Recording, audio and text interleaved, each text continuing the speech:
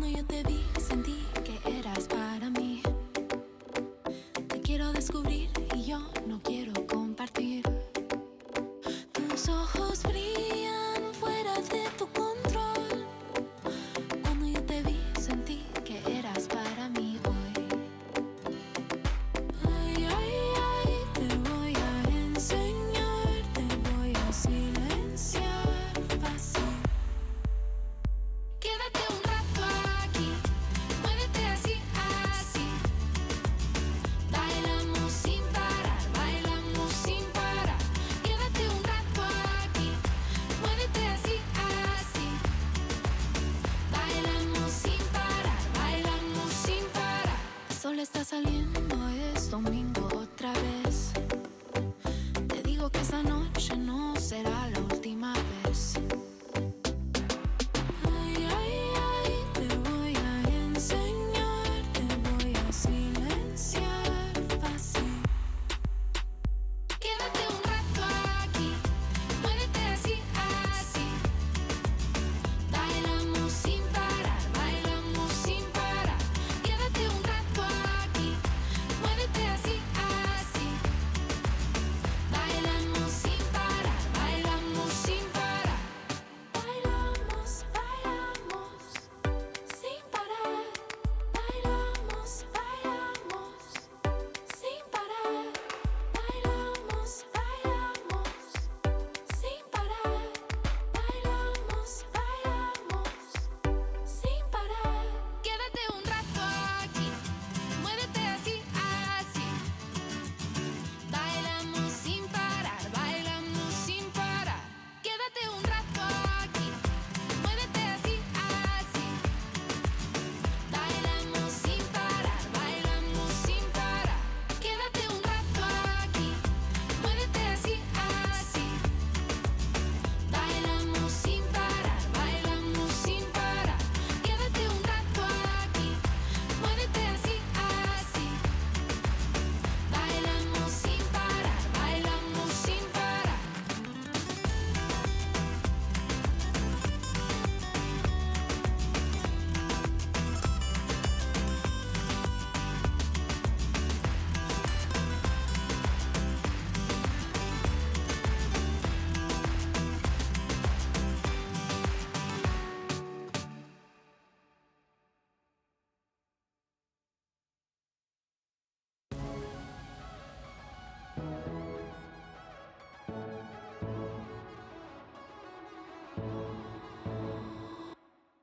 Cuando te vi la última vez me puse tan nerviosa y no lo puedo articular. Pero esta noche ya me estoy sintiendo más curiosa y no lo puedo controlar. Al ritmo conmigo, cada paso que tomas te quiero más. Al ritmo conmigo, otra vez. Al ritmo conmigo, cada paso que tomas te quiero más. Al ritmo conmigo, mírame, mírame, ya sé que te late. Me quiero comunicar sin decir nada. Mírame,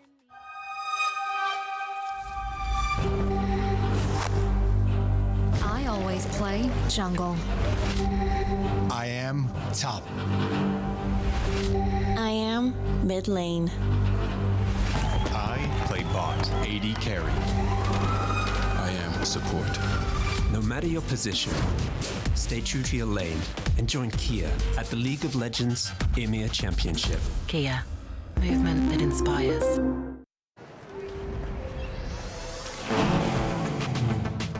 Wow. Wait, is that a phone? Look at the performance, the graphics. That thing's a gaming machine. A new challenger. Is that Faker? That man's a gaming legend. Everyone, fasten your seatbelts. And here we go!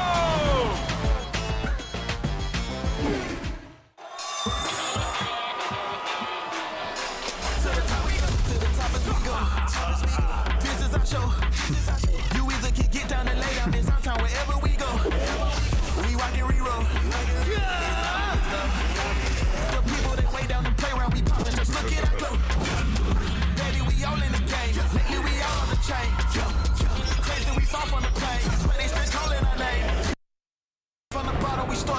Now we're becoming the parliament. We came and we saw and we conquered it. Now we welcome you to our conglomerate.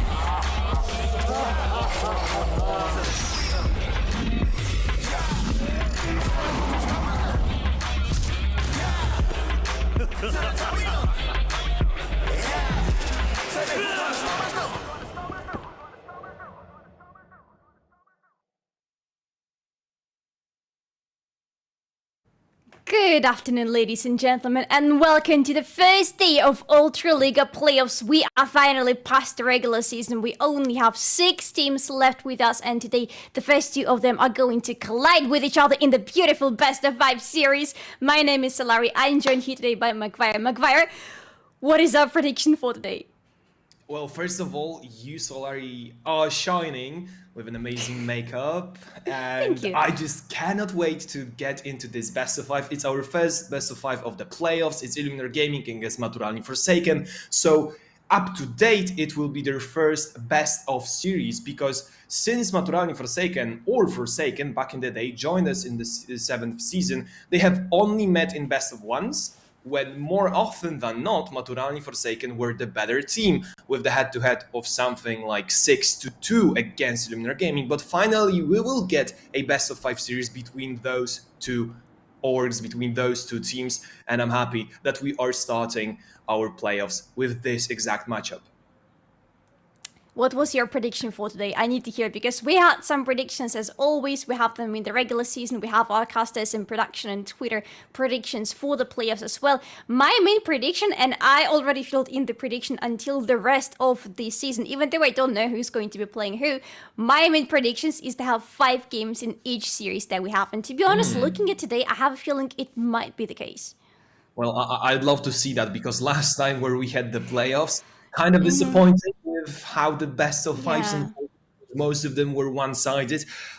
So I can definitely see the logic, and I can stand behind your logic with your prediction. But my logic with my prediction was 3-1 for Maturalni Forsaken, because all-time head-to-head is 6-2 for Maturalni Forsaken. So I divided it by 2 and went with the prediction this way.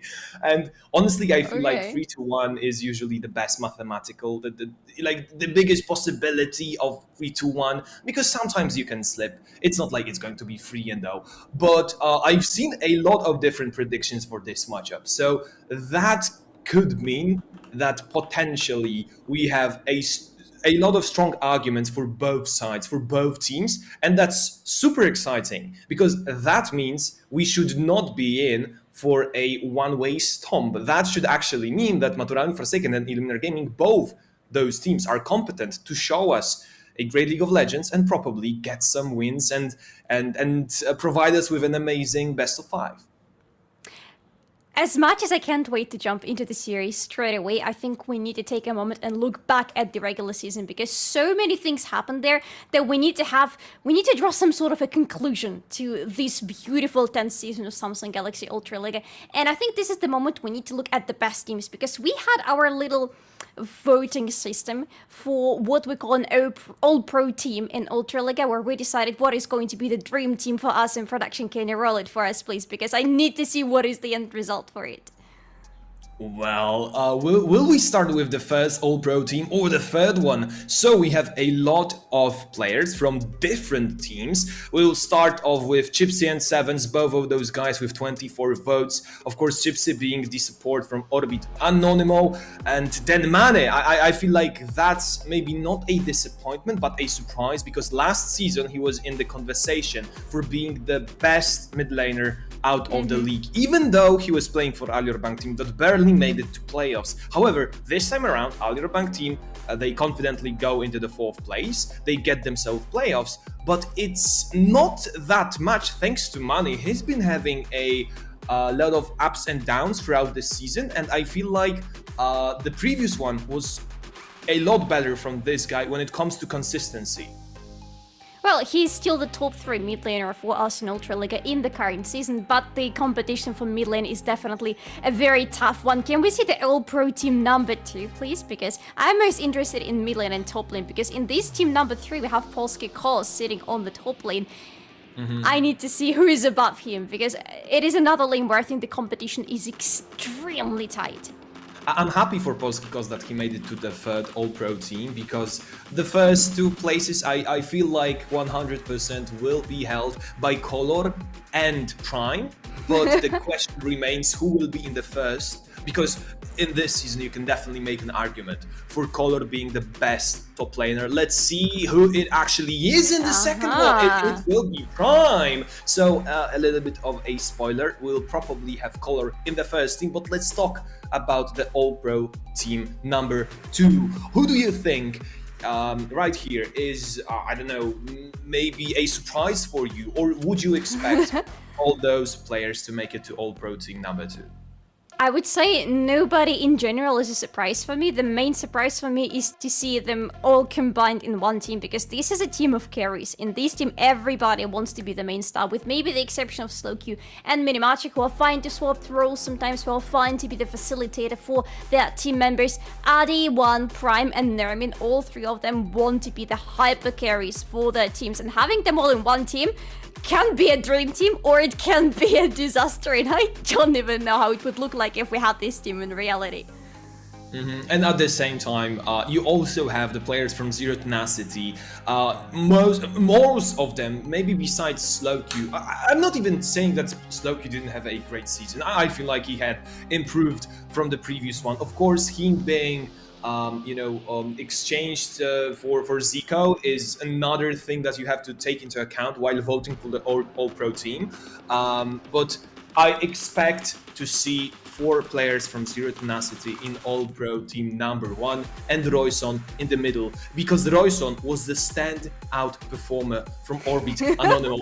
There you have it, Agent 07, his name is Bond, Royson Bond, and all the rest, of course, Zero Tenacity. Agent Royson Bond. Yeah, you can clearly see 81 votes for Ryuzaki, Ice, and Kabi. This means that for the most of the voters, they were their first choice. They were their first pick when it comes to All-Pro team. Because then you also sum up, you add some additional points. Let's say Kolor was voted as a number 2, so he will get some extra points for number 2. Then you sum up all of those points and you come to the conclusion that he had 69 points. So maybe Kolor is the weakest out of the All-Pro team number 1, but he still showed us this season that he can perform better than Prime in a maybe a little different role, but still providing his team with a lot of value. And I'm super happy to see Kolor playing up to his standards, maybe even above them, because this means that going into the EMEA Masters, most likely with Zero Tenacity as one of the representatives, we will not have a weak side of the map for Zero Tenacity, because in the previous editions you could maybe make that argument, because Kolor was playing the weak side when it comes to the champions, when it comes to the style. But right now, he can pull off Rumble and just scorch the ground underneath you.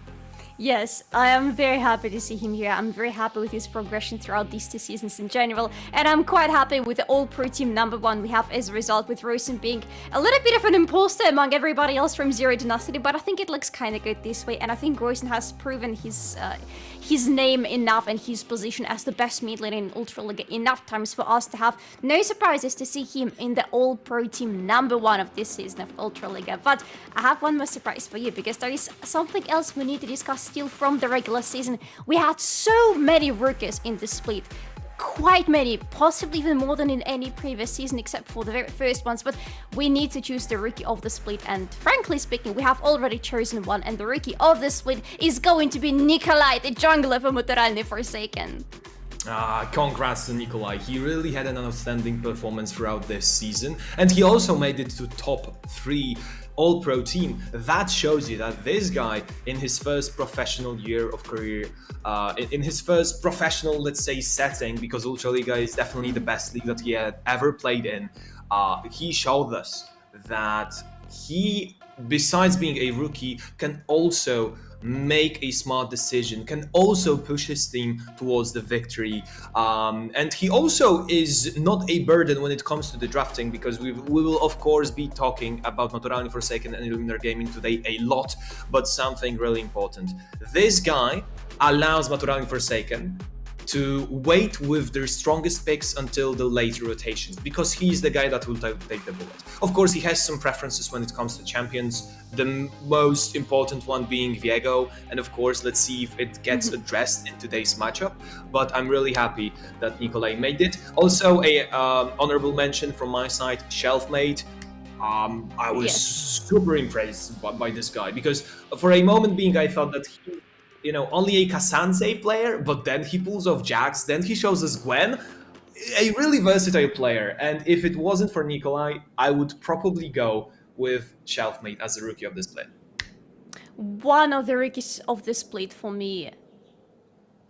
One of the quite many rookies of the split, because we have so many rookies, especially on the top lane. Somehow, the majority of the new players and the youngest players we have in this season of Ultraliga are coming from the top lane. For me, for example, Marix, the top laner for Alior Bank team, is one of the contenders for the rookie of the split spot, because he also was really interesting to watch, and he also had a really nice and steady progression throughout the season. But rookie of the split could be only one, and Nikolai, rightfully so, gets the crown for his performance in the jungle.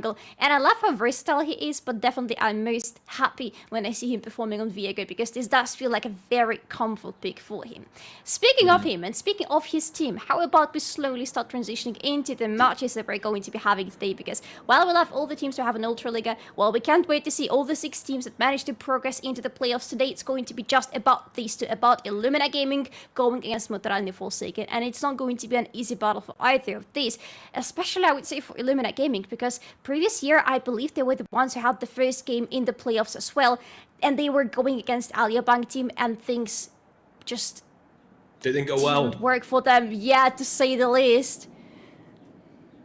It was 0-3 then. So Illuminar Gaming, with this roster, they don't have the best history of performing in the playoffs, and well, they are under a lot of pressure right now as well, because they have placed 6th.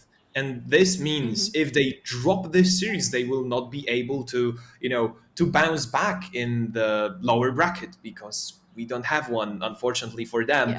Had you made it top 2, then you can lose one best of 5 series and then bounce back. But they've made it to top 6. However, it is important to point out, them being 6th place and Maturalni Forsaken being 3rd place, it's not a huge canyon gap between those two teams, because Maturalni Forsaken, they finished up with the score of 11-7, while Illuminar Gaming finished with 9-9. So it's only 2 games that stand between those two teams. But also, they make this difference of 3 places in the final standings of the regular season.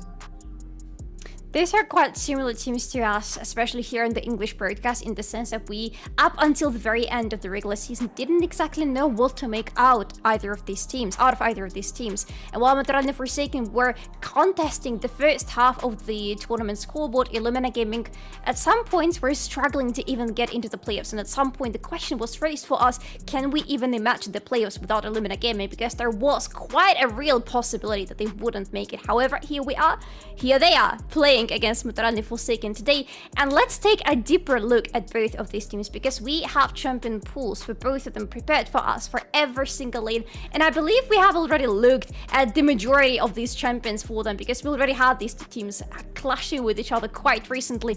But it doesn't mean that the champion pool is any less interesting, especially if you look at the mid lane situation. I just love it. We have Repo and Mrosco, two completely opposite mid laners, only one champion in common between the two. Oh yes, the middle situation is a complete chaos. While bot laners, they share some of the champs, but also I feel like they have 2 different unique styles. It will be the clash of versatile teams. It will be a clash of styles, because Illuminar Gaming, they will always go for this high skirmish oriented drafts. And the funny thing is that in both drafts between those 2 teams, in both matchups this season, Nidalee was picked by Illuminar Gaming. Once, Krisha finished with 14-0 scoreline. Of course, that game was a win, But the second time, Maturalni Forsaken actually managed to shut him down, and that Nidalee didn't come to a fruition with the win. So I wonder if Maturalni Forsaken, they are so confident that they are not afraid of Nidalee, that every other team bans against Illuminar Gaming because they just know Grycia will always go for Nidalee. It's his most preferred champ. So if Maturalni Forsaken going into best of 5, they will let the Nidalee sleep and see, because the best of 5, it's so amazing in best of 5. You can allow the enemy team to pick Nidalee and see what happens. Because if Grycia today is having, a form of his life and he gets another 14-0 as Nidalee, then you ban her out in the second game because you know that this guy can pull it off. But if Grycia is not feeling it, maybe you just bought yourself another ban because you don't really care about Nidalee getting through. Maybe you let her sleep once, and then you see how Illuminar Gaming are playing around her. That's a risky move, but that's best of 5. In the first game, for example, you definitely can allow a little bit of biting a little bit at your opponent and seeing what exactly they're made of today. But I have a question to you, because I find it rather interesting, and you mentioned it already, that on the mid lane we have only one champion in common. These two mid laners are playing totally different champion pools from each other, but on the AD carries, they have so many champions in common. Do you think it's just about the players on the mid lane having so different approach to the game, or do you think the meta also dictates the fact that AD carries have much more limited champion pool compared to the mid lane?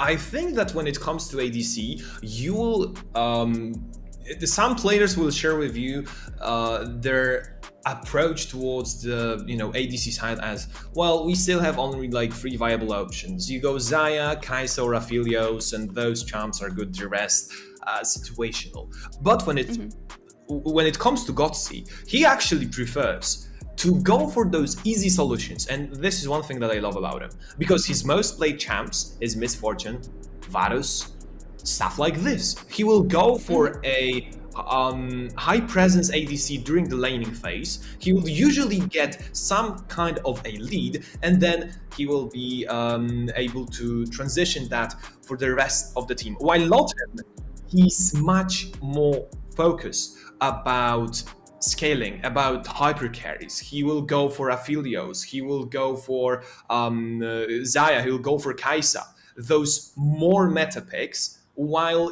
also sharing some of the champs as his opponent. But when you look back at his Varus game, it wasn't because Varus in general is his preference, it was because Varus is a good answer into Kai'Sa, or at least was supposed to be a good answer into Kai'Sa, because you build static shiv, you can match her push. So they are not that focused on those picks when it comes to the first rotation. It's more of a reaction when it comes to the ADC champs for Loten, at least in my belief. He of course has some preferences, like this guy will play Zeri because he has amazing Zeri. This guy will pick up Draven because he can also play Draven, or even Ezreal, one of his comfortable picks. But you still gotta make this distinction between those two players. Loten, he will be focused on scaling and providing you with the damage in the later stages of the game, while Gutkowski, he's more of a lane-centric ADC when it comes to his champs and his playstyle. We are going to be jumping into the first draft of today just in a couple of minutes. And Magvayer, I want to hear your opinion about how you think the first draft is going to look like, because this is why I love best of 5s. There is going to be much more than one draft today, and we can expect things to be shuffled around quite a bit. But from the first game, when everybody's just having a little bit of warm-up, do you think everybody will still pick out their main cards out of their sleeves, or they will go lightly on each other? With Illuminar Gaming, the thing is, like, 2 weeks before the playoffs started, so 2 weeks ago, basically, they went with this odd team composition that really didn't suit them. Like, if you were to remove the name tags, I would never tell you that this was the team composition from Illuminar Gaming from the 10th season of Ultraliga, but they did. So maybe they are trying to experiment just a little bit more. Maybe they are trying to shift with their style, because you have showcased your style throughout 18 games of regular season. Some teams, they might have already figured you out. It will not be a big surprise for them to see your picks, your Yone in the mid lane, your Yasuo, whatever. While Maturalni Forsaken, I feel like they are just continuing with this simple solution, something that I really respect about them. that they are not going to overcomplicate things. They will go for a land team composition, something that our beloved caster Veggie used to say back in his time a lot. I love the simplicity. Just drop Rom and Sejuani. It's a land team composition. I share the same sentiment. I just love the simplicity that stands behind Maturalni Forsaken drafts for the most of the time. And the one last thing that I want to also add to that. Maturalni Forsaken as well as Illuminar Gaming, those teams heavily prefer to play on the red side. Maturalni Forsaken only 4 times on the blue side, Illuminar Gaming only 6 times on the blue side when it comes to the regular season. Maturalni Forsaken, starting with the higher seed, they will be able to choose the side for the first map. And if this series is going to be super competitive, let's say 50-50, I feel like red side is going to play a big part in those victories. So let's see if... We are starting strong. We are on patch 13.14, and that is the high time for Aatrox. We have forgotten about this champion for so many patches. But he is back, baby, and he's at his prime. That's why actually in 13.15 we're going to see quite a lot of nerfs to him, because apparently he's absolutely dominant on the top lane. This patch is very new to us. We are exploring it on the professional scene, but this is one thing I know about this patch. Aatrox is the word of it. Yeah, well, I'm not going to lie. My patch 14-13 experience was mostly 2v2 arena, and I know that Aatrox, yeah, you know, a solo queue menace, but for Illuminar Gaming to pick him so highly, it means that this champ is completely bonkers. I mean, you had so many others available to pick. You had Kaisa, you had Rel, you had some other champs that could also go there for Illuminar Gaming. But they are continuing with their style. You have the AP jungler for Krysia, then you have Mrozku on an AD champ. If you have Gragas and Yasuo open, that's an amazing duo that you can put up in the same draft. And Illuminar Gaming, they are just locking it in because they are sure and they are so confident in their draft that they are not giving it a second thought. I love this approach as well because Illuminar Gaming coming into this best of 5, they just have the plan. They know what they want to do today. They mean business and they'll show it with this draft. They are starting very strong. Definitely Illuminar Gaming do not want the reputation of the previous season situation when they flew out of the playoffs on their first day with 0-3. Very devastating score because Norma unfortunately just stormed through them in those 3 pretty quick games. They want to have a fair fight this time, and that's why I already love their draft quite a lot because it shows you a lot of fighting potential, and it's a draft that is really centered around Mrozku. Even Aatrox has a knock-up of his own in his kit, so Mrozku can literally be playing around everybody in his team right now. If they add a little bit more on top from the bot lane, something of support that can help with an additional knock-up Brom, for example, because he's still not banned out, that would mean Mrozku is going to have a free game for his ultimate every single time he just wants to. Something is going to fly up. Maybe even go for Nautilus, something that Serpi is quite used to and is really good. Yeah, actually. Don't forget, Yasuo and Gragas could possibly be flexed to a bot duo role. I know it's highly unlikely, but against Rel, it would kind of make sense. I mean, you have Ashe that is a long-range ADC, but Rel, she will not be able to jump on you because you have 2 champs that are fighting, and Gragas is really good into Rel as a counter because he just blocks her engage instantly. I don't think it's going to happen, just take that in mind. Let's see what the remaining 2 picks from Illuminar Gaming are. Because it looks like Maturalni Forsaken will have Talia, either for Ribu or Nikolai. They are keeping that flex. But IHG, and there you have it. Lotten with this Varus pick because he knows he will not be in the center of attention for this game. You have Yasuo and Aatrox already, so you need some kind of a champ that will be filling the role of a weak side bot laner. And Varus with Nautilus, they don't require resources to provide you with a lot of setup coming into the mid or late part of the game. And he will most likely also go for lethality build or maybe on hit, who knows. In the end, he's not high resource heavy champ, and I love it about Illuminar Gaming. This round will be flexed to the jungle, however. Yes. So it's Leona in the bot lane. Okay, I forgot about that possibility. So there you have it. Maturalni Forsaken surprising us until the very end. So let's break down this draft because it is a super interesting one, and I love how the teams are just throwing stuff at each other. They're throwing rogues But this is so strategic from both sides. I absolutely love the pickup of Talia from Maturalni Forsaken because Illuminar Gaming have a lot of mobility in their kit. Yasuo relies on his mobility. Aatrox and Gragas both want to be moving around quite a lot. Varus is pretty much the only champion who doesn't have any mobility built into his kit. What does Talia do? She throws in the mind field onto the ground, and whoever wants to dash around this area is going to get stunned immediately. And this is going to stop Yasuo quite a lot, because I had this discussion quite recently. I don't remember with him, but his ultimate is not going to be stopped by anything because it's a blink, not a dash. But any other dash that these champions have is going to be so hard to execute because of this Talia. And on top of that, this Leona pickup for the bot lane, because this rel, it seemed like it was supposed to be Ashe rel bot lane. Thus, Varus makes so much sense together with Nautilus. They're going to feel pretty strong in this hard lane because they can answer the poke and the kill threat from the enemy with their own. However, now it's Leona, and Leona feels really good going into Nautilus, much better than Rel does. So now Maturalni Forsaken, with their last pick, are out picking Illuminar Gaming on the bot lane.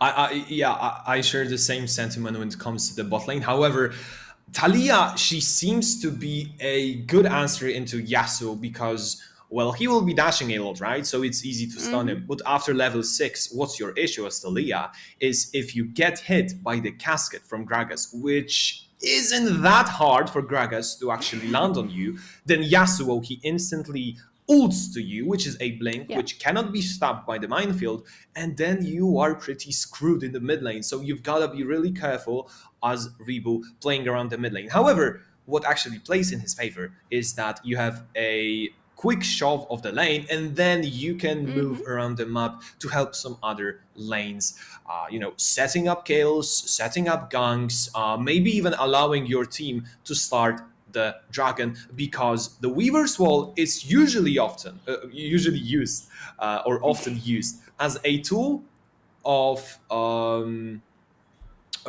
as a zoning tool when it comes to the objectives. You just start the objective, then your Talia cuts the enemy team off with a Weaver's Wall, you finish off the objective.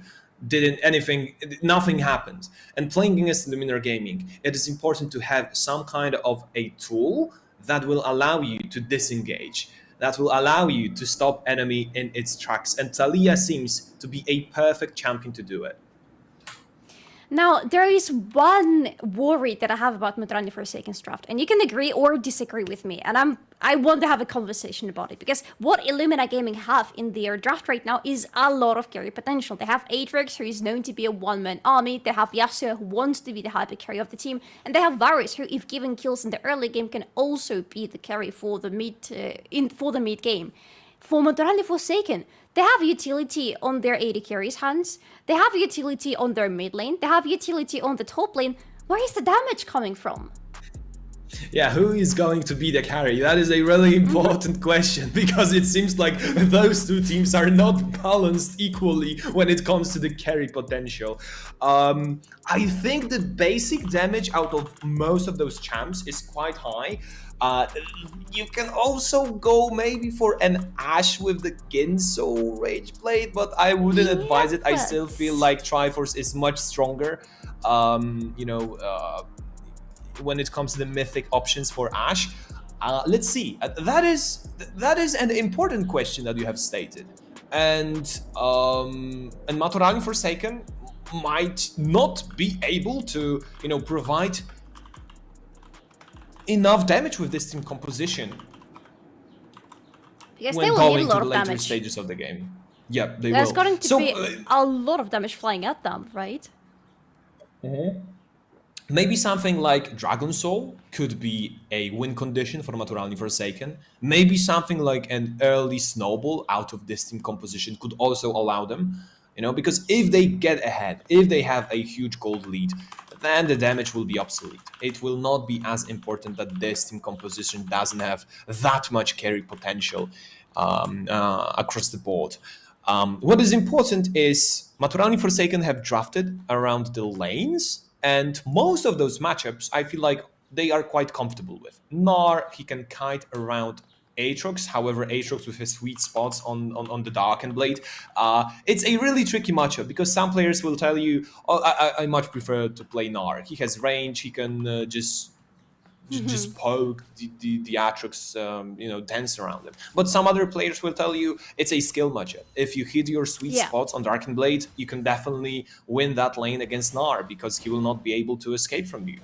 And well, let's see if Polski Cause, making it to the top 3 All-Pro team, can showcase it to us, because the Aatrox, I remind you, was the very first pick of this draft. Illuminar Gaming putting a lot of baskets, a lot of eggs in Aatrox's basket.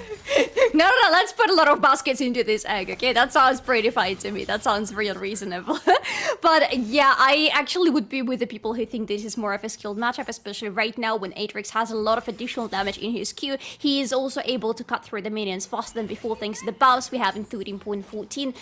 And on top of that, as you mentioned, if he hits everything on the enemy, he is going to have so much damage and control over that enemy that it's going to be really hard to answer, even as a Gnar who thrives on this mobility and this additional range that he usually has against the enemies on the top lane.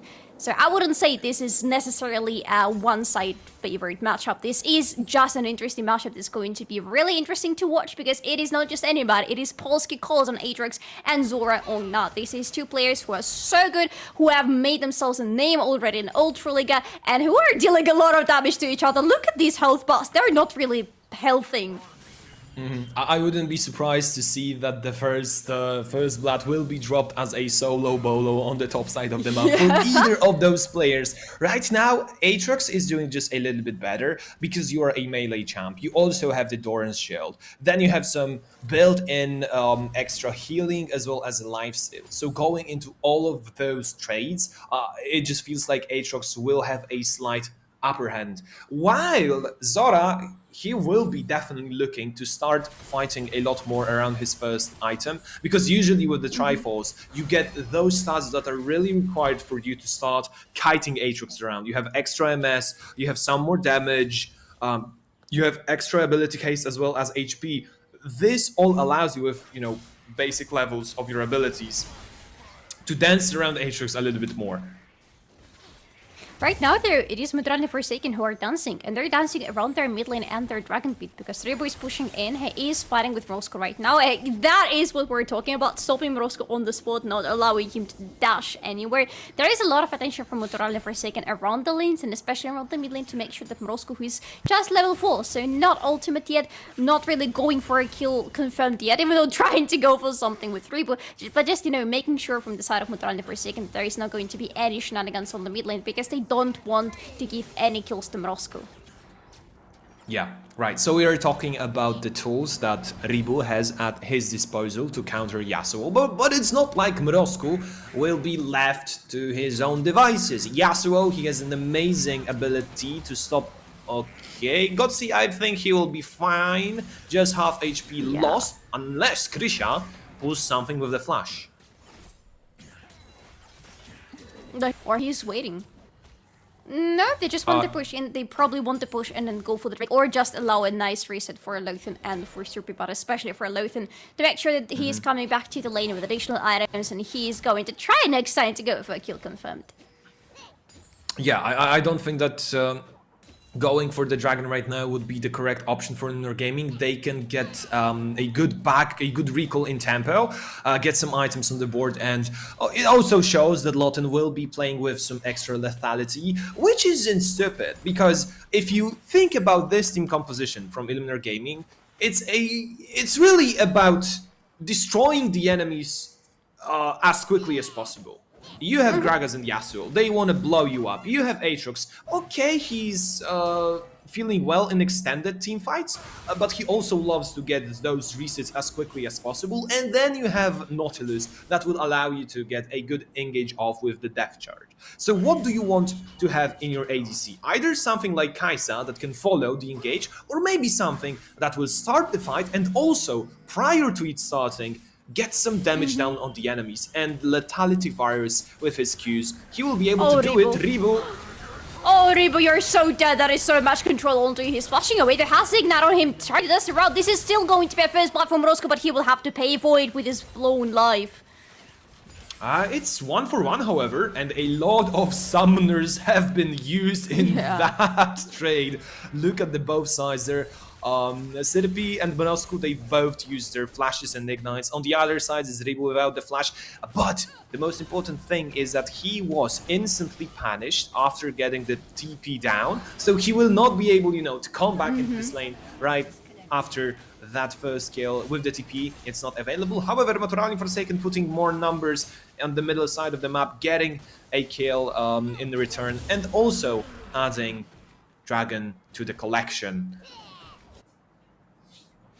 But that was a collapse on the poor reboot. The guy had absolutely no way of getting out of it. The moment he's knocked up, there is Mrosko going in, and Mrosko already has a lot of burst damage combined with the ignite that he burned on the reboot. That was a very nice first blood for him that is setting him with a very small but still an available gold lead.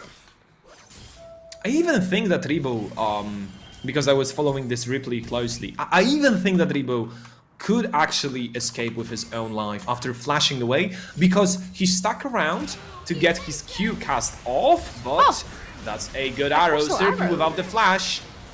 Yeah, and it's he's important probably to not body going block out. him. Yeah. Yeah, it's important to stand between Nautilus and the wall if he doesn't have the flash, because his only way of escaping would be to get the anchor into the wall, pull himself out of the difficult situation. Yeah, and he was not allowed anything of that sort, unfortunately. So Maturalni Forsaken are going with 2 kills for their teams already, with now 1 kill for Nick. That was... We will say that it was close, because there definitely was an attempt from Lothan to stop the recall, but, well, it didn't work out. So we're 1-2 right now. There is a tiniest gold lead available from Maturalni Forsaken, and there is a Herald already spawned on the map, and both teams want this objective quite a lot, especially since Forsaken have already secured the first strike, so it is high time for Illuminar Gaming to reply with something else on the map. Oh, I think in those 2v2s, 3v3s, the team composition from Illuminar Gaming is just perfect. I mean, 1 good cask, 1 good death charge, 1 little lockup from Aatrox. If I were Maturalni Forsaken, I would definitely not pick a fight around Herald right now. What I would do is maybe set up a dive around the bot side of the map, like they are doing right now. They got the push in the middle, and they will force Lothan out of the bot lane. So he will either give up a huge wave or lose his life trying to defend the tower, which is definitely a correct thing to do from Maturalni Forsaken. I love it.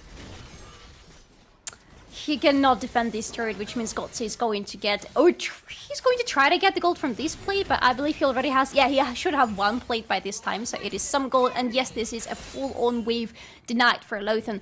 And you can see already in the CS difference, Gutkowski is feeling rather good. He is also having the gold lead because of the kill and the assist that he has. So this is the board side of the map that is dominated by Maturalni Forsaken. Are they having control anywhere else, though? Because they are trying to establish it, but it doesn't look like they have it just yet. So they were expecting Krisha to go back to base after securing the Herald and go into his bot side jungle, but I don't think if they actually followed his jungle path, because none of the camps were ready. Oh my god, no, Oh my what is God. happening? It is a fight, my friend. It is a crystal arrow onto Serbia, but it is actually Chromax who is feeling really bad right now. He's going to be sacrificed to the enemy AD carry. Well, first of all, Gutkowski didn't need to flash because Lothan completely missed his chain of corruption. Yeah. And then Chromax just stepping from left to right, not ideal. But it's Illuminar Gaming that claimed the kill. They also have the access for the Herald, and they will get those 2 tower plates. So that's a really good answer in the form of a bot lane gang from Krisha. He really read the map well. He avoided being found in his own jungle by 4 enemy members, and then he instantly struck back because, well, Maturalni Forsaken, I feel like they were quite confident about the fact that they have pushed Gragas out of the bot side jungle, that they were not expecting to see him there again. Oh, Captain how Jack did that Friends. hit? How did that hit? Chromax is going on to Lothan, also jumping forward. He's flashing forward because he wanted to secure the kill. The kill goes to his support in the end. Nikolai is around Lothan, really low health, but he's running away. That was an exchange of support somehow on the very tip of their QS, hitting their abilities. Yeah, look at this. And Kromax just ran away. Use your flash. Oh, he didn't have the flash. Okay, No, so he that didn't. kind of explains it all. Let's Look see here, it again. look here. That's a pixel perfect cleanse from Lotten, and there you have on the tip of the bow support. That is not supposed to hit. Like Leona maybe at the very end of Q. Okay, we take it, but this Nautilus, that is unfair. Well, in the end, it's Nautilus. We all know that the hitbox out of this champ are, how to put it ridiculous. lightly, ridiculous, yeah. You know, they always have this talk about the perspective, because sometimes when you throw your skill shot from the left-hand side... Oh I my think god, he's just dead. speaking of the man.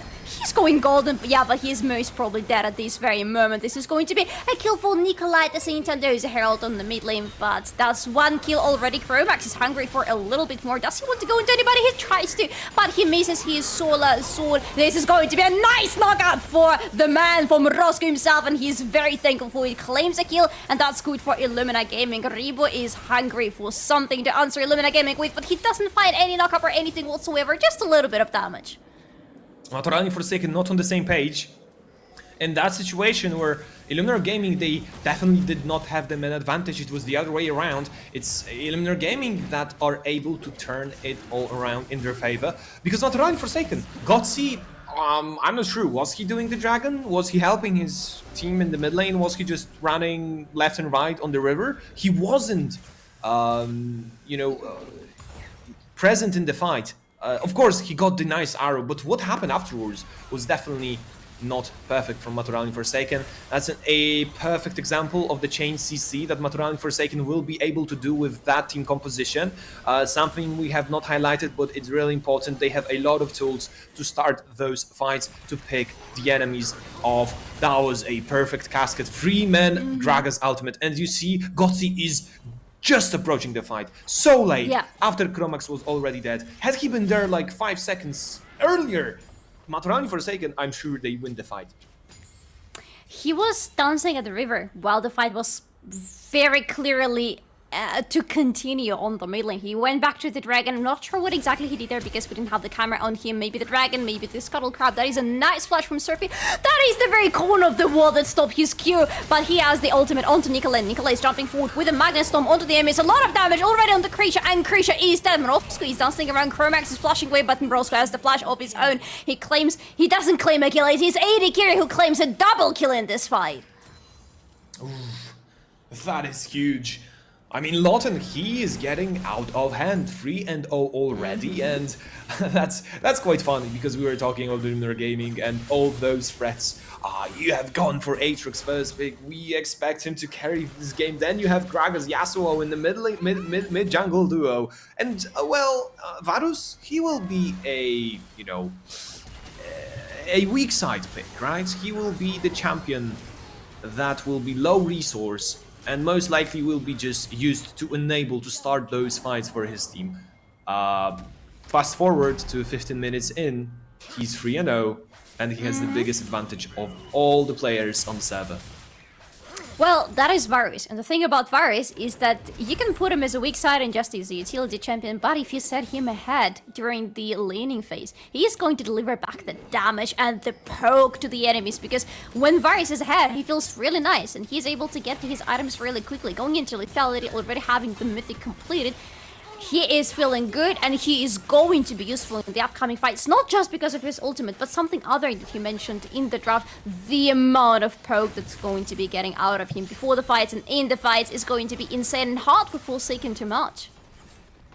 He's about to finish his second item, which will also allow him to get a lot more of those Qs in, because the mana region out of Manamune is just helpful a lot in that department. So Lotten right now looks like he's super strong, about to hit level 11, so the second tier of the corruption, Chains of Corruption. Chains of Corruption, yeah, Chains of Corruption. Yeah. I was looking for the chain. He will be much stronger thanks to that.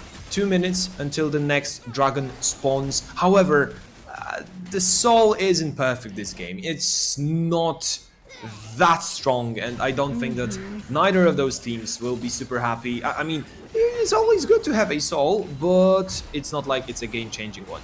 So for Illuminar Gaming, it is much more about getting a good fight. It is much more about luring the enemy in to fight around the dragon, while dragon is not going to be the most important part. It will be winning 5v5. It will be obliterating the enemy team for Illuminar Gaming with this draft. And we talked about it, right? We talked about how a good Dragon Soul could be the 20 point from Maturalni Forsaken because they don't really have the high damage carries on their team. But the Soul even is not in their favor in this game, which means Gutkowski is being forced most probably to go into a more damage dealing build rather than the usual bruiser-ish build-ish with a lot of ish that we see on Ash these days. But even with that, it's not like he's going to be able to match what Mrozko and Lothin can put on the table, and later on Polsky goes, because he will eventually join the fights. Right now they're just fighting on the top lane, and it's kind of funny that we expected the top lane to be the deliverer of the first blood to us, and so far they had the least amount of action. At the same time, it's not like the Illuminar Gaming team composition has a Sion or Ornn or some form of a really tanky champion, so the lack of the damage on the side of Maturalni Forsaken in the end might not be that big of a problem, but we will have to see how this game unfolds, because for now a small lead to Illuminar Gaming, and it just feels like they are in the control of what is happening around the map. They've opened up the top side where Polsky Kos can push a little bit deeper, but for now we have not been focusing on the top side of the map because nothing was happening right there. It's all about those skirmishes, those fights around the mid and the bot part of Summoner's Rift. And right now, both teams are approaching Dragon that has already spawned. Again, not the most important soul, but whoever gets this dragon is going to sit on 2 dragons, and it's still giving additional gold for slaying it, so Illuminar Gaming are the first ones and the pit. And the small decision from Maturalni Forsaken is going to be not to go in and fight for it, because even though they have Talia with the ultimate available, even though they have all the ultimates available, and that's a lot of control. By the way, it's going to hit onto Lothin. He's forced to use absolutely all of his summoner spells immediately, plus the ultimate from Serpy, but he gets away regardless. But Forsaken are not fighting for the dragon, they're not fighting right now because they couldn't find anything, but there is a Baron spawning in less than a minute on the map, and that's when things will start to get interesting, because that's when the things are starting to shift from the bot lane to the top lane and to the top side of the map. Oh yes, and when it comes to a fight around the Baron buff, Maturalni Forsaken, they will have to pick one, because you just cannot allow the enemy team to get it for free. Illuminar Gaming pushing tier 2 tower, that's a good casket! Mrozko is in! Do you see the damage coming out of this man? Yasuo is dealing the damage, but that's not enough to kill anybody on the spot. Polsky closes around, the turret is no more, so they can continue in. A lot of flashes, Krishi's coming in with even more control into the enemies, but it's 3 versus 4, Maturalni Forsaken in the end are able to run away. Well, Illuminar Gaming, they were outnumbered in that fight, but you can see how strong this combination of Gragas and Yasuo is. They deal a lot of damage, and it's not even that Mrozko is playing with the crit. He's actually going for Blade of the Ruined King into Triforce, which allows him to stay in the fight for a little bit longer. I believe that means you deal a little bit less of the damage, at least in a burst, but in that situation, I think Mrozko is fine to have those 2 items on the board, because Krisha, he also added a Shadow Flame, so he will be dealing a lot of damage as this Gragas. And Illuminar Gaming quickly extending their lead to almost 4k. That's a nice lead to have. We are 20th minute in the game. We have already the Baron on the map, and you can see Illuminar Gaming did so much on the bot side of the map. They pushed through the bot and they completely opened it for them. There is only the base trade of the enemy standing, and now they are rotating to the top part of the map. They are dancing around the pit. They are going to put in the vision. They're going to clear the enemy's vision and prepare the grounds for the Baron, because they are stronger at this moment. They have more items and much stronger items than Maturalni Forsaken. They can force them to rotate to the Baron because they know they can force and win a fight with Forsaken right now. Yeah, they are the ones that want to start the fight. They are the ones that want to force the enemy team to make a mistake or to approach the fight against them in the Baron pit right now. Okay. Gutsy. Maybe he was just scouting with that one little arrow. When you Maybe don't he have your thought bird, you just he's- send in the ultimate. Oh yeah. The cooldown I is like think the same. he just he might have played too much Valorant, playing Sova, so he maybe thought that he's sending a recon bolt or something. Right. Yeah, I like it. The only issue is that Polski Koz was actually clearing a control board, so he was on the vision. So it's hard to actually say what went wrong with that arrow with Gutsy, but you know, no Dragon, no Baron right now for Illuminar Gaming, because they will not start the Baron 5v5 when all 5 members of the enemy team are alive. So Gutsy this time around will not be punished for not having his arrow. Playing Ashe, it is the risk that you are taking. Sometimes you've got to miss a couple of your arrows, trying to hit a good one. Not all of them are guaranteed to stay. He has it back already. The cooldown on that thing is pretty much non-existent. Yeah. And that's why by the time they that we finished, you know, making fun of it, he got it back. Exactly, that's exactly how much time it takes for the ultimate to come back from cooldown at 11th level for the enemy AD carry, for the Maturalni Forsaken, sorry, AD carry. But right now, Maturalni Forsaken are looking at Illuminar Gaming. Illuminar Gaming are not looking at them, they're looking at the Baron. Maturalni Forsaken would love to pick somebody out from Illuminar Gaming pre-Baron just to make sure that Illuminar cannot really go in and force it, but they can't, and that's the issue. They are still sitting in their own jungle, they cannot go any offensively onto the enemies. They have so much control, but how do they throw it at Illuminar when they barely see them on the map? The game kind of slowed down. And I wonder why Illuminar Gaming is not that keen to pick up those fights. Another arrow misses, and it looks like Grypciocraft is about to get the casket. Oh, yo. Goodbye, Godseed. The reaction from Roscoe is immediate. These two are working together, and Grypciocraft is there to support and help Roscoe as much as possible. They pick one, they immediately rotate for an objective. This is not going to be a Baron this time, but they are going to take the third Drake, securing the soul point. And what Forsaken are doing, they are at the Baron pit, at least 2 of them right now, but they are not going to be taking it because they need to be answering the push everywhere else. That just looked easy. And I wonder what happened that Gutsy was left there alone. I mean, everyone from Maturalni Forsaken, they were trying to dodge the casket because they knew if it hits more than one person, the whole team fight might be gone. So they've just sacrificed the ADC. He didn't have the flash, he didn't have the heal ready. Once the casket hits you, you are dead. Unless Maturalni Forsaken, try to turn it all around. Because when Gragas is just allowed to run into your team and pick the target that he wants to hit with the casket. Oh, they stopped it. Is that enough? No. A hit? No. But a hit. Alright, you were talking about Krisha running into the enemy team. How do Forsaken stop him?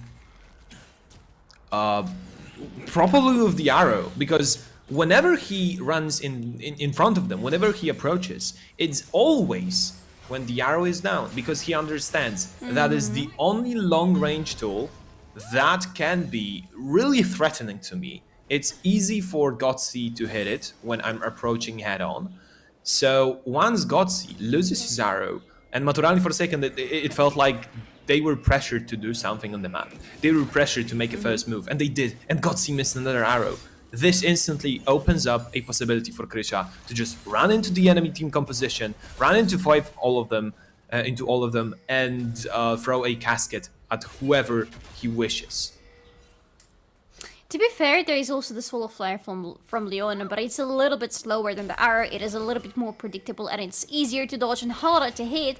So yes, I definitely see your point about Illuminar Gaming waiting out until the arrow is going to be out for Gutsy, which means for Maturalni Forsaken, that would be a nice turn to start the fights, not from Grypciocraft's ultimate, but from Kromak's ultimate, because it also has some range, not as high obviously as the arrow from Ashe, but it has the range. Kromak's has the Immune Shroud already, so he can get closer to the enemies and survive a couple of hits from them, throw in the ultimate and see if anybody else from his team can follow up. But follow up is going to be the most important thing here in Maturalni Forsaken, because they have so much control, but they need to be playing around it, around their positioning and around Zora, because Zora is joining the fights now. He's little now right now. The moment he's turned into a big now would be the moment for Forsaken to want to start a fight because of all the tankiness that the big now provides.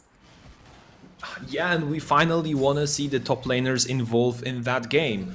Because for the last 27 minutes, they've been farming. I know that Polski Kos TP'd in for the bot lane skirmish around the tier 2 tower. But besides it, they have 0 kill participation in the game that we have already dropped 11 kills.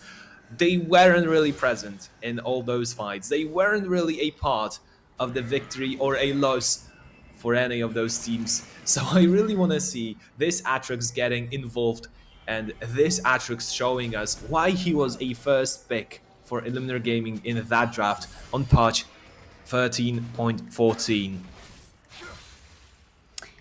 Because Atrox wants to be fighting, he wants to have those big team fights when he's going to be clearing out everybody, using all his control and all the range on his abilities, because he has a lot of range on those abilities, both forward and wide-wise, and he's going in with them right now, forcing out a flash of Chromax immediately, because Chromax doesn't want to be dragged into the center of that thing and stuck in one place because of Polski Kos. But the tension is high. No flash on the owner right now means that it's going to be harder for Forsaken to start the fight should they want to do so, and Illuminar are still pushing in. They want to push them in far enough so that they can finally go in and start the Baron. Oh yes, we are slowly starting the process of the Baron buff dance. Both teams, they will be exchanging the control over the map. They will be clearing out the enemy wards, putting their own. And that will happen like a swing. Once time it will be Illuminar Gaming, then it will swing to Maturalni Forsaken. But whoever gets the opening, like this one, might be able to capitalize on that. This one! With Nikolai jumping in immediately with the Magnet Storm, but he takes so much damage and nothing kills him on the spot. Can they get to the backline of the enemy? Yes, absolutely. There was a nice all-depth charge on Goatee, and Mrosku uses it immediately. He kills the enemy AD carry on the spot, and that is a bloodbath from here on for Illuminar Gaming. They kill everybody, excluding the enemy's top laner. That's a triple kill for Lothar, and that's a Baron for Illuminar Gaming. Yeah, and where is the damage for Maturalni Forsaken? That was actually a good arrow from Gutkowski, making Polski Kos unable to start this fight in a good condition, but they just were unable to follow through with some more damage. Ribo actually dealt a lot, but beside him, there wasn't anyone that managed to stick it to Illuminar Gaming members, and they will get the Baron. Mrosku, does he have the... okay, win. Yes, the one he has Polski Kos more importantly. He's just chasing Zora away immediately. That is a dragon who is alive on the map. Forsaken want to take it, and Illuminar, frankly, they can give it away. They don't need this dragon. It's going to be a soul for them, but it's again not the biggest soul ever we've seen in League of Legends. If Forsaken want to take it, let them take it. You have the Baron buff, you gotta use it right now. Ripo is going to cut away everybody from the enemy team from even approaching the pit, and Krisha still tries to do that, but that's going to be a dragon, and that's going to be the objective bounty from Maturalni Forsaken. Still 2 minutes of the Baron buff available for Illuminar Gaming. Finally time for them to push in. So they will probably use Polski Kos in the side lane. He's super strong right now on 2 completed items and also making his way towards GA. Illuminar Gaming right now, they are clearing out the top side of the map, allowing Polski Kos to get in a comfortable situation. It is also important to do it if you want to go for a 4-1 split on the map. Oh, that's a wind wall that stops the enemy arrow. And that's the first one, I believe, used like that. Look at Nikolai jumping in like there is no tomorrow for him and for his team, but the casket isn't already down. Mrosku cannot follow up immediately. That's a kill regardless. Krisha claims this one. They keep pushing in, taking a lot of damage onto Krisha this time, but they still come out of that victorious. It's 1 additional kill for Illuminar Gaming. And Polski Kos, he was actually on the move to help his team, but he quickly made his way back to the top lane, securing the tier 2 tower. However, he might be under a lot of Polski Kos. You see the damage those though. 2 crucial skill shots. Yeah, and he also pulled the enemy with the infernal chains back to his place. which allowed Polski Kos to stay alive, not be in any trouble. Did Forsaken rotate everybody to the top lane to stop Polski Kos and try to kill him? What was that? Look at what they're losing. They're losing their whole base right now. That is the mid lane gone. That is the bot lane gone. That is Polski Kos potentially gone because he's going golden right now, fighting with Zori, dancing around, taking a lot of damage from the Mega Gnan. Nikolai is around as well. Yes, it's going to be one down. But again, Forsaken are rotating 3 people to the top lane, not protecting anything else. Look at their base. 2 inhibitors down. Ribo stopping Krisha. They want some kill. They wanted to get at least something. Krisha will not be able to flash this one out. Goes golden, but this is going to be a dead jungler for Illuminar Gaming. So, Maturalni Forsaken, they got 2 kills back on the board for them. Those were the shutdowns, so some more money to important members of the team. However, Illuminar Gaming taking the enemy base apart. Look at the situation in Maturalni Forsaken base. Those two inhibitors, they are down. And the only saving grace for Maturalni Forsaken right now is the fact that the Baron will spawn in like 3 minutes. So they have some time to maybe farm those super minions, to maybe get some more items in their inventories. But their situation is in a disastrous shape. Yeah, that's exactly the situation. I wouldn't put it in any other words, to be honest. And Maturalni Forsaken should not be happy to find themselves in this situation because look at the goal difference between the teams. It's around 8k between them. I will not do the exact math ever again, but this is around 8k right now between the teams, and that is absolutely massive because look at the 2k between the junglers, 2.5 and 2.3ks between the carries on the mid lane and on the bot lane respectively. This is massive. This is huge difference. This is an item almost worth of difference between the carries, and that means that Illumina are still much stronger when it comes to their fighting power. And they still can force the fights from Maturalni Forsaken, and they will find it really hard to answer because so far Forsaken couldn't really find any good kills that would turn the fights around for them. And IHG bought themselves a couple of really important items. You can see 2 Guardian Angels on the in the inventories of Mrozko and Polski Kos. Then you have Zonias for Krysia.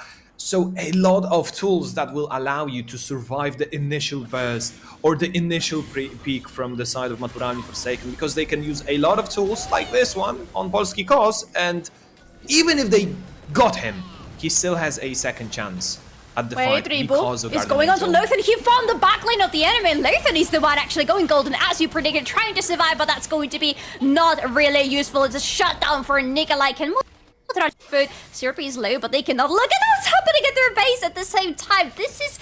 I don't even know. It's happening again. Do they want to get some more kills? Because Mrozko is still there. The Solar Flame is going to slow him down, but Polski Kos is slowing down everybody else who's trying to chase him, and he's a mid lane carry. Krisha is around as well. Chromax is not hitting Mrozko here. Mrozko is dealing back so much damage. Look at Ribo is almost going down. He is actually going down. Mrozko is on the rampage. He has a double kill. They're turning this fight around. Magvayer, they're getting Chromax. It's a triple kill. Can he go for a penta? We would love to see that. He goes, and it's a quadra kill for Mrozko. There's only God's left for him. Give the man his pentakill. No! No! Polski Kos! Come on, man! That was so close! I mean, it was there, served to Mrozko on a silver platter, and at the last moment, Polski Kos, he just snatched the pentakill from Mrozko. Oh my god, that would be a perfect start. I mean, it is a perfect start to the series for Illuminar Gaming. They still got the win in a really convincing fashion, but a pentakill, that would be a moral victory already. That would be huge. That's top 10 anime betrayals 2023. Polski Kos not giving his mid laner the pentakill he absolutely deserved in that fight. That is heartbreaking. That is really painful to watch. But it's not too painful if you think that Illuminar Gaming are leading in this competition right now. It is 1-0 for Illuminar Gaming. Maturalni Forsaken still have a chance to bounce back, but 2 more games for Illumina and they will win this one. Will they though? We'll find out right after a short break.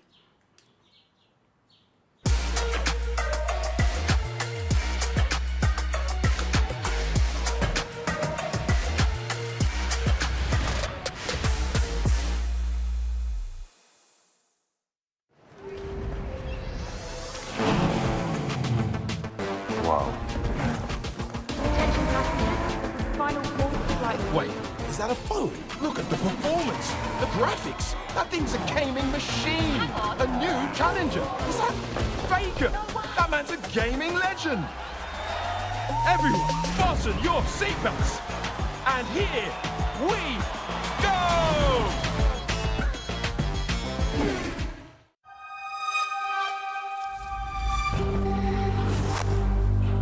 I always play jungle.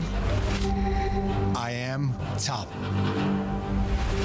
I am mid lane. I play bot. AD carry. I am support.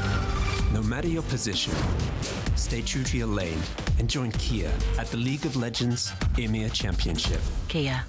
Movement that inspires.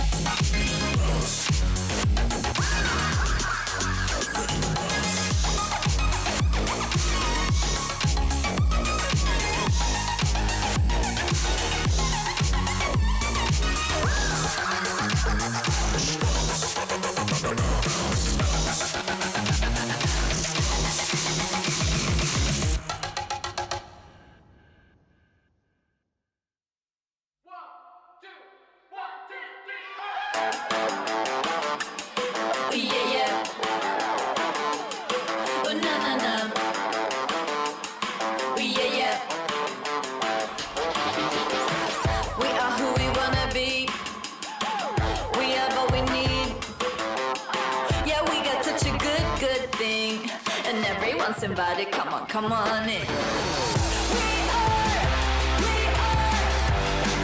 are the new generation. We are a brand new sensation. Get ready now, get ready now. 'Cause here we go, here we go. We are, feel the vibrations, the new generation. Oh yeah, yeah. Oh na na na. Oh yeah, yeah. Something burning deep inside. Turn it up 'cause we're on fire. 1, 2, 3 and 4. You ain't seen nothing like this before. We are the new generation. We are a brand new sensation. Get ready now, get ready now. 'Cause here we go, here we go. We are, feel the vibrations, the new generation. The new generation. Feel the vibrations, the new generation. Feel the vibrations, the new generation.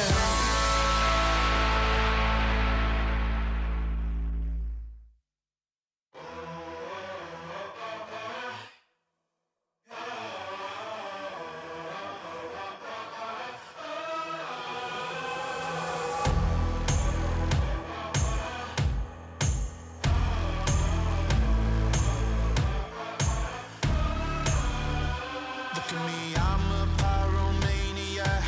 Fires burn when I attack. Ashes flood the ground. When it gets dark, my heart it palpitates. Every move I calculate. Separate the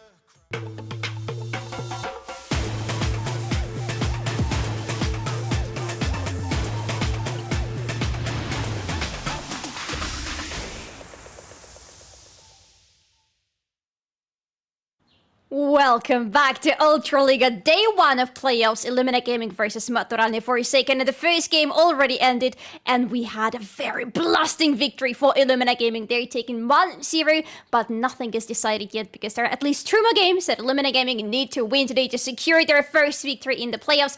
That's still Solari and Magvayer casting these amazing games for you. Magvayer, let's talk about the first game, okay? How did we feel about it?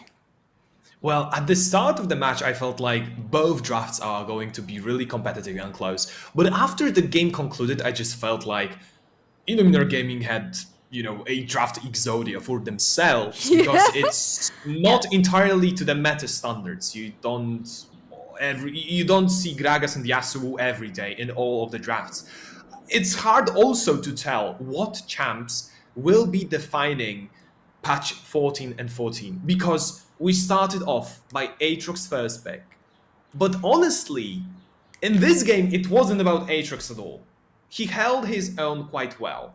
He did provide some extra space to his team in the team fights, but it was about Krisha, and I feel like, in my mind, he would be the mastermind of the victory for Illuminar Gaming, because his pathing was excellent, his ganks were always on time, his caskets were the thing that started all those fights. Of course, it was Mrozku then collecting the quadra kill, it was Lotten getting some more kills, but it really feels like, to me, that it was about Krisha, and it was about how well he played this game. I have to give it to Sorpi though, because his engages and his control was quite well into Forsaken as well, helping Mrozku as well. But yeah, I have to echo you, because Mrozku definitely was the main character in this game, but he was allowed to be the main character because of everybody else on the team, especially Krisha. His pathing, as you mentioned it, yes, it was amazing. He was every time where he needed to be, avoiding the places where the enemies were trying to catch him off guard in his own jungle, and just in general, his reaction to whatever's happening on the map was great. Polsky was really good too. Like, we didn't see him for the vast majority of the game because he was stuck on the top lane, having a little fist fight with Ignathe, as a top lane is fair to do, of course.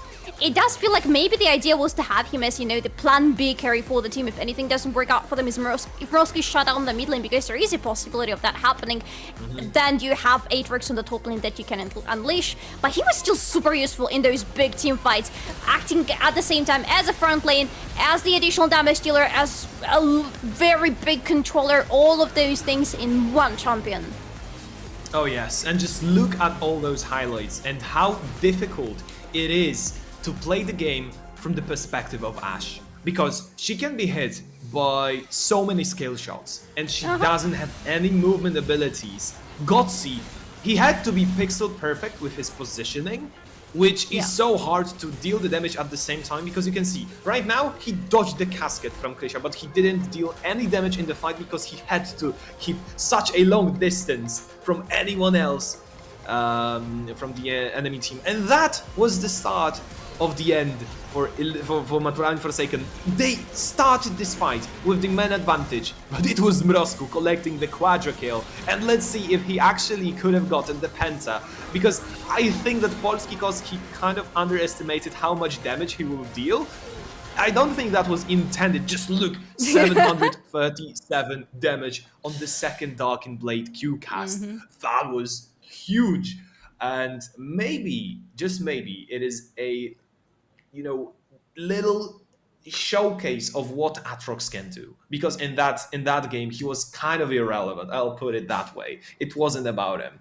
But let's see if Illuminar Gaming actually will go for him. And it looks like, you know, the blue side actually suited them this time around. Because I've mentioned both of those teams, they prefer to start on the red side. It just, it plays around their strengths a little bit better, getting those counter matchups for your carries. But with Aatrox being such a strong champ right now, maybe a blue side is an answer for Illuminar Gaming. Maybe they will go for the blue side yet again. Maturalni Forsaken, they are sticking with the red side, so we have the answer.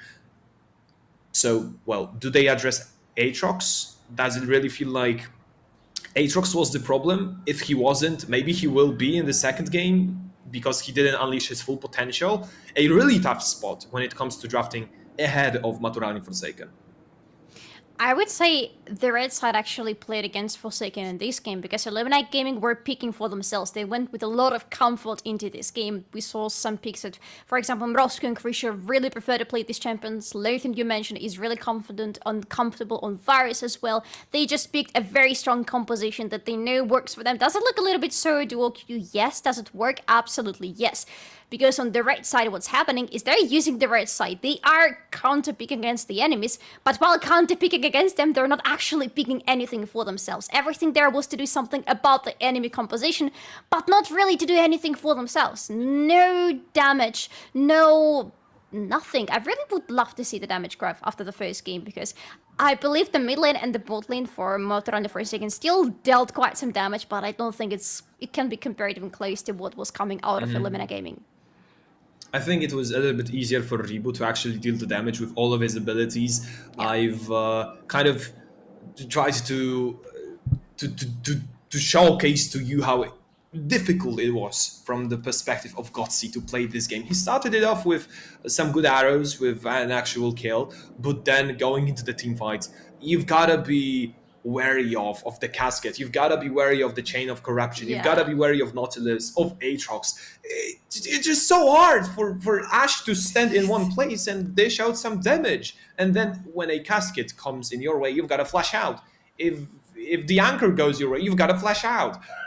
Super difficult for Gutkowski to play in the previous game. Maybe they will switch it up, because I feel like Illuminar Gaming with Gragas and Yasuo picks, they've punished this Ashe so quickly and they've addressed it instantly in the draft. Yeah, this Ashe was not allowed to stay alive. She was not allowed to just go in and deal damage from her empowered Q because she couldn't get close to anyone. She was in constant danger all the time. But let's see what Game 2 is going to bring to us. For Maturalni Forsaken, it's an important one to take a victory back and make sure this is not going to be a 3-0 stomp. Illumina want to make it a 3-0 stomp, of course. That's why they are still on the blue side. That's why that's still Aatrox as the first pick for them. Yasuo and Yone, by the way, are both banned out this time by Maturalni Forsaken, leaving out a lot of room for any other carries that Illumina want to pick, either from Roscoe or for Lothan. Well, they instantly switch. It's not like they will go for Ashe again. I think they can stick with Rel. However, I'd love to see Nikolai play something else, and Kai'Sa, she's open. You've got to go for her. I mean, she's still super strong. So Maturalni Forsaken at least have that going on for them. And she also remains in a good flex spot. She can go either mid lane or maybe as an ADC. A lot of decision making there for Illuminar Gaming as to which jungler to pick, because so many strong junglers are available, and whatever you don't pick is going to go into the hands of the enemy. But in the end, they settle with Sejuani and Sylas.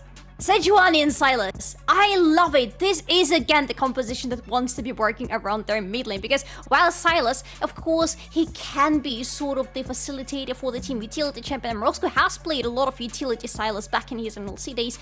These days, he doesn't want it. He wants to go in with the damage. He wants to be the main character of the story, and Sejuani is going to help him tremendously, because despite having a lot of range, he's still a melee champion, so he still helps her out with her E passive.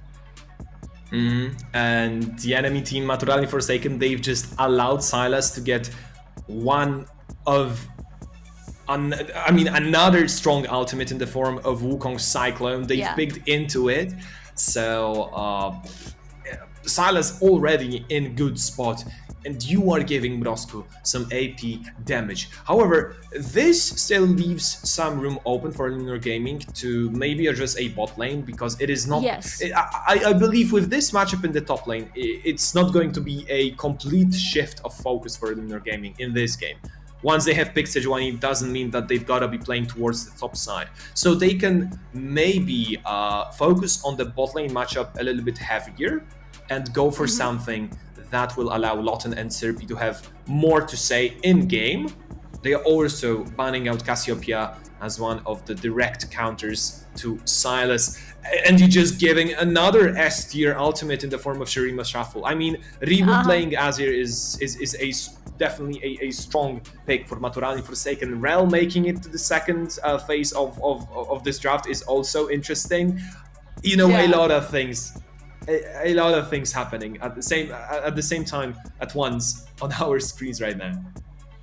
I fully expected Rel to happen as off of Maturalni Forsaken, to be honest, because her being open for so long doesn't make much sense considering in what times we live right now. But she was giving away to Illuminar Gaming, and now they have a really strong bot lane duo with Xayah and Rel on the bot lane. And I love it for Illumina, because with having Sejuani plus Sylas around the mid lane, they really needed to add some additional AD damage to their bot lane. And they did exactly that, and now they have a really nicely balanced team. They have the front lane, they have the back lane, they have the back lane access to the enemy, they have defensive tools, they have the engage tools, they have the control, whatever you want in a team, they have everything.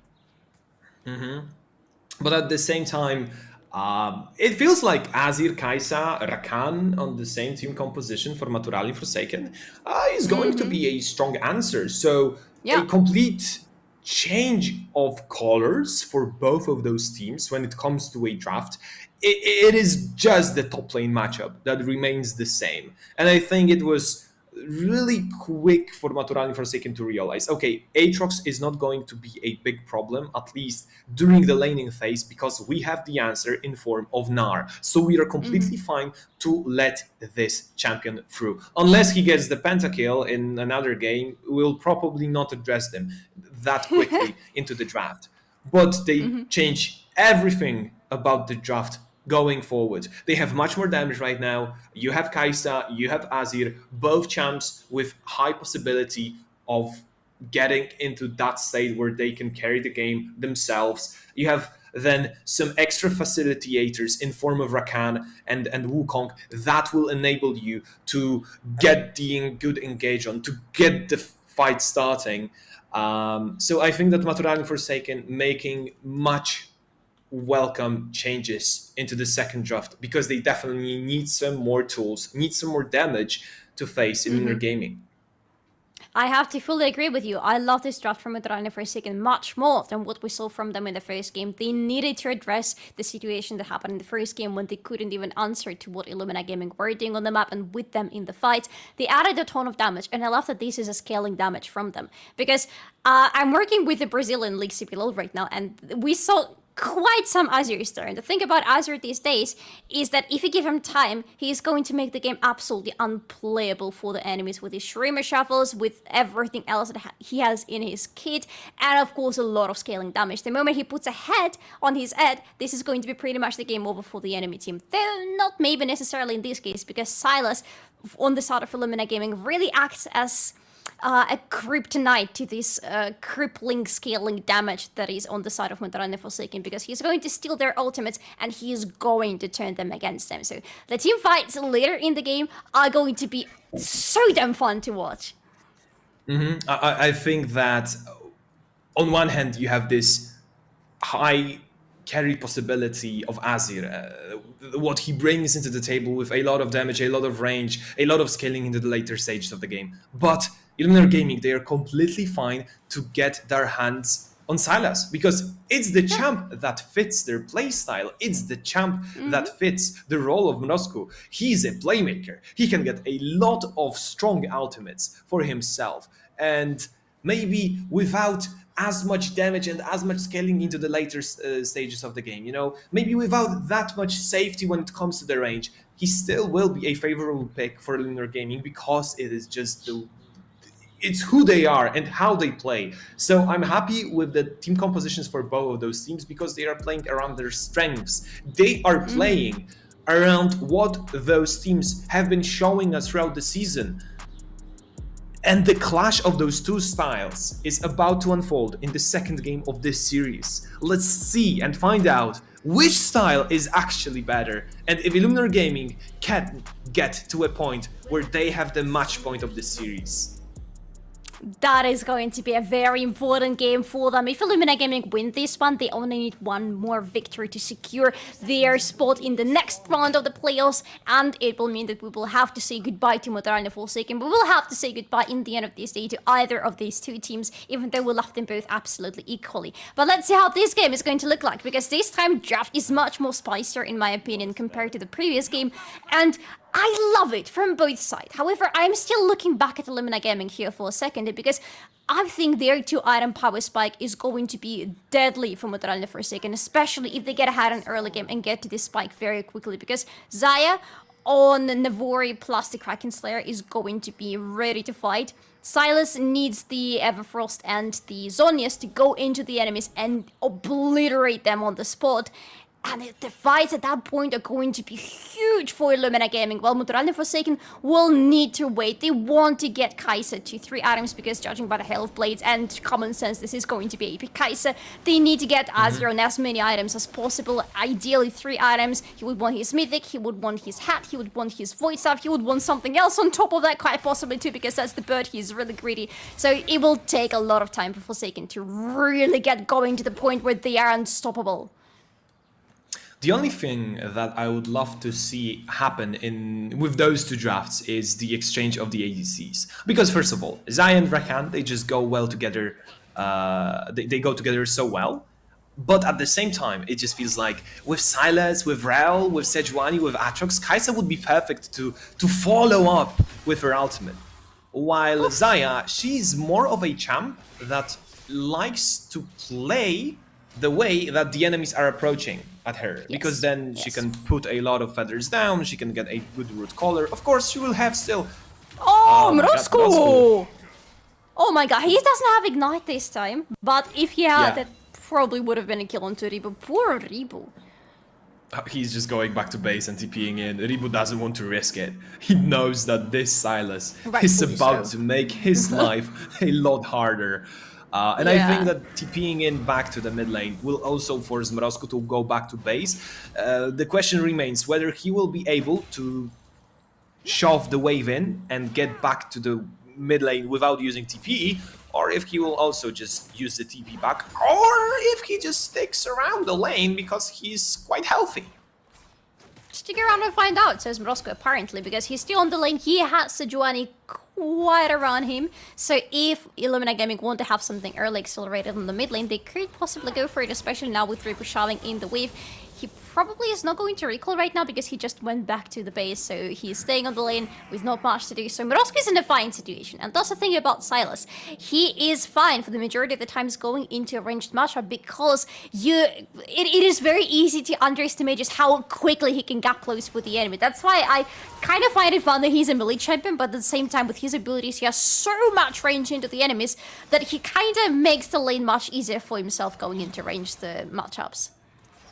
And at the same time with the Kingslayer, whenever you drop down with your HP, you can just heal up, back up, because that ability allows you to get a lot of regen going on.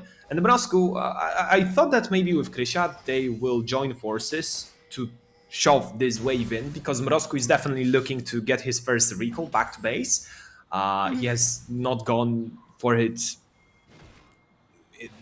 since the start of the match, and right now he's feeling okay, but we can definitely see that he's able to put a lot of pressure on Ribu. Right now it's a little bit harder because he didn't go back to base. So I think going back to base, recalling, would allow him to keep mounting the pressure on top of Ribu.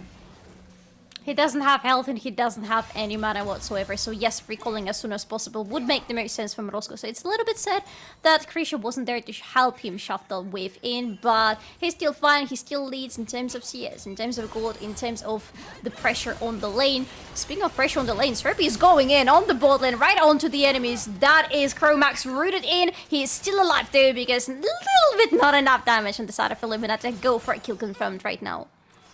Oh, clean combination out of IHG bot lane. First you have Serpy stunning Gutkowski with Q, then Lotten instantly lays down 3 feathers. Serpy re-engaging, then Root Collar is used after Gutkowski flashes away. That allowed him to stay alive because he also had the cleanse ready. But you can see Maturalni Forsaken and Gutkowski using all of his abilities to escape with his life. Oh, No, that was as close as it gets to a solo ball, if only not for that shield. Mrozko is still fighting, look at Nikolai is on the middle and Mrozko is like, I don't care, I'm gonna fight with whoever is coming to this lane. And Ribu, you've gotta respect that guy for not using the flash, because that was super close. Oh, yeah. But he kept his composure, he didn't use the unnecessary summoner spell, he even used the E to get the extra shield instead of running away and trying to sweep away with that ability. Some damage, some poke from Zora. Whenever you're in the mega form, you can just use your R out because it has such a low cooldown, and if you're not looking to set up a dive or set up a gank, just use it as a form of poke. IHG, meanwhile, taking the dragon down is the first one of the game, and maybe it is not shown in the, you know, total gold difference, but it feels like it's IHG who are putting more pressure on the enemy right now. Yes, pressure is definitely there for them, especially around the mid lane where Mrozko can go unleashed onto the enemies whenever he wants to. He has stolen the grand entrance from Rakano when Chromax also was on the mid lane a little bit earlier. That is a powerful ultimate that will allow him to put just enough control onto them enemies to slow them down, to apply a lot of damage, because he needs the additional damage. Again, he's running with all an ignite on his lane, so he can use any help that he wants. Already 2 times in a row, that lack of ignite didn't work out for him because he couldn't secure a kill that was extremely close for him. He would love to have Krysia around because adding the jungler to this equation on the mid lane would help Mrozko tremendously to go for it, and he is going for it. Look at that, he is going onto Ribu. Ribu is charmed, Ribu has nothing. He's shoving the enemies under the turret, but this is a double flash to answer him. First blood goes into Krysia's pocket, stays time. That's another there. Krysia is dead. Mrozko survives. Mrozko gets away. Krysia was missing the crucial ability in form of level 6. Had he gotten the access to his ultimate ability, that gank would be a lot cleaner, because Krysia had to fully commit, and that allowed Ribu to get a double Shurima Shuffle putting them a little bit closer to the tower, dealing some more damage, and then Nikolai coming in with Cyclone, dealing enough damage to finish them off. Instant double flash from Krysia, but you can see him tanking like over 3 tower shots, which led to him dying ultimately and losing 1 in exchange. You can already see there how differently the game looks, because the first part in the previous game felt the same in the sense that there were so many resources thrown everywhere on the map, but this time it is Illuminar Gaming who are throwing a lot onto the mid lane to help Mrozko finally secure the kill. But one thing about Illuminar, especially about their form today, is that they are doing something whenever they get any prio. They got the kill on the mid lane, they rotated to the Herald to secure it. Before that they didn't get the kill on the mid lane, but they got prio there. What did they do? They went towards the Drake, and this time it's not going to be the Cam Soul, because the next dragon is going to be the Cam Drake spawning in 2.5 minutes, which means we have some really interesting souls available to us, including the 2 strongest ones, the Infernal and the Hex Souls. Illumina would love to go for the second Drake, because come on, if the soul is good, you're halfway there. Oh yeah, finally. The good soul will most likely be present on the Summoner's Rift, and it feels like both mid lane and the bot lane, they can get the priority from the side of Illuminar Gaming. Mrozko right now, he will be looking for another possibility of hijacking that strong ultimate from the enemy side and setting it for the next dragon fight, because it will be important. You have Cyclone, you have Shurima Shuffle, you have Gnar to your disposal, you even have the quickness. Those are 4 top tier ultimates for Sylas this game that he can have a lot of influence with during those team fights. It will not be easy for Maturalni Forsaken to counter that possibility, but none of the teams are yet setting up for the dragon. However, if you look at the minimap, the vision control is strongly held by Maturalni Forsaken. They have a lot of wards in the bot quadrant of the map. So it will be up to Illuminar Gaming to make their way to river and clear that vision out in the next 60 seconds. And it's not going to be too easy, because Maturalni Forsaken bot lane just pushed in, they are recalling, they're going to come back. Probably it's going to be already the static shift for Gutkowski. He decided to stay, so probably not the static shift just yet, but look at the tension is rising around the dragon feed, because definitely this is the big objective on the map right now. Even compared to the dragons in the previous game, when we didn't have the best dragons, still the teams put a lot of emphasis on getting them as soon as possible, as soon as they spawn on the map. And right now, Illumina, still having the prio on the mid lane, are rotating it towards the river to secure their vision there. They have all the ultimates available. Mrozko hasn't stolen anything from the enemy yet, so that's something they need to be looking for. Maturalni Forsaken have all of their ultimates available as well. And honestly, I wouldn't even imagine which one would help Mrozko the most in the current situation. Probably not Gnar's ultimate, because Gnar is not joining the fight anywhere soon, but maybe Emperor's Divide from Reaper would be the best, because you can just shove the enemies away from the pit. Yeah, in the end it just feels like the Shurima Shuffle will be the strongest one. With the additional AP scaling for Sylas, it is important to deal as much damage as possible.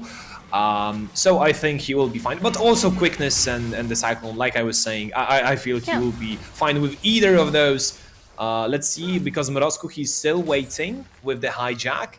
It is easy to hit. It's not like Mrozko's gotta, you know, get some form of a scale shot. He can just press on the top of the enemy and get his hijack down if he's in range. But it looks like Illuminar Gaming, they are still waiting. Pulling the trigger. Therapy was found, but who was found in the end, because his Magnet Storm is absolutely huge. Gutkowski though is running in with the killer instinct, jumping, and Nikolai is securing the kill already onto Serpy, but Leuthen answers with one onto the enemy. This is minus recount from Maturalni Forsaken. Where's the damage for Illuminar Gaming? They had bigger numbers in that fight, and it still ended up with 1v1, a 1-for-1 trade.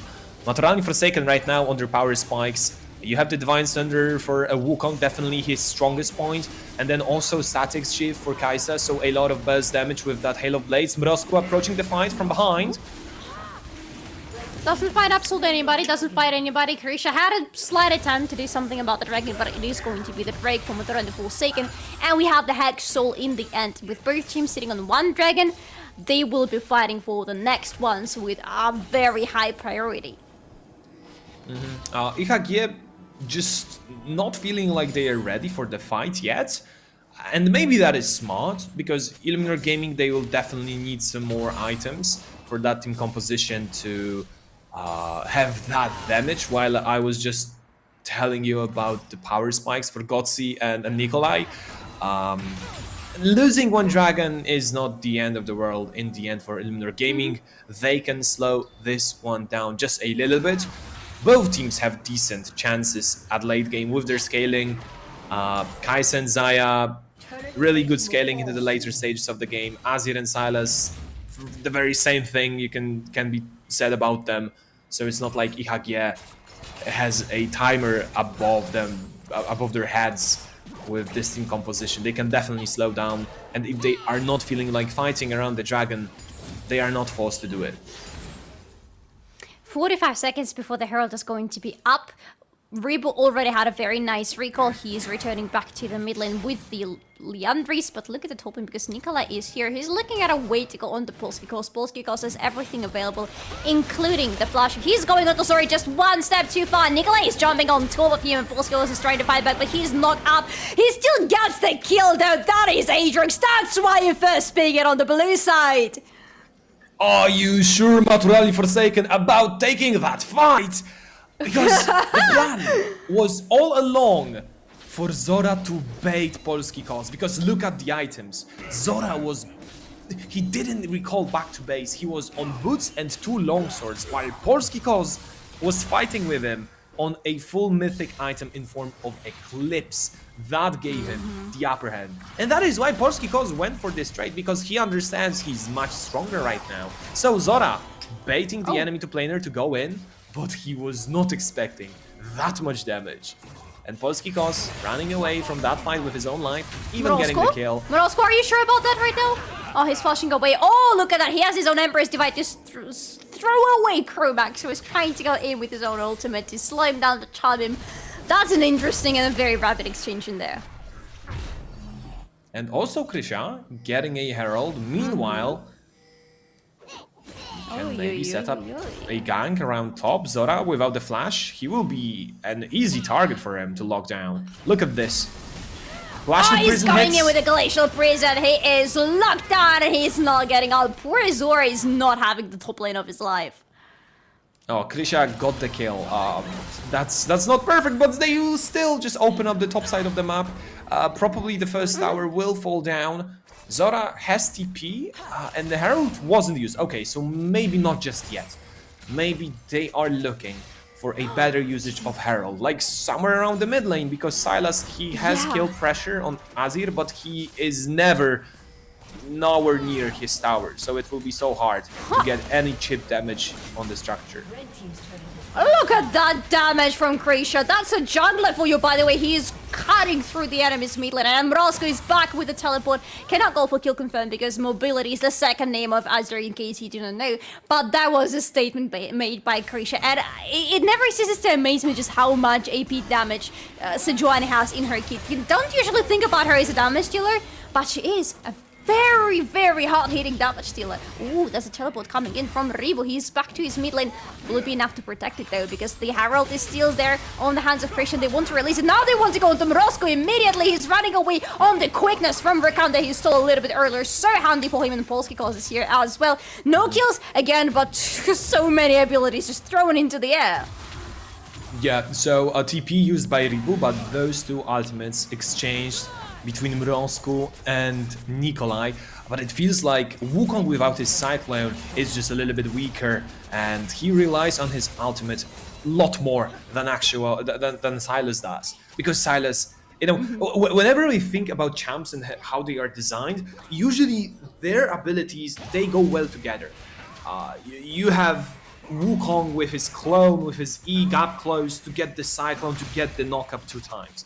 But then you have Silas, who is actually not designed about having one certain ultimate. He's designed about dealing a lot of damage and then making use of different ultimates. So in my mind, it's a better trade for Illuminar Gaming, because Nikolai, he still has half cooldown for his Cyclone remaining, while Morosco, he can steal and hijack another ultimate from the enemies. Already, He can. He absolutely will. Because look at that. He has already the Emperor's Divide from Azir because Herald is on the mid lane going to do a little bonk into the turret. There, they couldn't stop it on time. And look at that. Forsaken are not going to be on time at the break because it is already available on the map. And Illuminar are taking it. And with the Shurima shuffle on Mrozku, Maturalni Forsaken just know that this is not where they want to be right now. They want to go into the pit. They gave away the Drake for free for their miss and are looking at something to do on the top part of the map together with Zora. Yeah, oh, Nikolai has been found there in the enemy jungle. He will still steal away the blue buff and probably get the Gromp as well. It's unfair fight for the top laner to battle it out with the jungler. Max! Oh, that looks so close. That flash was interesting. Yeah. So, let's sum all things up. After 20 minutes of this game, maybe after Mrozku gets the tower, can he do it? Well, he sacrificed his own life, he is low on mana, the TP coming in, he dodges the Void Seeker, he also gets the tower, but he will most likely lose his life for that. He's coming back with the shuffle, but he is not getting out of that alive, most probably. This is some... Oh, he goes cold. Crazy. Can he survive just enough time for Creature to be in? No, he cannot. This is going to be a kill for Goldie, but look at that. The charm, but still Polsat is here. Fighting back, dies on the spot. That's a good fight for Maturalni Forsaken, and they want to push even further into the enemies, or at least to shoo them away from that turret under the bot lane. But Polsat, his last wish, his last order before he died was to take Gutkowski with him. His third Q dealt massive damage to Kai'Sa. And it's 1-for-2 trade, but you've also got to accommodate the second tier tower to that. Because IHG got a lot of gold. It's 600 for Mrozku. Right. So it is a really good sacrifice on his side. That's a trade you will always take. And look at Polsky Koz. A bouncy castle really playing against Wukong and Rakan. But then he gets the bonk. Well, you know, the memories of G2 Esports at a certain international event come back to me, seeing how much damage Aatrox deals on this patch. Yeah, just a tiny little bit. But yeah, the fight was so intense, the chase of Mrozku was so intense that I missed the fact that the turret in the bot lane actually did go down. So that is indeed, as you said, a very good exchange for Illuminar Gaming. They're going to list the turret on the mid lane? Not yet, but quite possibly, because it is barely alive at this point. But they have opened so much of the map. On the top lane it's just one turret, mid lane same, on the bot lane again, as like in the previous game, because it was also the bot lane that was opened up really early for Illuminar Gaming, and they're going with the same idea in this game, and it's working out for them. Because they have the gold lead, it's around 3, it's almost exactly 3k between the teams right now. They have more drakes, they have more turrets, they have more control on the map, and they have more items. And those are some really important power spikes hitting in, because 2 items Silas and 2 items Xayah are at the prime form right now, and they're very ready to fight. While Forsaken, they're getting 2 more Nature's Tooth in their pockets, but both of these champions who are getting them still need more. They still need 1 item each to absolutely get going. Yes, I completely agree. Right now, we are at the strongest point for Illuminar Gaming in this game in relation to the enemy team, because their completed 2 items will be stronger than Gutkowski and Dribu on 2 items anyways. And well, Kai'Sa, she is about to get out of hand as a champion as a whole, because she still requires 1 more to get her to get to all of her evolutions, to get some more levels up, to get that level of power just a little bit higher, and then I believe she'll be just a little bit stronger than Xayah, and a little bit more useful. So for Illuminar Gaming, it's important to get another dragon, because the soul could be a win condition for them coming into the next 10 minutes of that match. speeding up. They're taking the turret on the mid lane, finally making at least a score on the mid lane in terms of the turrets even. And that's good timing because less than a minute, Drake is going to go up. If Illuminar take it, it's going to be a soul point for them. And we're again talking about a really good soul in this game that is going to massively benefit whichever team is going to be able to put their hands on it. So, what do we have? We have Illuminar who need to be fighting. We have Illuminar at their peak, at their power spikes, on their major carries. And we have Maturalni Forsaken who have the items but are not necessarily just as strong or not more powerful than Illuminar at this point. So the next fight is going to be big, and I can't wait to see it because both the teams are getting to the pit right now. There is little to no vision to either of the teams available, and at the same time there is a Baron on the map already, so you need to remember that there is always a possibility of it. Maybe not so sneaky this time, but Baron from the enemy team. And Mrozko doesn't have anything stolen from the enemies, but Nikolai is already going in. He's not waiting for anything or anybody. Look at it, he's on the back line of the enemy. Lothar has to use his ultimate very defensively, trying to get away, but there is a shutdown already for Ribo. He claims the kill onto the enemy AD carry. The kills are flying back and forth because Goatse has the kill, Nikolai has a kill, but Mrozko is also killing at the same time, but not for long. He is down. It's 4 members of Illuminar down, and only poor Krisha is left alive. What a huge fight out of Nikolai. He finds an amazing cyclone to knock out the crucial members of Illuminar Gaming and Maturalni Forsaken. They claim the fight and they will continue to get the Baron Nashor. They will secure it in 24th minute. And at the same time, Krisha, he just abandoned the dragon. He's not doing it anymore. Huh? But why? He saw the wall coming in, so he maybe assumed the enemies were coming in. But other than that, I don't know, because the enemies can get super quickly. They get a very quick recall, and they come back with the Hex Gates. Kromax is already around, has the ward in the pit, is watching around, and the dragon is going down really slowly. Forsaken are closing in. Look at that, they're after the recall. They're really happy to fight. Serpy is going in, not really. He's just trying to slow the enemies down. Quickness coming in from Shurelia, from Kromax, speeding his teammates up, trying to go for a steal. Krisha doesn't get the steal. Krisha, can it result in the fight? Krisha is flashing away because he doesn't want to be stuck in the pit, and Maturalni Forsaken are chasing Illuminar just out of the pit and out of the river. They are in control of the game. That was the game-changing play out of Nikolai.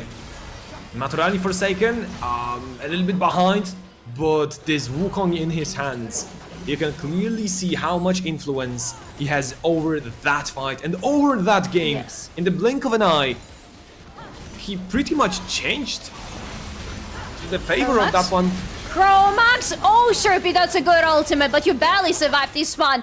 Lothar is trying to go for the kills, but no, it's the enemy carry who is claiming the kill in the end on the Christian. Maturalni Forsaken can continue pushing in. It still feels like Maturalni Forsaken with that draft will be able to take over this one without any problems. Polsky Polsky and Mrozko are fighting back and Lothar around as well. Look at that, they're going in onto the enemy. Zora is jumping away, so he leaves for the time being. Mrozko's trying to chase in. Same for Polsky. They're quick. Are they quick enough? Because Mrozko taking a hike ski. He does a little wee to catch the enemies, but he is standing on the ward. Does he know it? He probably doesn't, but he is still going in onto Gutkowski. The Emperor's Divide from Rebo this time is a true one, and Rebo claims the kill on the enemy. But look at that, Lothar is there as well. He's taking a shutdown. He's surviving because of his ultimate, and it's a shutdown for Polsky right now. What is happening on this map? Lothar, you need to get away, Polsky, you need to get away. You're super loud, and Zora is almost a mega now, but look at the damage coming in from the Aatrox. It is really hard to answer. He's still going in, and Serpy is slowing Zora down. How can they take this one? Because they can, because he's not going to be Mega Gnav for long, but even if he stays Mega Gnav, he dies in Mega Gnav form, he still dies regardless. Oof. And that chaos actually helped Illuminar Gaming a lot because Maturalni Forsaken are fighting them. And they are not taking the towers at the same time with the Baron buff. So it is still a bad situation for Illuminar Gaming, but I can imagine and I can picture it being so much worse than what it is currently. IHG got some crucial shutdowns from the enemy team. They got some more gold into the pockets of Loten and Mrozko and Polsky cause, but it's still a dire situation because it just feels like the draft from Maturalni Forsaken has hit the moment where they will be stronger.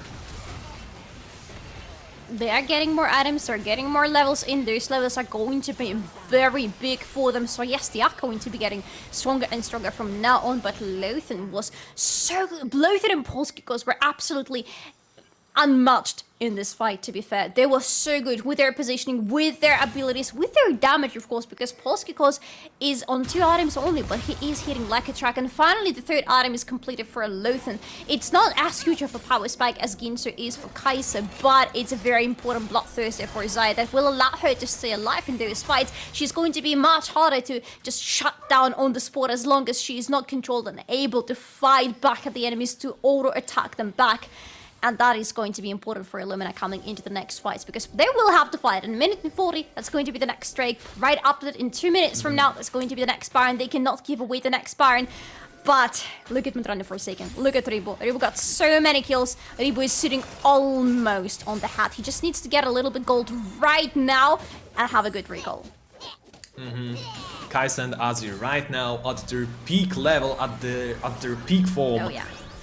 Super strong, and with those 2 champs getting into the same draft and getting into a position where the game is even and around 13 minutes, you just know that the scaling, the range and the damage from those champs will hit. Nikolai, he's even allowing Ribu to collect his own camps in the jungle because he understands, I can get Sterak's, but my Azir, he can get Rabadons. Which is more important? Oh, yeah. I think that the answer is obvious. I think it's pretty obvious, to say the least. There is also stopwatch on Kai'Sa. I wonder if it's going to be Zhonya's in the end, because it's going to be really fun to watch, but this stopwatch is going to help her tremendously in the next fight. And finally, the heart is there for the bird. Right now, this is time for Maturalni Forsaken, the full secret fight. 25 seconds before the Drake is going to be up. Look at Lothan, he's already a little bit chipped away, but he's going to get health back, because remember, Bloodthirster, a very important item for Xayah these days. Oh my god, Polsat. Everybody's looking for ways to go in. If Maturalni Forsaken find another engage with Nikolai like they did before the previous Drake, this is going to be a fight won for them. But can they? Because they're choosing to go right into the feed right now. Illuminar Gaming looking for ways to go in. Is there any ultimate stolen from Roscoe? I don't see. No, there isn't. He still needs to find something. Maturalni Forsaken taking the Drake super quickly. Illuminar Gaming cannot steal it because it's slain already. But look at that, Serpy is going in with a storm already. Gutsy is killing him on the spot there. But the Polsat is so far away from the rest of the team, and he dies there alone, while the rest of his teammates also die, but so far away from him. That's a disastrous fight for Illuminar Gaming. And that is the equalizer from Maturalni Forsaken. They will get the victory on their board for themselves. A perfect team fight. Okay, well, it was just Chromax dying, but besides it, it's a dragon, it's 5-for-1, and you can clearly see how strong Nikolai right now is. Lothan, he couldn't manage playing against Wukong in that fight, while Polsat, he pretty much fell instantly. That's a 1-for-1, and Maturalni Forsaken finally strike back in that series. And this is 1-1 between the teams right now. We'll be heading into the 3rd game, and things are getting interesting and spicy, because no longer, unlike the previous season, we are going to go into the boring 3-0 playoffs up until the very last day, up until the finals. This is going to be 4 games at least, maybe even 5 games. And honestly, I'm having my fingers crossed for a 5-game series, because these 2 teams keep delivering really good League of Legends for us. But we will need to wait. We will go in a very short break right now. Breathe in, breathe out. Be right back for game number 3.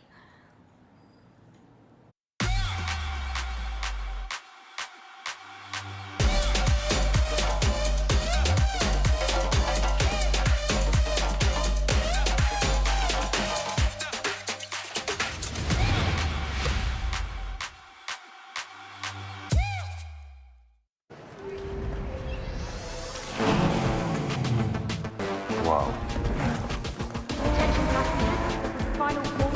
Wait, is that a phone? Look at the performance, the graphics. That thing's a gaming machine. A new challenger. Is that Faker? That man's a gaming legend. Everyone, fasten your seatbelts. And here we go!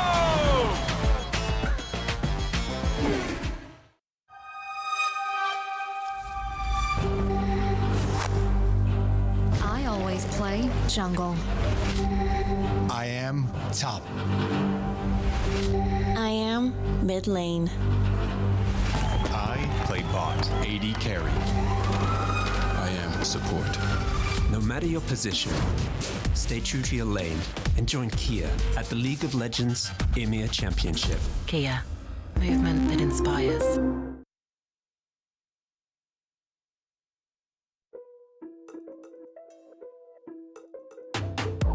When I'm in the room, lights start flashing, bass go boom like when I'm in the room, I get money, I let it fly when I hit the spot, phone blowing up, I don't have time to respond to you on a vibe that's too strong for you, one sip and you're gone do you know who I am? I'm a pretty girl with a plan, I can do more than your man ever could, and I make it look really, really hot cause I can, guess I'm the boss, if you don't work, get lost, I can put the money, yeah, bumped up the cost, chest lit cold on frost, yeah, you know my lipstick gloss, I got the secret sauce, make it look easy, my life's too ripe, it feeds me, I'm feeling up, I'm queasy, no, they don't want me, they need me, make it look effortless, not many out here who can weather this, I know that I'm your preference, gotta get in line, it never ends, I know that I'm priceless, yeah, I can't even hide it, why they tryna fight it, yeah, I know what you want, I know you like it, I stay steady shining, can't hold me down, I'm flying, if I sell the buying, you got the keys, I'm driving, I'm priceless, yeah, I can't even hide it,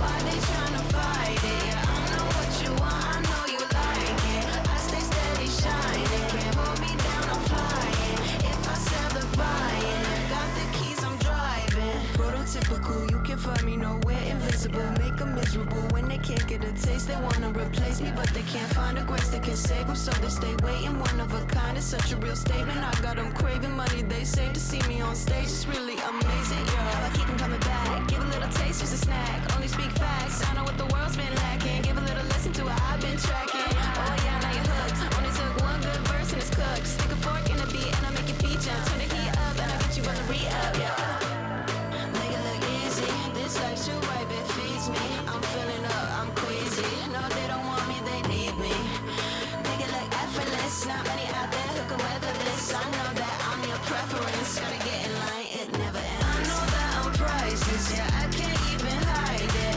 why they tryna fight it, yeah, I know what you want, I know you like it, I stay steady shining, can't hold me down, I'm flying, if I sell the buying, you got the keys, I'm driving, I'm priceless, yeah, I can't even hide it, why they tryna fight it, yeah, I know what you want, I know you like it, I stay steady shining, can't hold me down, I'm flying, if I sell the buying, I got the keys, I'm driving.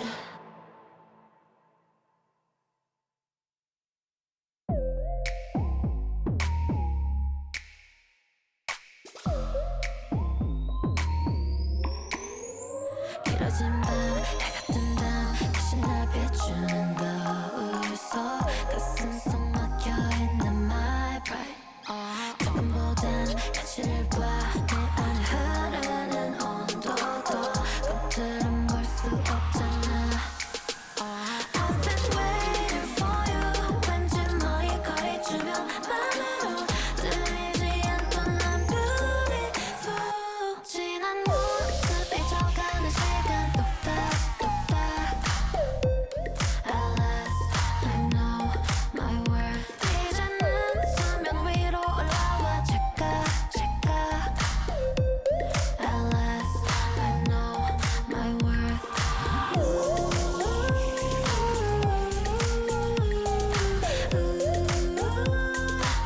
At last I know my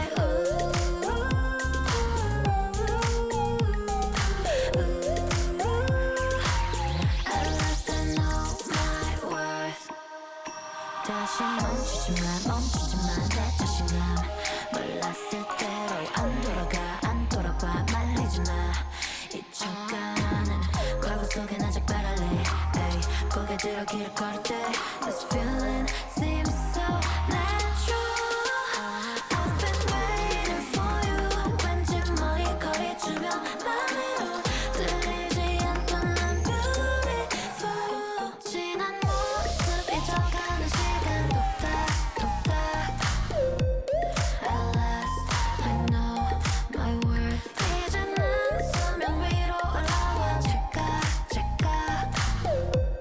At last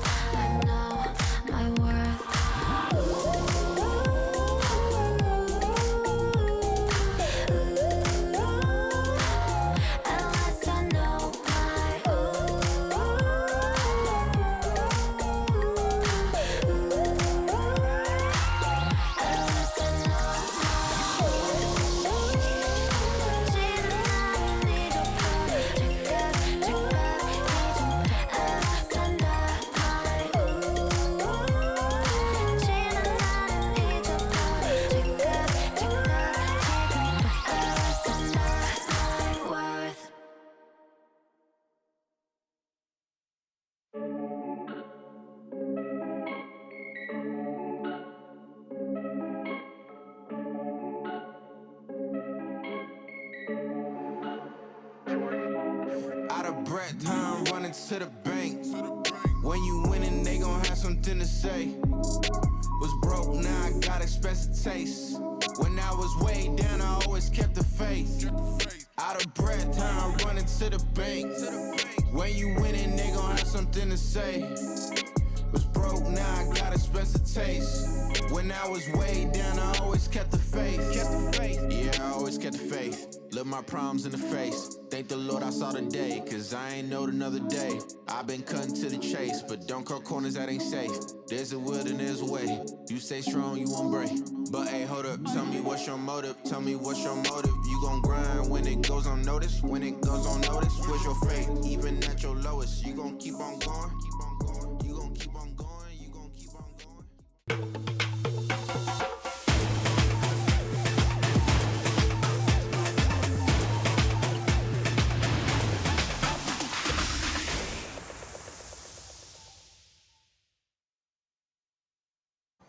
Welcome back to Ultraliga Playoffs, where we say no to 3-0 days. We are having a 1-1 banger of a series before us, with Illuminar and Maturalni Forsaken both already having secured their first victories. Both of them need 2 more, and we're going into game number 3. Now let's look back at the game that we just saw before us. Magvayer, let's try to break it down, because it was a big game. It was a lot of back and forth in this one, but Maturalni Forsaken in the end got the victory. How exactly did they do that? For the longest time, we thought that Illuminar Gaming, they have the upper hand, and in fact, they were leading in gold numbers, in control over the map. But Maturalni Forsaken, with that team composition, for some a superior team composition, because you have those 2 long-range carries in the later stage of the game, and it's so hard for Illuminar Gaming to get into the good position, to get into those important targets as Zaya, as Silas. You just don't have the range, and you don't have the tools to get yourself in a position where you can win those team fights.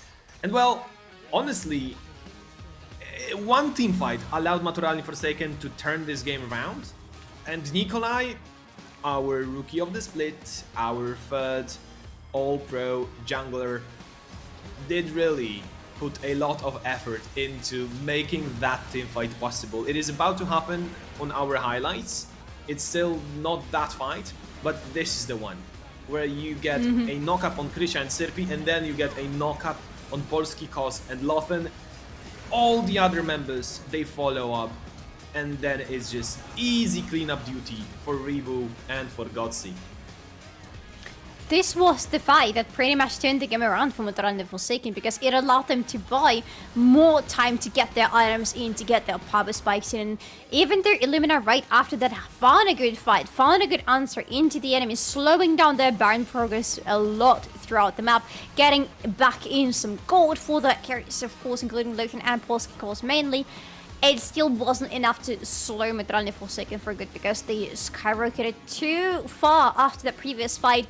And yes, we have to give it to the rookie of the split, to Nikolai, because his engage was amazing, and even before and after that, he didn't really slack. There was a fight on the top lane with Polski Kos where they couldn't really get anything, where it resulted in the end in the death of his own top laner, but it was just a fight that they shouldn't have taken at that point, because Polski Kos was too damn strong. But right after that, every single fight in very clear favor of Maturalni Forsaken. Oh yes, definitely, and I don't think that in the 3rd draft, Illuminar Gaming can allow Maturalni Forsaken to get their hands on Kai'Sa and Azir in the same draft. Yeah. Those champs, if they get to a certain point of the game, are super strong, and unless you address them with enough range and enough scaling on your side, which isn't that easy, because the champs I can think of that will, maybe not counter, but will face Azir, for example, in the mid lane, could be Korotkiy. He is a long-range damage dealer that scales exceptionally well. In the bot lane right now, against Kai'Sa, is there any kind of answer? Yeah. I think the best answer to Kai'Sa is to ban her out. And Illuminar Gaming can actually change, because once you lose the game in the series, then you're allowed to pick a side. So they select the red side for themselves. It doesn't look like Aatrox is their biggest priority, so that's an important information to learn. So Azure is banned out. Annie is banned out as well, so Illuminar trying to make their way through this game a little bit easier. And look at that, even Wukong is banned out from Nikolai, so they really understood what was the biggest problem for them in the previous game. They banned these two out and they're still keeping Annie in the ban because Ribu is just too good as Annie, and Annie is too big of a thing to deal with, to be honest, in terms of a utility mid laner. Maturalni Forsaken are still banning out the same things. They don't want to see Krisha playing Needly, they don't want to see Mrosco playing his two main champions, and they are picking Jace for themselves, most probably for Ribu on the mid lane, and that is a hard mid lane at Haunted these days. So what am I thinking is Aatrox and Kai'Sa. You get yourself an Aatrox that is such a strong pick for yourself. You get also Kai'Sa, who I don't think on the side of Illuminar Gaming would be played in the mid lane, but still can. However, Illuminar Gaming, with that flex and on the red side, they remain in a good position to get at least one of those solo lanes in a counter matchup, because this is the most important virtue and quality about the red side. You have the last pick. You see the whole of enemy team composition, so you can get a good counter pick into one of those matchups. And Illuminar Gaming, they chose red side exactly to do that. With Kai'Sa, I don't want to say it's unlikely that Mrosco will play her, because he showed us an amazing LeBlanc, but I think it's much more possible that Lotten, especially seeing that the enemy team is playing Xayah, will go for Kai'Sa in the bot lane.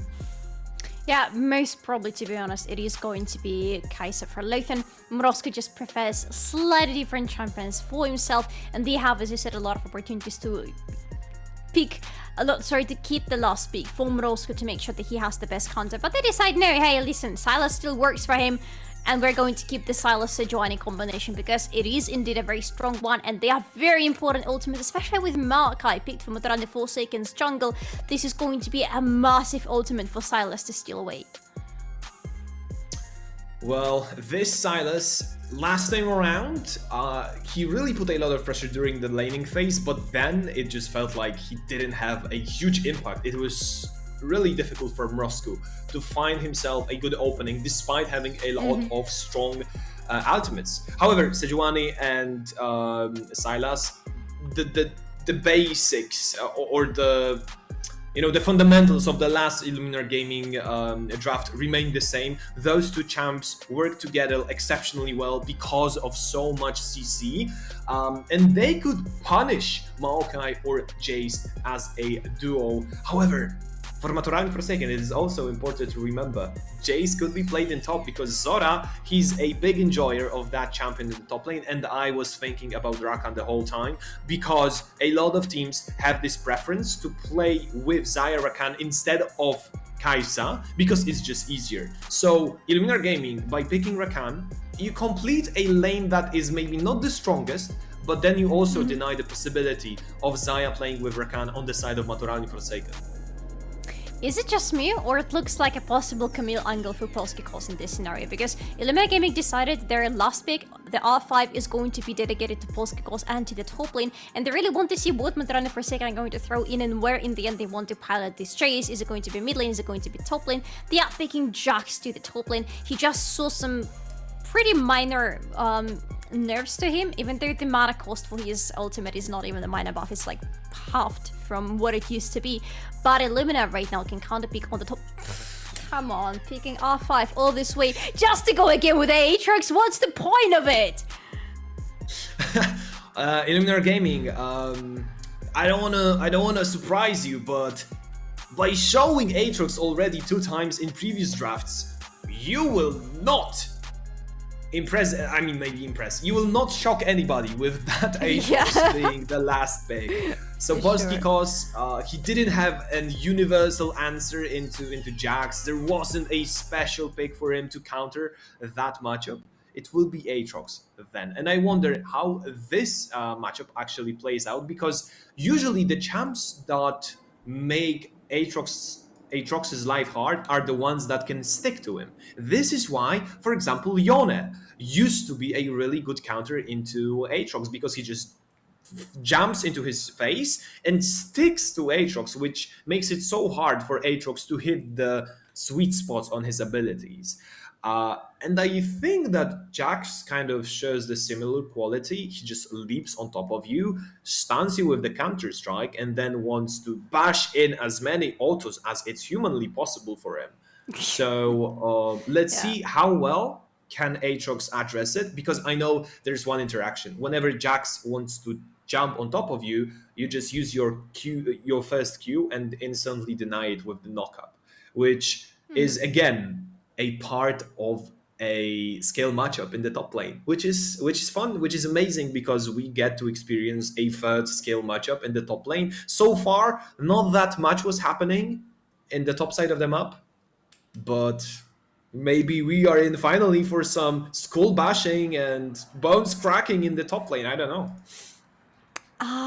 I would love for it to happen. I would absolutely love for it to happen. I'm pretty happy to see Zora playing something else other than Gna, because he had... I believe he had way too many games of Gna in this season. It is almost half of the total games that he played in this season were only on that champion. And finally, his second played champion, Jax, is going to be in the picture, which makes this matchup much more interesting, because if Jax gets ahead, it is going to be incredibly hard for the enemy team to stop him, because not only he provides a lot of damage and control against the enemy carries into the fight, he's also going to be a massive split pusher, and it means that if he is unleashed on the side lanes, Illuminar Gaming will need to pay constant attention to him. They will constantly need to rotate somebody to stop him. And apart from him, he's not the only split pusher in the team. There is also Jace, and both of them can cut through the enemy turrets and the waves really quickly. So if they decide to spread on the map, if they use their macro wisely for Illumina, it's going to be a tough one. Well, the AD damage is, I don't want to say an issue, but I think Maokai should address the lack of AP damage in that draft. Usually what you want to see with Maokai is definitely the Demonic Embrace, because that item is just way too strong, and it's not a mythic item, it's a legendary one. So what Demonic Embrace is really is a mini version of Liandris, and then you can go into more tanky options or more supportive options for Maokai when it comes to his itemization. And with Jace, with Maokai, I feel like you have this this fundamental part of the drafts that are making it to even the highest level of play in form of poke drafts. Why is Rumble so strong? Because he can poke enemies out with his equalizer before the dragon fight starts. Why is Jay strong? Because he can also put a lot of shock blasts. Why is Maokai strong? Because you can allow with your abilities for some extra damage and for some extra control when it comes to him lying down the roots before the fight starts. The only thing that doesn't really go well with the draft is maybe Xayah, but she's universally strong. She's pretty much good in any spot because of how she's designed and what place she has in meta right now.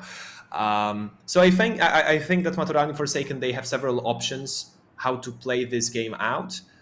Decent scaling, but nothing as strong as Azir and Kai'Sa. So this game, this route will require an extra steps from them to win the game. The mid game, though, for Maturalni Forsaken is going to be massive, because this is where 3 of their champions are going to hit their power spike. Xayah, Jace, and Jax, they all are uber strong when they come to the mid game. This is their prime time to shine. 2-3 items is where the fights are going to be absolutely bloody for both of the teams, because on the side of Illuminar Gaming, we're going to have Silas, who just wants to get his 2-item power spike as soon as possible. We have Kai'Sa, and we talked about her in the previous game, how she needs to wait, but you saw just how damn good she was when she was finally sitting on those 3 items. But in this game, my eyes will actually be on these 2 AD carries, because that's such a crucial matchup here, especially for the side of Maturalni Forsaken. I think them picking Xayah in this composition is really good, because if you look at Illuminar Gaming, everybody on their side wants to be hard all-inning into the enemies. Everybody wants to be engaging. Everybody wants to be jumping into them, into their backline, whatever is before them. And what does Xayah want the enemies to be doing? You talked about it in the previous game. She wants them to be going into her, because her disengage tool is one of the best ones among all of the AD carries in this game. So she's in a good spot. As long as she is careful about not using her ultimate too early, she is going to be most probably fine. But let's see what is going to be the reality of this game, because this is game number 3 of today. Maturalni Forsaken versus Illuminar Gaming, 1-1 so far. Whoever wins this one is going to be sitting 1 victory away. Zora? I want to find out if Zora, was he just sleeping? Was he checking the Facebook messages or something? No, he just got knocked up and then he runs away. But the one thing that I want to find out after this game is whether the team with Kai'Sa wins 10 out of 10 games. Because I still believe that this champ is hella broken. And letting her through in the draft it just should not happen. And the best part about Kai'Sa being played right now is that she was an immediate answer into LeBlanc with Static Shiv. And LeBlanc with Static Shiv, I don't want to say is not a thing anymore, but it's definitely not as popular as Kai'Sa. And for Kai'Sa, people found a new way to play her, which is much stronger than the regular one. So the current Kai'Sa position was really something that LeBlanc with Static Shiv caused. So in the end, LeBlanc with Static Shiv, she was not the only problem of Static Shiv users. She also made Kai'Sa with Static Shiv with this on-hit hybrid build possible. So if you're looking for somebody to blame LeBlanc with Static Shiv. Yeah, to be honest, LeBlanc with Static Shift walked so that Kai'Sa with Static Shift could run. That definitely is the case here. And yeah, the scary spot about Kai'Sa that she's not really going anywhere. She is still strong. We see patches changing, but she still remains on the top of everybody's tier lists about the 80 carries. And it comes to every map that we have in the game right now. Should it be just the Summoner's Reach? Should it be Aram? Should it be even the new Arena? She still demolishes everything and everybody that is there. She just needs to get to her items, and she will get there. She is farming, she has Rakan by her side, and that's usually a really good combination for Kai'Sa to have with her on the lane. And the mid lane, look at them. Roscoe is again going super aggressive on Ribu. Still doesn't have the flash, but tries to go into the enemy. But this time, Ribu is playing a champion that has a better chance of fighting the aggression from Sylas back, because Jace has his own damage during the laning phase, and it's quite a nice one. Oh, Chromax jumping in, getting a cleanse out of Lothan immediately, throwing an ignite on him. That's not going to result in anything, but there's a cleanse taken out of Kai'Sa. That's a good move from Forsaken. What is happening in the lane? Ribu! Oh no! The red buff minions! And the minions! The red buff! Yeah, those two things combined were enough to take Ribu down despite him flashing away. So, the first blood goes the way of Illuminar Gaming, and that really means a lot. However, it is only a first blood to Sejuani. But it's always something. Look at this. To lock the enemy down, it's so easy with those two champs. I mean, the stacking process on the stun for Sejuani is almost immediate. And Ribu, he couldn't do much about it. To be fair, he does feel like, oh, Chromax is flying in again. This man is just not stopping the moment he hit level 2. He's just jumping onto the enemies relentlessly. But it does feel like Illuminar Gaming found their most comfort combination for the mid lane plus the jungle. Krisha and Roscoe are known to be working together a lot in their games, and speaking Sejuani and Sylas, you know what you expect from them in the game. You know that this Sejuani is going to be playing around her mid laner as much as possible. She's doing exactly that. It is working out for her team nicely, but look at that engage from Rakan. He's jumping onto Godsey, and that is going to be the dead AD carry for Maturalni Forsaken. The kill goes for support, but it's a kill regardless.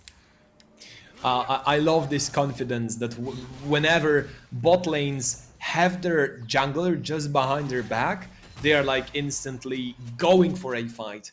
And it is hard to tell if Godsey and Chromax in the regular 2v2 could fight back, but Krisha, he didn't even get the assist. It was a 2v2 kill for Lotten and Serpi. And I was about to tell you that Leona and Xayah, they are much stronger during the early parts of the laning phase. Because Xayah, just with her abilities, with her feathers, has a better lane presence than Kai'Sa. It's hard for Kai'Sa without the evolutions, standing in the middle of the minion wave to get some damage even with her Q. And the same goes for Leona. She's just a lot stronger with her basic damage and abilities than Rakan at such an early stage of the game. For Illuminar Gaming, it will be a fluent change coming into the later parts of the game. Once Rakan gets his hands on Mercury Threads, that should be a huge upgrade for him against Leona. Once Kai'Sa starts evolving her abilities, she will also become a menace against Xayah because she will have a superior range advantage over Xayah, but right now it should not be the other way around. But this extra confidence that Krisha standing behind your back giving you allowed Illuminar Gaming to get a 2v2 kill. And right now, slowly but surely, they are starting to snowball this game a little bit. Sometimes you just need a jungler around you for a mental support, but Nikolai has just found Polsky Coast because he stepped a little bit too close to the bush. He's flashing away, he's alive, but that's a minus flash on the top lane for Aatrox. Speaking of flashes, by the way, the no flash in Gutsy in the previous fight was so crucial for Illuminar because Gutsy invested a flash to try to get a kill before that on the bot lane. It didn't work out, and after the Illuminar just punished him for that. 0-2 is the score right now, a minute before the Herald is going to spawn. Both junglers are looking at each other and looking at a possibility to get to their level 6 as soon as possible. Kersh is just a little bit closer to it. Kersh is also on the top lane. Krisha is helping to shove in the wave. Okay, fine. That's good. No turret dives. I am happy. Okay, and that is it. Because for a moment being, we thought that something might happen in the top side of the map. Serpi trying to recall to base or maybe freeze the lane. Not exactly sure, but none of these things will happen. But Lotten, he finally made his way back from base. He didn't have huge upgrades waiting for him in the shop. So it was all about just bouncing the tempo of the map. I feel like the further and the deeper we go into the series, the games will start to slow down much more. Because in the first one, in the second one, you can go for something more spicy. You can be a little bit crazy. But with 1-1 on the line, and your future possibility of playing in the playoffs and going for EMEA Masters, this will mount the responsibility and pressure on top of you. And both teams will realize, okay, one mistake might cost us a game, or one mistake may lead to us losing the whole series. So we will play much safer. And already it can be felt in the third game because we have, you know, such a lot slower pace. The overall pace of the game is a lot slower. Which is surprising because, not surprising, but rather interesting because the first blood in this game happened earlier than in any of the previous 2 games that we saw today. But yes, you have to understand the stakes for both of these teams. In the previous season, both of them got into the playoffs and both of them got eliminated in their first series. For Illuminar, it was the first game of the playoffs. For Maturalni Forsaken, was the second one, I believe, against Alior Bank team. And it was also a really decisive 3-0 for AB. So both of these teams suffered a lot in the previous playoffs. They need to redeem their names. They need to take back what they couldn't get in the previous split. So right now, this is their chance. Right now, they are 1-1. Whoever wins this one goes further. Whoever loses is out. But Illuminar Gaming really don't want to be out because look at them. They are taking the first Drake of the game, the Ocean Drake. Really nice for the laning phase. Was it? Yeah, it was Herald in the meantime. I got confused there with the icon for a second. But yes, it was the Herald for Nikolai in the meantime. Yeah, so that's a cross-map trade. Honestly, both teams should be happy with what they've got because it will allow, for example, Silas to just get through the lane a little bit healthier. The same thing goes for all the other laners. And we know that the top laners, they are not really keen to join their teams. The best example of that was in the first game when after 24 minutes, none of them had played a significant part in the game. Zora overstaying his welcome. Oh, Yes. Yeah, kind reminder that Sejuani plus any melee champion is not exactly an easy to fight combination because you're not getting away from them. Sejuani didn't even need to use the Glacial Prison. She just went in, her passive from E was more than enough to stop Polsat, to stun him on the spot, and then it's Polsky who claims the kill. And honestly, I'd love to follow that laning matchup from the perspective of pro view, because what happened there was Zora got aggressive on Polsky for the very first time during the laning phase. And you can wonder why. Was that a mistake because he didn't know where the enemy jungler was? Or maybe was that Polsky making a mistake on purpose to lure Zora in for a trade because Polsky knew that Krysia is just around the corner. Those mind games, those little details might be what actually decided on who got the kill on the top lane and how Polsky prepared that gang to happen. I would love to hear the comms from both of the teams in that exchange, but I don't think we're getting that, at least not anywhere soon. Plus, the comms from Illuminar probably will be in Polish from Maturalni Forsaken. No, Nikolai is not Polish. He's from... I'm having a brain, he's from Bulgaria, Bulgaria, no? yes. Yeah, so those are probably going to be in English, but we are not getting those right now. We are getting the game that is still going on. There is still Herald sitting on Nikolai's hands. He can release it wherever he pleases. Who does he want to feed? Honestly, looking at this game, while you want to get Ribu and Zora to their first items as soon as possible, especially maybe Ribu, because it's going to be a big lethality power spike for him. Looking at later in the game, you will absolutely need Gutkowski to be online for as long as possible. So I would not be surprised if the additional goal goes for him, but let's see what Nikolai decides to do with this. And it really feels like Nikolai, on those champs that are the facilitators, he loses out a lot of, how to put it exactly, it's not entirely his nature.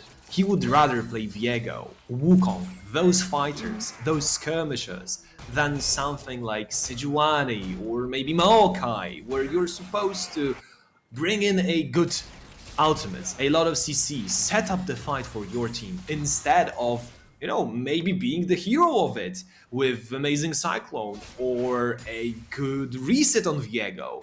You can clearly see that Nikolai is not as active in that game as he was in the previous one, where, for me, he played the most important role and was the MVP with the engages and the way he played the fights, the team fights.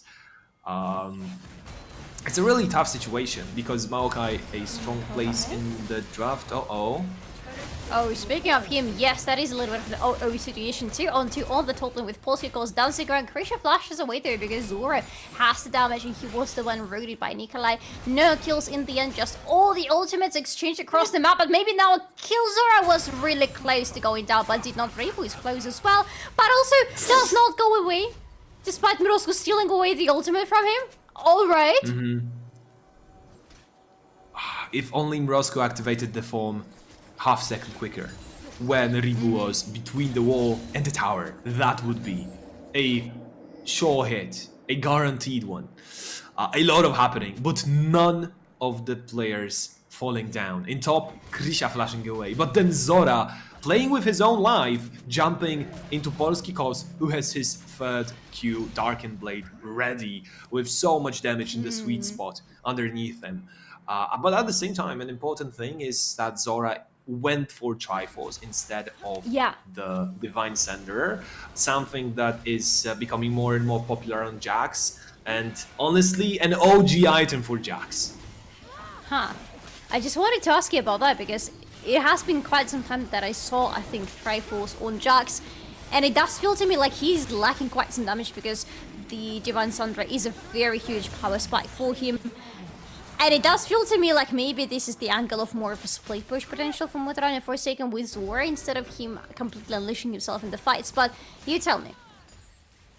Well, I've just checked the site that shows you, the professional players and what they are picking, and 99% of them are still sticking with Divine Senderer. An amazing item for Jax, really, especially into more tanky champs. but would still allow you to get some more damage into Aatrox, but probably in short bursts. If you want to have those extended fights with lethal tempo, maybe Triforce is just a little bit better because of extra speed. What is happening in the mid lane? Ribu again, surviving. They're fighting. Barely surviving though. Look at himself, Baldomir. He's suffering alone. Roscoe is almost catching Chromax, but Chromax is flashing away from the chains after being caught by his own ultimate, stolen away by Roscoe. That's so many fights. And that's a Herald on the map already. Nikolai starting in Zori's around, but Zori's super low health, and Grisha is just fine and with a Glacial Prison going on him, but cannot do anything else because of the Counter-Strike activated by Zora. But Grisha wants to try to go for this Herald, but in the meantime, in the mid lane, poor Ribu was just caught out again, and that's the first kill for Loth. And finally, the Herald was taken by Nikolai, but they want to continue fighting. By there, I mean everybody. Look at that. Zora is going very low, but there is going to be a dead Krisha in the end, even though the support claims the kill, but they keep fighting. Zora very low. He's running away. Morosco cannot continue, but he stole the ultimate from Manga. He's trying to stop everybody down. He will, and that is going to be Chromax dead. It's a kill for Polsky Calls, and he wants a little bit more. Feather spark from Gutsy to get away from the enemies, and that's it for today. That fight was so close. Even Lotten coming in with the Void Seeker that almost finished Zora off, but was 50 HP short to sealing the deal. Well, it really looks like Illuminar Gaming, they are taking the control over the game, and with their draft, with their scaling, I feel like they are in a superior position right now. Should be able to extend their lead and go into 2-1 in this series. However, it's still early in that match. But you've got to take into account that Illuminar Gaming, they've got 2 dragons, they already have 2k advantage. They are scaling up with Kai'Sa, who is about to hit her power spot, her power level with the second item. It's definitely not going to be an easy task for Maturalni Forsaken to turn that one around. And like I was saying, in the previous game, Nikolai had, you know, all the tools to his disposal. He was playing Wukong. Right now with Maokai, how much can you do? You can go around the lanes, you can help your team get the turret, you can release the Herald somewhere because he still has the Herald on his hands, and they just got the turret on the mid lane without the help of the Herald, and it was the first turret of the game, so even additional gold. And to be fair, Maturalni Forsaken are looking for all the ways possible on the map to get gold into them right now, especially into Ribu, Gutsy, and Nikolai, because they are in desperate need of more items and more money right now. Nikolai, by the way, is sitting with the Dark Seal, so we're talking about the AP damage from Maturalni Forsaken pretty much lacking almost completely. He probably will try to make up for it with the Dark Seal if the things go correctly for them. But the thing with the Dark Seal, you're not allowed to die. You need to keep killing, you need to keep getting the assist, because otherwise it's not worth to have this item at all. Oh, Polsky Koz checking the bush. He knows something. Yeah, he understands that if Zora can jump on top of him, stick to him, that's probably a fight that he's not going to win. So he has to keep his distance. Despite the fact that Aatrox is a fighter, a melee range champion, with his abilities, he remains as a semi-range top laner, because what you want to do as Aatrox is just play around your cooldowns. It is most important as AD caster to understand your kit and understand your strengths, and the strengths of Aatrox are playing around the sweet spots for his Darken Blade. And honestly, Polsky Koz, so far in those 3 games, he has been showing us an immaculate performance on Aatrox. Maybe, you know, it's not like he's carrying those games single-handedly, but it's a really clean laning phase out of him for the 3rd time. Maturalni Forsaken are going in rather scaring away the enemies with the ultimate. They don't want to fight right now, they want to scare them away. There is still a Herald available. Nikolai, a great possibility for Maturalni Forsaken to release it right now, 13 seconds before the Drake is going to spawn. And again, we have the Hack Soul, by the way, in this game, a very important one, with Illuminar already sitting half the way to this beautiful zone. It is important for Maturalni Forsaken to secure this Drake. However, by just using the ultimate from Nikolai, they're leaving themselves without a very important tool to go into the pit and stop Illuminar Gaming should they try to get to the dragon first. However, it's gonna be hard for them because the Herald is already on the mid lane. Maturalni Forsaken release it and rotate immediately straight to the pit. Their mid laner is coming, their top laner is coming through the Hex Gates, and the other ones starting the Drake. Still no ultimate on Nikolai. while Illuminar Gaming have absolutely everything, they can lock Maturalni Forsaken down. And look at that, they're going in with a stolen ultimate from Magvayer, but this one is coming from Mrozku. They're locking in Zora, and Zora is fighting back, but how far can you fight? How long can you fight for? Apparently for very long, but finally he's going to get stunned, but that's Krisha who died in the process. That's one for, it's two for nothing, because in the end Zora is claiming a kill on Polsky goes and Mrozku is fighting back, but he's very low, heals up a lot, but Ribo is claiming another kill as well, and that's a disastrous fight for Illuminar Gaming. Wow, 3-0 and Maturalni Forsaken, then they ran away with that fight, they claimed the dragon, and Illuminar Gaming, it just looks like they were not on the same page when it came to that fight. Lawton waiting really, really long. Is that enough damage? One more auto, maybe two! Ooh, he has to use his flash to do that. It's at least one kill back. But yes, the resources used, and look at how much Illuminar are still losing. They lost their soul point, they lost the turret on the top lane. Their Polsky goes really would like to have revenge on Zora, but cannot really, because Zora feels really good. Despite us having our worries about the Triforce, he proved in that fight that he is very survivable, because these more bruiserish field worked out for him. There was so much attention from Illuminar towards the enemy's top laner, and yet they couldn't kill him on the spot, because their power spike for Illuminar is not there. They need more damage, they need more items. And let's be honest, I mean, Illuminar Gaming maybe should be honest with themselves. Is Sylas really working out? Because Mrozku is getting some good laning phases in, but it just seems like they cannot find success with that champ in team fights. Nikolai starting the fight. Right now. Oh, he's starting the fight and already a lot of damage onto Serpi and onto Polsky. Polsky does not feel as front lane-ish as he was in the previous game. But to be fair, this time he's joining the fights much quicker than we saw in the previous ones, especially in the first one. But Maturalni Forsaken feeling like they have an advantage of starting the burn. Again, they have no ultimate on Nikolai, but that didn't stop them last time. They didn't do any harm to them last time. A teleport right into the pit.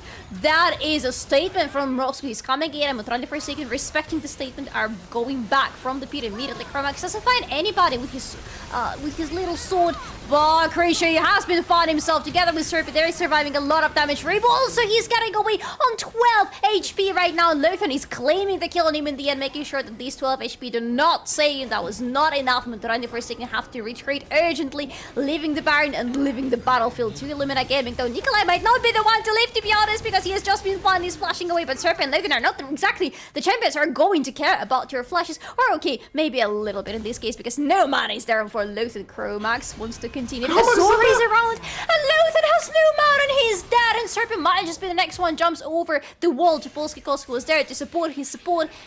But look at that, the Hex Gate makes Chromax is here, and Zora is here. They want to continue the fight, but Polsky is around him. Mrozku is around as well, and this time it's a kill for Polsky. You step a little bit too far into the gates. I'm afraid Serpi is probably going to get on. Yes, Roller is going to claim that kill on him. Krisha is running away. He's very low, but Mrozku has the kill, and Mrozku has another kill and a shutdown. What a fight! What is going on? Both teams losing their minds and going too deep. First it was Lawton with Serpi almost getting a kill on Nikolai, but Zora alongside Chromax, they were able to punish. However, then they jump into the Hex Gate themselves and face 4 enemy members that are still alive and didn't stick around. I mean, did stick around, didn't go to base. Wow, this game turned into a complete chaos. And honestly, it is hard to tell who got better of that deal, who got better of that trade, because both teams in gold department are almost equal. That was the bravery of Maturalni Forsaken, of Zora and Chromax to jump into the Hex Gate. They heavily underestimated things. They have no vision in the enemy jungle. They just knew that they really wanted to finish off the kills. They wanted to finish off poor Serpi, but his team was quick enough to help him out. He got out, and in the end, his team claimed the kills on the enemy. So I believe Serpi died in the end because Zora killed him, but I wouldn't say that it was necessarily the kill that Zora initially was looking for when he jumped into the Hex Gates. Krisha is going on to Chromax, but that's going to be just a little bit of statement again made there by Illuminar Gaming, because they are gathering their forces on the mid lane. 2 objectives, almost both of them are on the map 40 seconds before the Drake is going to spawn. The Baron is still there, still standing, still waiting for somebody. Roscoe has the ultimate from Nikolai. They are looking for a way to start a fight. Oh yes. What is better than Maokai on your team? Probably a Silas with Maokai ultimate on the enemy side, because he just deals more damage with that and grants you the same control. Nikolai trying to put as many saplings around the bushes, around the dragon as possible, because Maturalni Forsaken, they are setting up to get their hands on the second dragon. They are still far away from claiming the dragon soul, and I don't think it will happen in this game anyways, but they are making sure that Illuminar Gaming will not have a chance to get that Hextech soul themselves. The poke from both sides is flying around, and that's a lot of damage both ways. Rebo deals a lot, but also you can see Lothan, who is, by the way, going to go into Lothan's Tempest to emphasize his long-range poke onto the enemies. He does a really good job. Zora does a good job too, because he's the one taking the Drake right now. It's just the second Drake for Maturalni Forsaken, so Illuminar Gaming apparently say, hey, it's fine, we'll leave it. We want to put more control around the Baron, because if we fight right now and we lose, that's going to be game over for us and both objectives down. But both ultimates are going down from 2 Maokai. Only one of them is real. Guess which one? The one that just rooted Serpy, the one that just killed Serpy. Nikolai is claiming the kill, claiming more stacks for his Dark Seal. -1 for Illuminar Gaming, and Maturalni Forsaken. Did they trade it as a chance to rotate to the Baron immediately? Apparently they do, but we've seen that scenario already somewhere. They are on the Baron, they're clearing the vision, but this time they're not committing. They want to have another fight with Illuminar, maybe, but Illuminar not buying it. Honestly, that ultimate from Roscoe was a cry of despair. Illuminar Gaming, they don't know what to do right now. Maturalni Forsaken, they were in a direct control over the whole situation. It was Zora alone on the dragon, always ready to join the team in case anything happens, and Roscoe kind of forcing with the rest of the team and engage onto the enemy side, but Nikolai answering with his own ultimate. And Maokai, he rooted Serpy, who was left alone right there. So Maturalni Forsaken, they got a kill in a 4v5 scenario, and also got the dragon, because Jax was there all along. Oh, look at the minion wave. By the way, it's gone because, static shift Kai'Sa. She does the thing to the minions. But I would love to see her do that thing to the enemy champions as well. And I think she would love it as well, because Illuminar Gaming are still facing the possibility of a fight with Maturalni Forsaken, because the Baron is still up. Hey, and the pressure is still absolutely there around the pit. But Illuminar are not on their power spikes. Finally, 3 items from Roscoe. He's feeling pretty good with the Void Staff added to his inventory. But Kai'Sa, Lothan needs more money. That's why he's clearing the waves like a madman right now. Roscoe, Maturalni Forsaken, everybody's looking for a way to go in. Everybody's measuring each other right now. The chart in the mid lane is looking so juicy for Illuminar, but of course the Baron is definitely the grand dish on the menu today. Oh yes. However, Maturalni Forsaken, maybe they will join their friend in the other restaurant in form of Zora, because he's picking his lunch and, you know, in some other place, at some other place. He's right now putting a lot of pressure on the side lane. He's like, I do not want to eat at Baron Buff today. It's not my favorite joint. I will get some of that sweet, juicy side lane action going on, unless... Lothan is jumping in with a kill instinct, but Zora does not care. He gets a kill confirmed on Polsky. Of course, in the end, Zora goes down, but come on. Are they quick enough on the Baron buff? On the Baron Nashor? Because Lothan, he has to move all the way from the bot side, so it's 3v4. It's all about Grycia getting inside of the pit and maybe trying to steal it. But the ultimate is coming in. That is going to be the blue team stealing taking the Baron in the end. Serpy is in the field. He is dead very much. But very much dead is Chromax as well. Grycia is very low. Roscoe is dancing around, looking for ways maybe to re-engage. Lothan is here, full health almost. But there is no continuation of this one. Illuminar lost another objective, and this time it's the Baron. Oh, it's definitely a pity for Maturalni Forsaken that they didn't get the Baron on Zora as well, because he's doing exceptional job in the side lane. You can see him facing already 2 members and getting at least a trade kill, but it's still a lot of good news for Maturalni Forsaken, claiming the Baron Nashor I'm not saying that they won this fight, they've just traded evenly. And now they should be able, with Jace, with Xayah, with Maokai, with so many champs that are setting up those siege as well, do exactly what I told you, to siege. So Maturalni Forsaken, right now, about to open the enemy base up. I wonder if we're going to see another time of them using Zora as well as they did pre-Baron. Because the moment that Maturalni Forsaken realized that, hey, it's two enemies, it's two members of the enemy team who are fighting with Zora in the bot lane right now on the other side of the map, they make the call to go for the Baron immediately. And Zora buys them enough time to start it and to finish it on time and to have a very decent fight back with Illuminar Gaming. And Zora is still on the split pushing duties. He doesn't have the Baron buff, of course, because he died prior to it being slain. But he still split pushes, it's Jax, he doesn't care, Baron buff or no Baron buff, he's still going to get those minions going. And Maturalni Forsaken doing the same to the mid lane, the turret is gone and Illuminar Gaming are now being heavily sieged. Oh, so much sieging power, so much damage from Rebu already on 3 items. And they finally opened up the mid tower, but are backing off. Zora is not putting that much pressure in the side lane yet. And, you know, the answer why is Maturalni Forsaken, they are approaching the dragon, the third one of the game. It's going down so quickly, Krisha will not be able to get into the pit.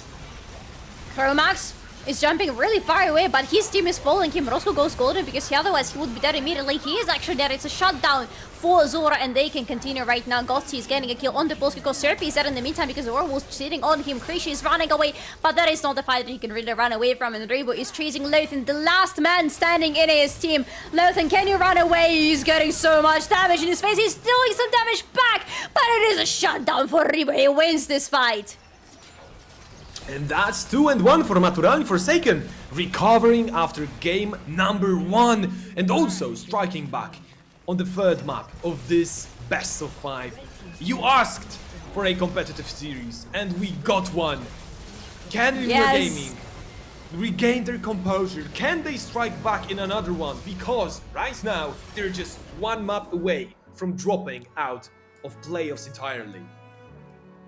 And for Illuminar Gaming, that would be a heavy blow because they won the first map today very decisively. And they, again, really want to redeem their name after the previous splits playoffs when they got out. But Maturalni Forsaken have the same angle for themselves, the same target, and they're really getting there. Just one more win for them, and they're taking the first series and progressing further. But will they manage to do it? We will jump into game 4 to find out right after a short break.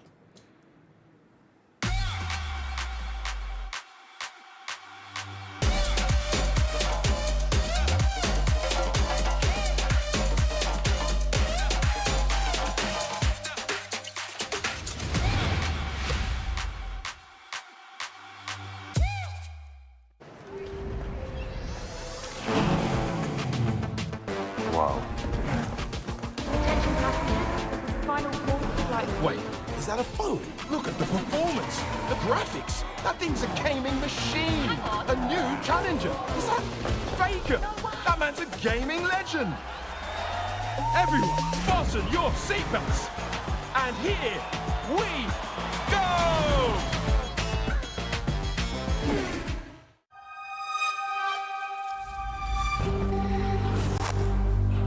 I always play jungle.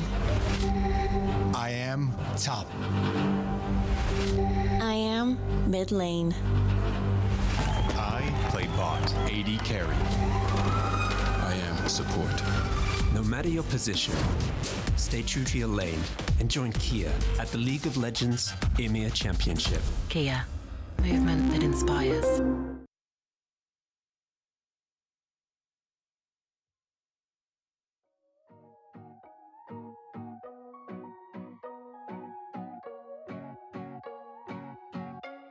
Suavecito, muy rico se siente cada vez que te veo en mi mente. Solo pienso en ti, no lo quiero admitir. Puedo ver que te pones nervioso, tu carita en tonos de rojo. Cuando estás junto a mí, ya te tengo así. Venga, yo muevo la cadera hasta que te disuelvas.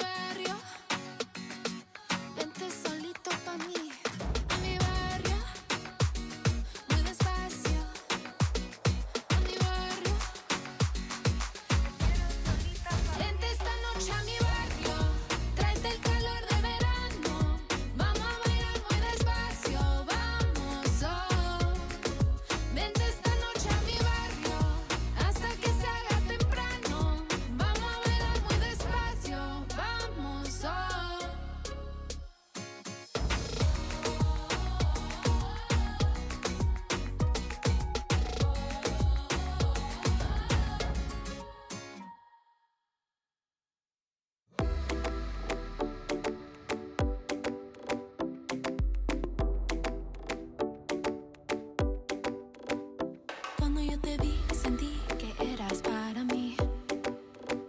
Te quiero descubrir y yo no quiero compartir. Tus ojos brillan fuera de tu control. Cuando yo te vi, sentí que eras para mí hoy. Ay, ay, ay, te voy a enseñar, te voy a silenciar fácil. Quédate un rato aquí, muévete así, así. Bailamos sin parar, bailamos sin parar. Quédate un rato aquí, muévete así, así. Bailamos sin parar, bailamos sin parar. El sol está saliendo, es domingo otra vez. Te digo que esta noche no será la última vez. Ay, ay, ay, te voy a enseñar, te voy a silenciar fácil. Quédate un rato aquí, muévete así, así. Bailamos sin parar, bailamos sin parar. Quédate un rato aquí, muévete así, así. Bailamos sin parar, bailamos sin parar. Bailamos, bailamos sin parar. Bailamos, bailamos sin parar. Bailamos, bailamos sin parar. Bailamos, bailamos sin parar. Quédate un rato aquí, muévete así, así. Bailamos sin parar, bailamos sin parar. Quédate un rato aquí, muévete así, así. Bailamos sin parar, bailamos sin parar. Quédate un rato aquí, muévete así, así. Bailamos sin parar, bailamos sin parar. Quédate un rato aquí, muévete así, así. Bailamos sin parar, bailamos sin parar.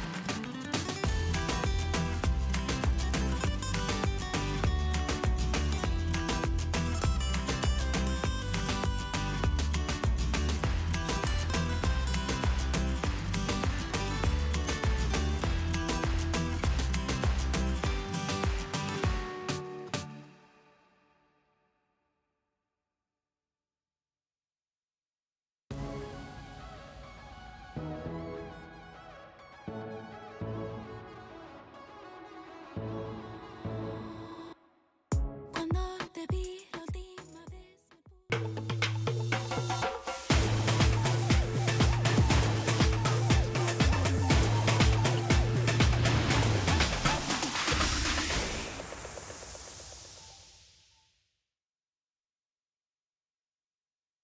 Welcome back to Samsung Galaxy Ultraliga, where we are jumping into the fourth game of the day, which might be the last one if Maturalni Forsaken take this win, or it would lead us all the way into the fifth game if Illuminar finally find their strength to jump back.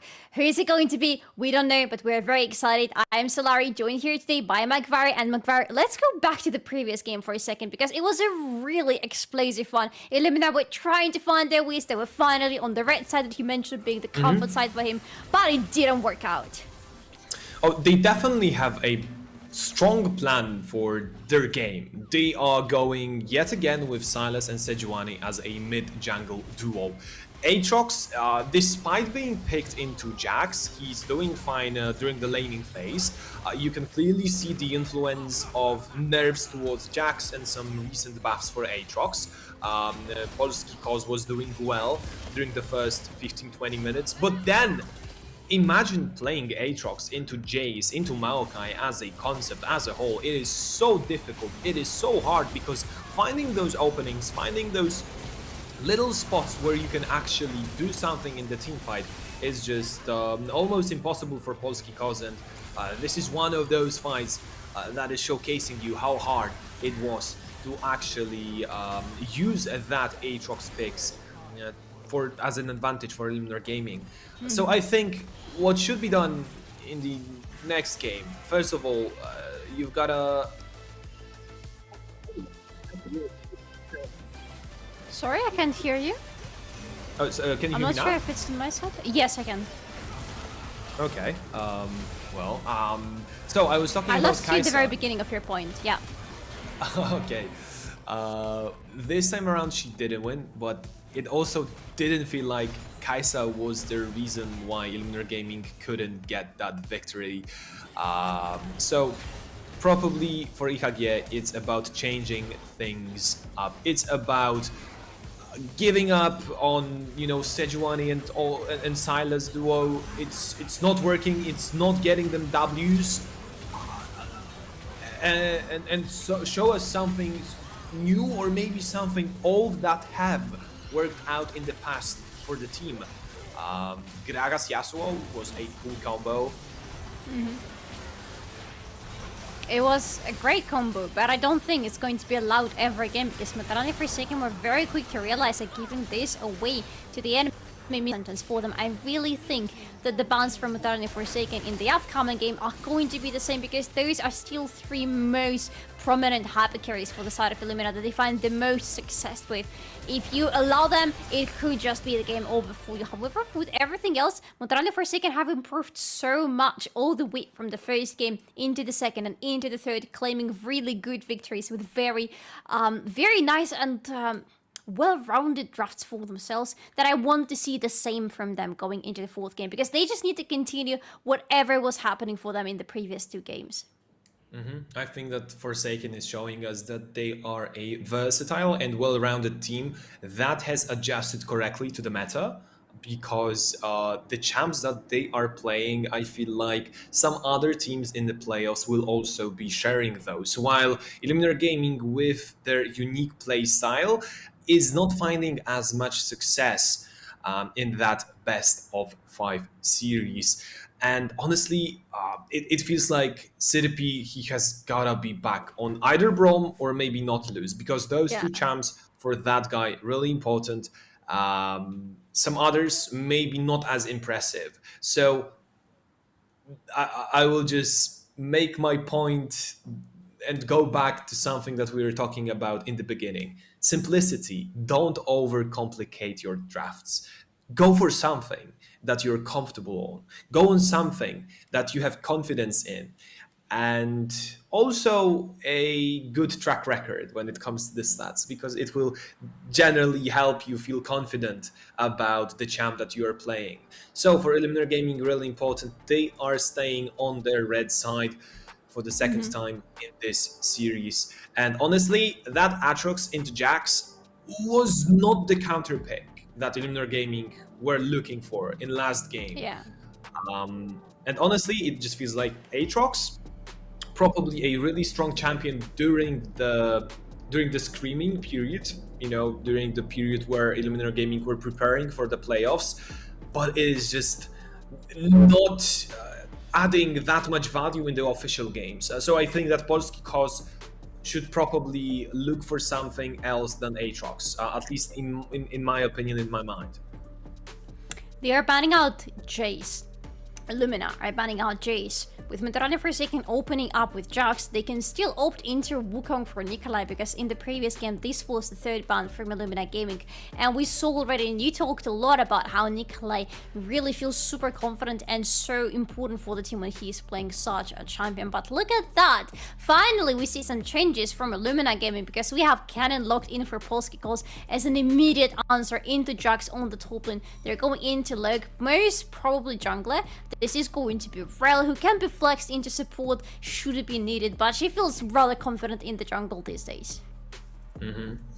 I already like this shift for this draft, because they are dropping Aatrox altogether. I don't think that Cannon will end up anywhere else than in the top side. And on top of that, you already have those two strong champions that want to do the same thing. They are all about getting in the face of the enemies, about engaging, and Maturalni Forsaken, they recognize that. What do you answer with if you see Cannon and Rel? Probably Xayah, because she will be exceptional at neutralizing those abilities, those strong engage possibilities from the enemy side with her Feather Stone. And not just her, it's also Alistair added to the whole soup that Maturalni Forsaken are boiling for themselves right now. Same idea, if the enemy wants to all in into you, you need to pick something that is going to throw them away, that is going to stop them.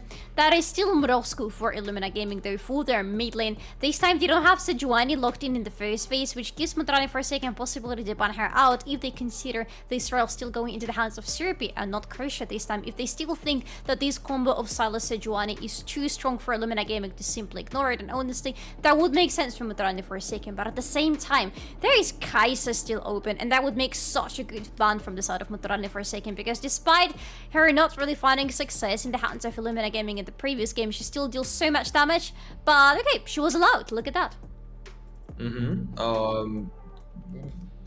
Which is definitely interesting, because you have a team that you can clearly follow with your killer's instinct, but maybe Maturalni Forsaken knows something that we don't, because Illuminar Gaming, it looks like they will get Ashe instead, or maybe Aphelios, okay, instead of Kai'Sa. And then you have Tristana, that will punish Sylas in the mid lane, because you were talking about Sylas being fine into range matchups.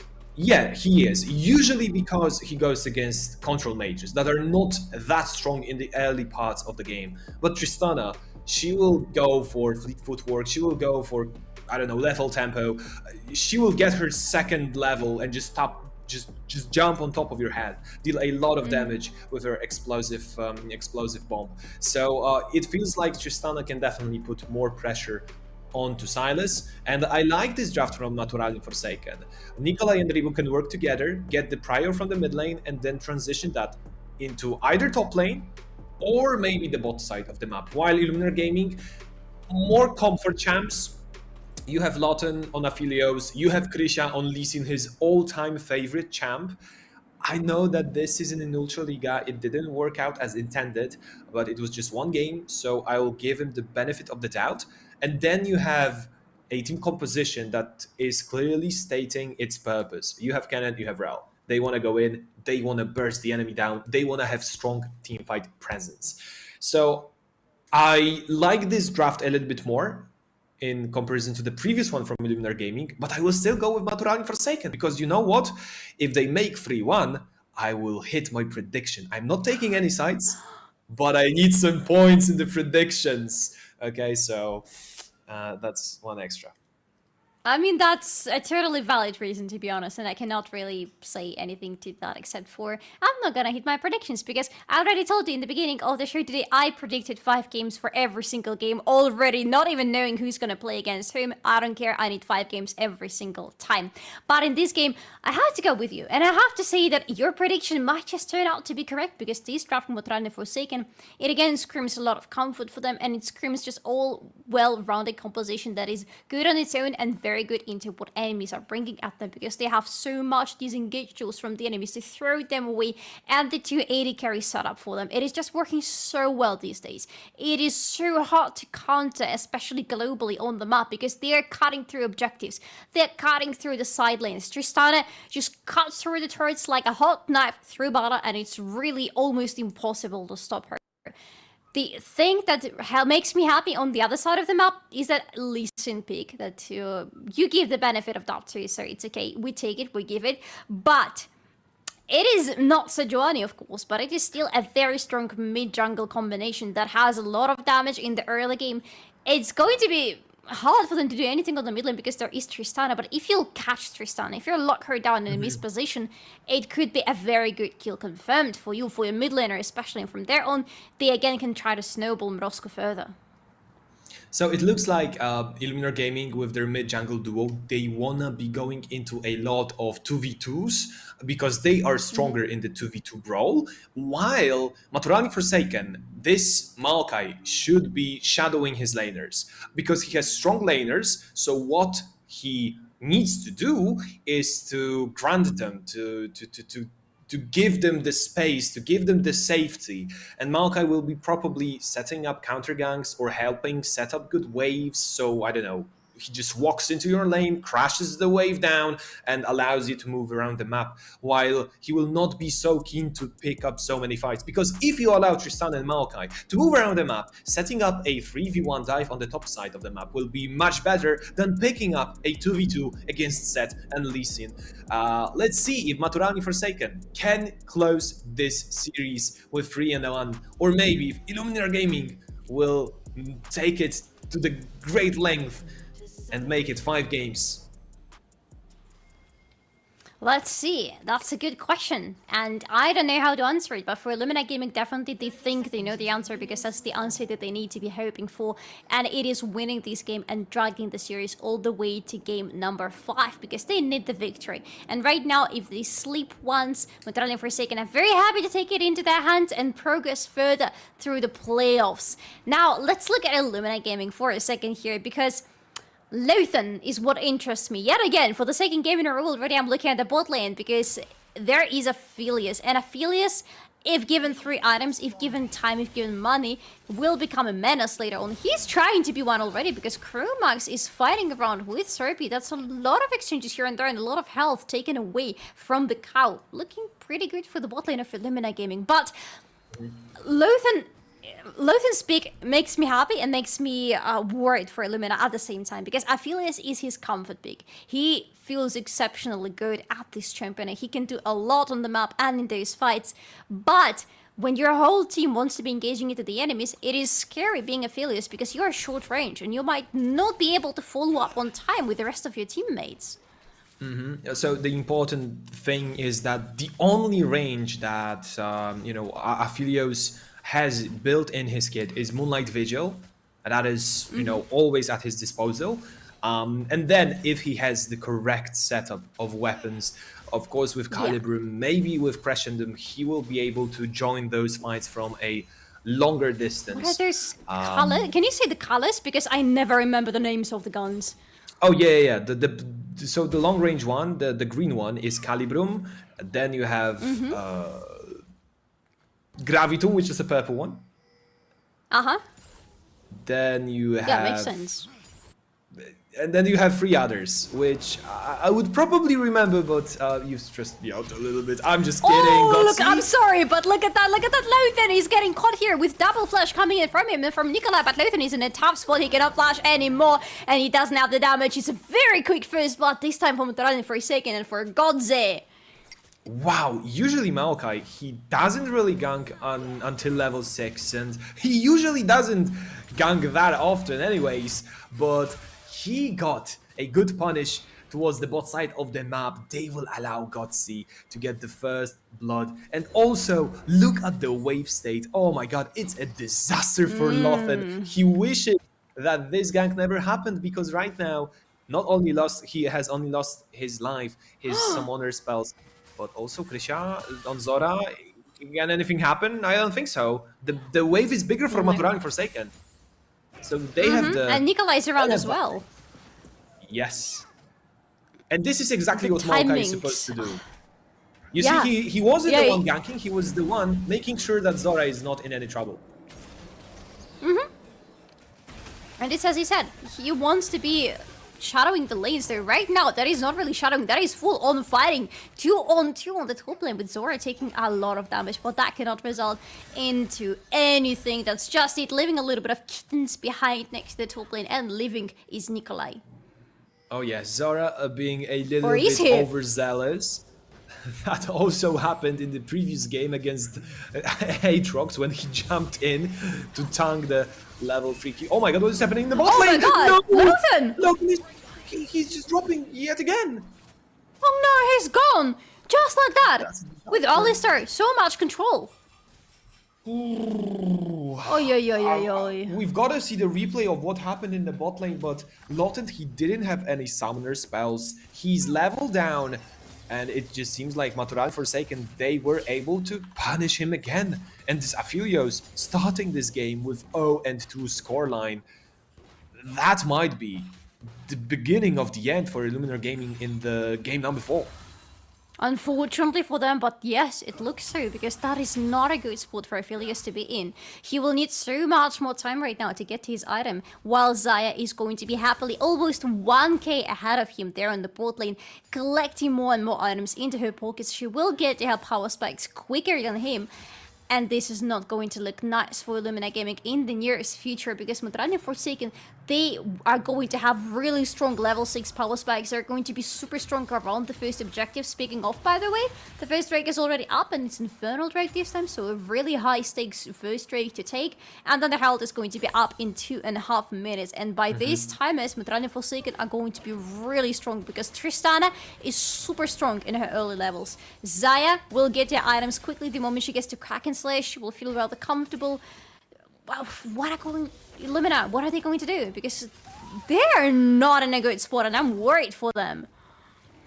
You've got to use the TP from Polski Cause and use that cannon in the team fights. Maybe create a main advantage with cannon joining the fight after TPing in, because, well, cannon will never be able to match Jax in the side lane, so he has got to use his kit, use his abilities to help his teammates out in those 5v5 or maybe 5v4 situations where he will be the one to get the man advantage to make that situation better for Illuminar Gaming. Ribo, can he just run away? Yeah, he can. He's Tristana. It looks scary, but he is fine. He is Tristana. He just jumps away. He doesn't even need to use his ultimate or anything like that, but he has the ultimate, and that's important for Forsaken right now, because Nikolai doesn't have, but Tristana has, and her ultimate might just be the biggest thing for them, the biggest trade winning for them in this fight, because Serp is around, Lothar is around. This is going to be still the Drake slain for Maturalni Forsaken, but they're fighting, and Nikolai is going dangerously low. That is a kill confirmed for Krisha. He has an ignite on him, but he's still running around alive, and Chromax is the next target for Illuminar. They're jumping in. It is beef today, apparently, for Mroska, because he has the kill. Goatsy is fighting in the meantime with Serp, but that is not where that Xayah wants to be. Does she have a flash? She has nothing at all, and Lothar finally has revenge on a kill. Oh, wow, that fight was not a good one for Maturalni Forsaken. They allowed Mrosku to get the unbreakable will from Chromax as a hijacked ultimate, and he was tanking the fight for days and dealing a lot of damage. I believe that, you know, Alistar's ultimate is one of the strongest, or maybe even the strongest ultimate than Sylas can pick for himself. It's definitely in S+ tier when it comes to all other ultimates available for Sylas, because he's a low range mage, right? So he will always be in your face. He will always be fighting in melee range, and this allows him to survive in those fights for such a long time.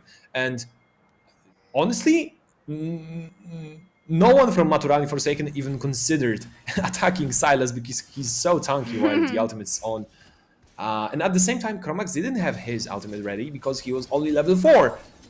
Illuminar Gaming finding a really important fight for themselves. That actually brought them back to life in this game. And we are 2-3 right now, with Illuminar leading this time. They have a little bit more gold. The difference is still pretty low, but it still is something that counts for them. They don't have the Drake, and that's the only thing that I couldn't get in the previous exchange. But maybe the next one, because the second one is going to be the Mountain Drake. But maybe Ripu instead, because Mrosko is on him. Serpi is around jumping on top of Tristana, but excuse me, correction there. He's not jumping anywhere because Ripu says so. Chromax is around as well. And Nikolai is around because he has just started the Herald right before that happened. And that is going to be Krisha lurking around. Does he want to go and try steal the Herald? That is going to be a risky move if they decide to go for it. They only have 3 members, 4 members, because Polsat goes around, stopped immediately with the ultimate from Malachi. But Illuminar did what they wanted, and they got what they wanted. But right now, look at that. Chromax is re-engaging into them, and Ribu is flying right back into the enemy's backline. Deals a lot of damage, has slain Mrosko already. Jumps further because he wants Krisha, and this is very hungry. Tristana throws in the ward in the bush to see Krisha and to claim double kill on him. Serpi goes golden, buys himself some time, but I don't think he's buying himself the life anymore. Slows the enemies down. Hop, hop. No, that's not a help for him. He's not getting away whatsoever. It's another kill for him. It's a 3-0 Tristana. Holy smokes, this game just took a left turn for Illuminar Gaming. Losing 3 members, all of those kills going the way of Ribu. He is 3-0 right now. He will get his hands on a full item immediately after getting back to base. whew, they got the Herald. That's the only saving grace, and that's the only consolation prize. Because at the same time, Gutkowski, he was taking apart the bot side tower. One plate guaranteed, maybe the other, because the tower is weakened just a little bit, and that fight was. I will actually give huge respect to Maturalni Forsaken for using their summoner spells preemptively, because what they did, they weren't waiting for Cannon to stun them. They instantly flashed away. It was Nikolai. Yes. Kromax, he also didn't take any chances by having being potentially hit by Krysia or maybe Nemrosku with the chains. He flashed instantly. That is why he remained on full health. And once Illuminar Gaming, they used all of their cooldowns to start the fight, to get to force enemies away from the Herald pit and to secure the Herald. They were out of fuel. They couldn't continue fighting. That is exactly when Maturalni Forsaken understood, this is our turn, now we can push. Now we can use Tristana to get her some resets, to finish off Mrosku, to chase Krysia, and to get those 3 kills. That was really amazing thinking on the spot from Maturalni Forsaken, and you have to give it to them because they won this fight. Right after the fight that was won by Illuminar just a little bit earlier, when we said, hey, it looks like Illuminar might have something in their hands in the end, but no, it was Maturalni Forsaken with a quicker thinking in a very dangerous moment. They still gave away the Herald though, so Illumina have this, might have, nah, not really, they're not going to have Kromax. He's even going to be allowed to get the word? No way, come on. You can't give him that. He's still fighting with Serpy, and Serpy doesn't have the holes. He's flashing away, but Nikolai does not care about the flashes because, hey, he's Makai. The Magnus Storm is going to be propped in, but guess what else is propped in? That is Lothian propping in. Kromax is claiming the kill, but Serpy is dead in the meantime because Ripu is on rampage. But a double kill for Lothian. Finally, Aphiles is getting the kills he deserves. Yeah, a lot of damage from Lothian. I feel like Maturalni Forsaken, they were actually surprised by how much Lothian was able to do in that short fight. They were waiting for so long for Ripu to join them, for someone to have the damage on the side of Maturalni Forsaken, that they've dropped 2 kills. And Illuminar Gaming, they are not waiting for a direct invitation to do something. They will act on the spot, and they've got the first tower in the top lane. And that's a very important turret because they would like to have the next Herald in 2.5 minutes. It's going to be up. The rig is up in the meantime, by the way, but there is no clear prior around the pit. There is quite some wards from Illuminar Gaming, but not too many enough. And Maturalni Forsaken can go into the river clearly, not spotted anywhere just yet. And they're going to even start the Drake right on the spot. They have Ripu with them, so they have the ED damage. They have good damage on their hands. Illuminar Gaming, they're actually going to scare them away because they are rotating more people. They have Lothian with pretty good guns and they're shredding through this Drake. And it's going to be the first Drake for Illumina. Looks like for free, even though Gutkowski is firing away. Yeah, that's not going to be enough. And it is 1-1 in terms of the Drakes. And again, we have the Chem Soul. We only have the Hex Souls or the Chem Souls today. And it's going to be Chem Soul this time. Not the best one, but well, what can you do? Not the end of the world. However, Illuminar Gaming using the strong position of Lee Sin as well as Cannon to leverage the control over the dragon. And this way, Maturalni Forsaken understood, okay, we are in no place to fight against Cannon and Lee Sin, who just are so strong. Oh, Ripu! He's the center of attention, but not in the way he wants to be right now. It's a shutdown from Roscoe. 3 members of Illuminar Gaming went to the mid lane to claim that kill. Ripu, he is probably really salty that he didn't use the flash because he had to run away.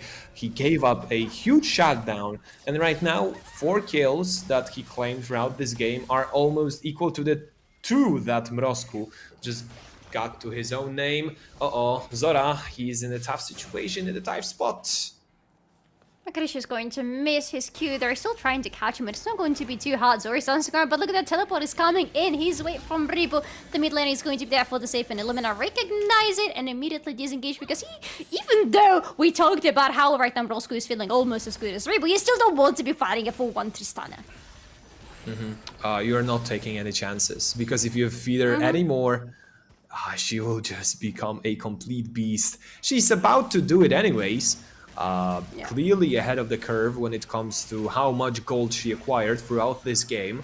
And also, Tristana, really important, she scales so well with the levels because she gets additional range with each and every one of them. Gutsy, that's a wrong position. That's a very nice knock-up right there, but Nikolai is joining in with the ultimate as well. That's another kill for Ribo. Absolutely no way. That's 3 kills already for Maturalni Forsaken. They're stomping through this game. Didn't even happen. I thought that Gutsy is just face-checking enemy Rel and Silas, so he's about to die, but then, from out of nowhere, Maturalni Forsaken just get 3 kills. The biggest secret or the biggest mystery for me is how did Ribo get kill on Krisha, because this is something we didn't see, and he got the shutdown. Now they will get the Herald. They will also destroy the tier 1 tower in the mid lane. Zora can even threaten the one in the bot side of the map.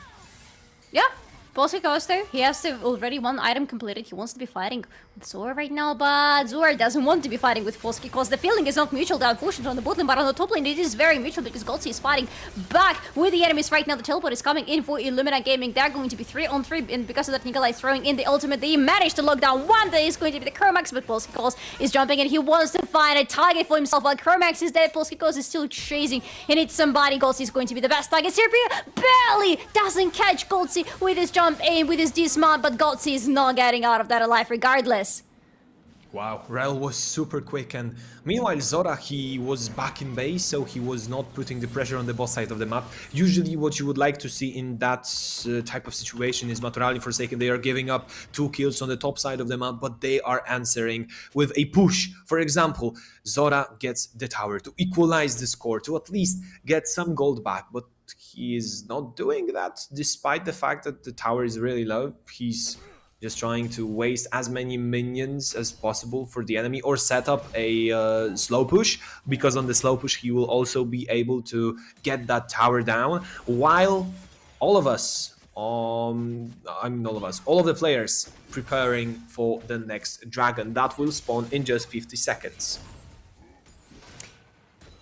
Well, that is not going to be the end of the day, whoever takes this dragon, because it's going to be just a second camp dragon for whoever gets it, but it's going to be a further prize, and what is more important, before the drag, there is going to be a fight between the teams, most probably, unless someone just gives it away for free, which honestly could also happen, but Maturalni Forsaken are taking so much prior to this Drake already. They have the turret on the bot lane, Zora just managed to claim it, the Herald is still setting on the hands of Nikolai, and they can use it right now to threaten the inner turrets on all 3 of the lanes, and that is massive. That is something that Illumina will absolutely not be able to ignore, which means most probably they might even drop the dragon to go and answer the Herald to make sure that at least some of the turrets still survive. Ribo is gonna come back. He doesn't have the teleport, but he doesn't even need the teleport because his team is not doing anything just yet. They're waiting for him, coming back to the lane with Navori with 2 items completed.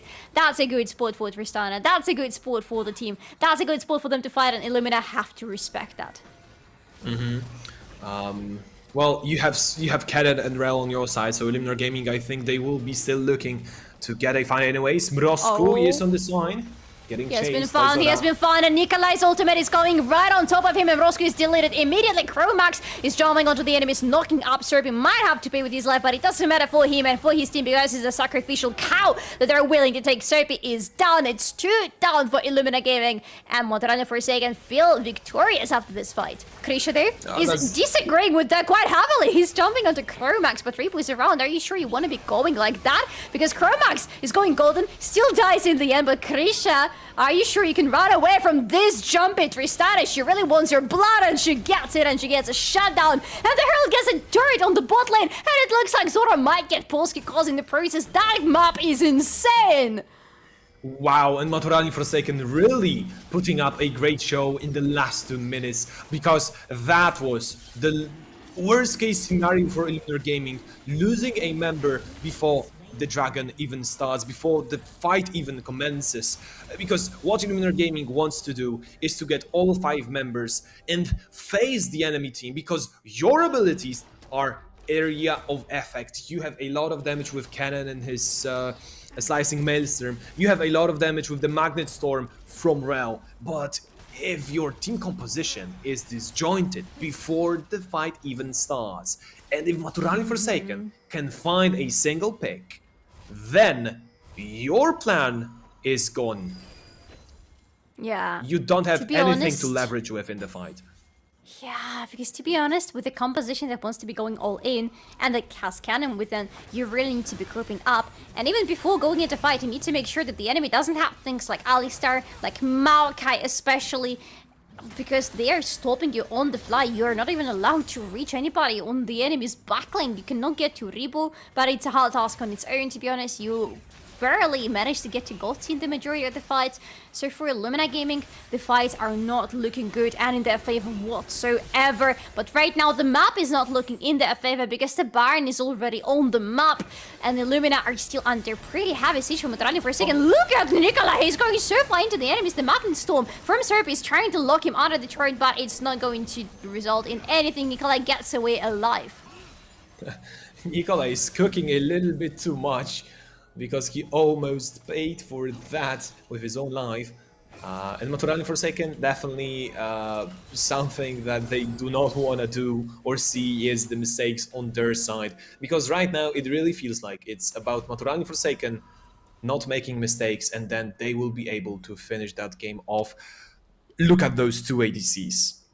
Kraken Slayers, Navari Quick Blades already in their equipments, and they can still fill those inventories and equipments with 3 more full items, which will make them really scary. There's going to be a Hexbringer for Ribu apparently as the next item. That is going to be big because there is quite some AP damage on the side of Illuminar Gaming in the face of Korotkiy because he's trying to jump onto Ribu. He's trying to have fights with him. And Cannon on top of that. Cannon is going to have to be more and more prominent. He's going to have to be more and more prominent in the upcoming fights because if you have Cannon, you want to be fighting around him and playing around him. He is a brute force when it comes to team fights, and it's really sad to not see Polsky unleashing this champion in the fights because it was the first pick for Illuminar in the draft, and you want naturally to see him using and the team using this first pick in their advantage, but it's just not working for them whatsoever, and it's not working for Illuminar right now. They're trying to use Polsky as a split pusher, but look at what Maturalni Forsaken are doing. They're like, yes, Polsky on the bot lane, we threaten Illuminar Gaming, we might even commit to the Baron, don't mind if we do have 2 AD carries, what are you gonna do, stop us? They are doing it super quickly. Look at Krisha, he has access to the pit. Kromax is just trying to stop everybody from jumping into the pit, and this is not going to be a steal whatsoever. Gutsy is in a very good spot, throwing the ultimate onto everybody, but that's a shutdown from Roscoe already. Ripu, though, is claiming the kills, and finally the ultimate from Nikolai is off the cooldown. He's throwing it at the enemies. He has a kill as well. Ripu is jumping away alive. Nikolai might not be able to do so. He will. He absolutely will, because Mirosk and Krisha are still chasing him, but Krisha is really low. Are you sure you want to be taking this fight? Because Ripu is still around, and Ripu is still bloodthirsty, but Lothan on the back lane, in the back lane that you never expect to see, and that's going to be an ace for Illuminar Gaming! And the Baron is gone. Maturalni Forsaken, they stuck around the fight too long, and well, honestly, doing a Baron Nashor in the 5v5 against Rel and Cannon, what else did you expect? They can just flash into the Baron pit, use their abilities, use their ultimates, and completely obliterate you from the face of Earth. And that is what they did. Mrosku with triple kill, and then Lothan cleaning up the remaining members of Maturalni Forsaken. So this Baron buff will not be of any use for Maturalni Forsaken. I need to see the replay of this fight, preferably in slow-mo, because everything happened so damn quickly with Illuminar jumping in the pit, wanting to go for a steal, but instead, well, they found a steal, sort of, you could say, because there is no Baron buff from Maturalni Forsaken, so technically, you could say that half of the idea was executed really well and worked out for Illuminar Gaming, but because of that right now, they're still in the gold disadvantage, but it is less than 2,000-ish something. You get what I'm talking about. Math, I'm not mathing for the love of gods, but Illuminar can right now contest a lot on the map. They can continue pressuring the side lanes. They can right now rotate to the dragon, which is exactly what they're doing, and they can can try to take this one. It's going to be just a second dragon for them, but it's going to be really nice to have Serpy is popping the Magnet Storm already so quickly, and here goes the ultimate from Nikolai, and look at that, creature has to jump away. Everybody from Illumina has to disengage immediately. Polsky is around, but with nobody to follow up, he is not risking it to jump in. And that is a perfect example of a fight that Maturalni Forsaken can take. You definitely do not want to stack on top of each other. So this way you will not allow the enemy for an easy team fight target as well as cannon. And also you've got to zone the enemies. Korotkiy doing a lot of damage. Why did he flash in? Oh no, he's just dead. What? And he doesn't have his flash ready. What?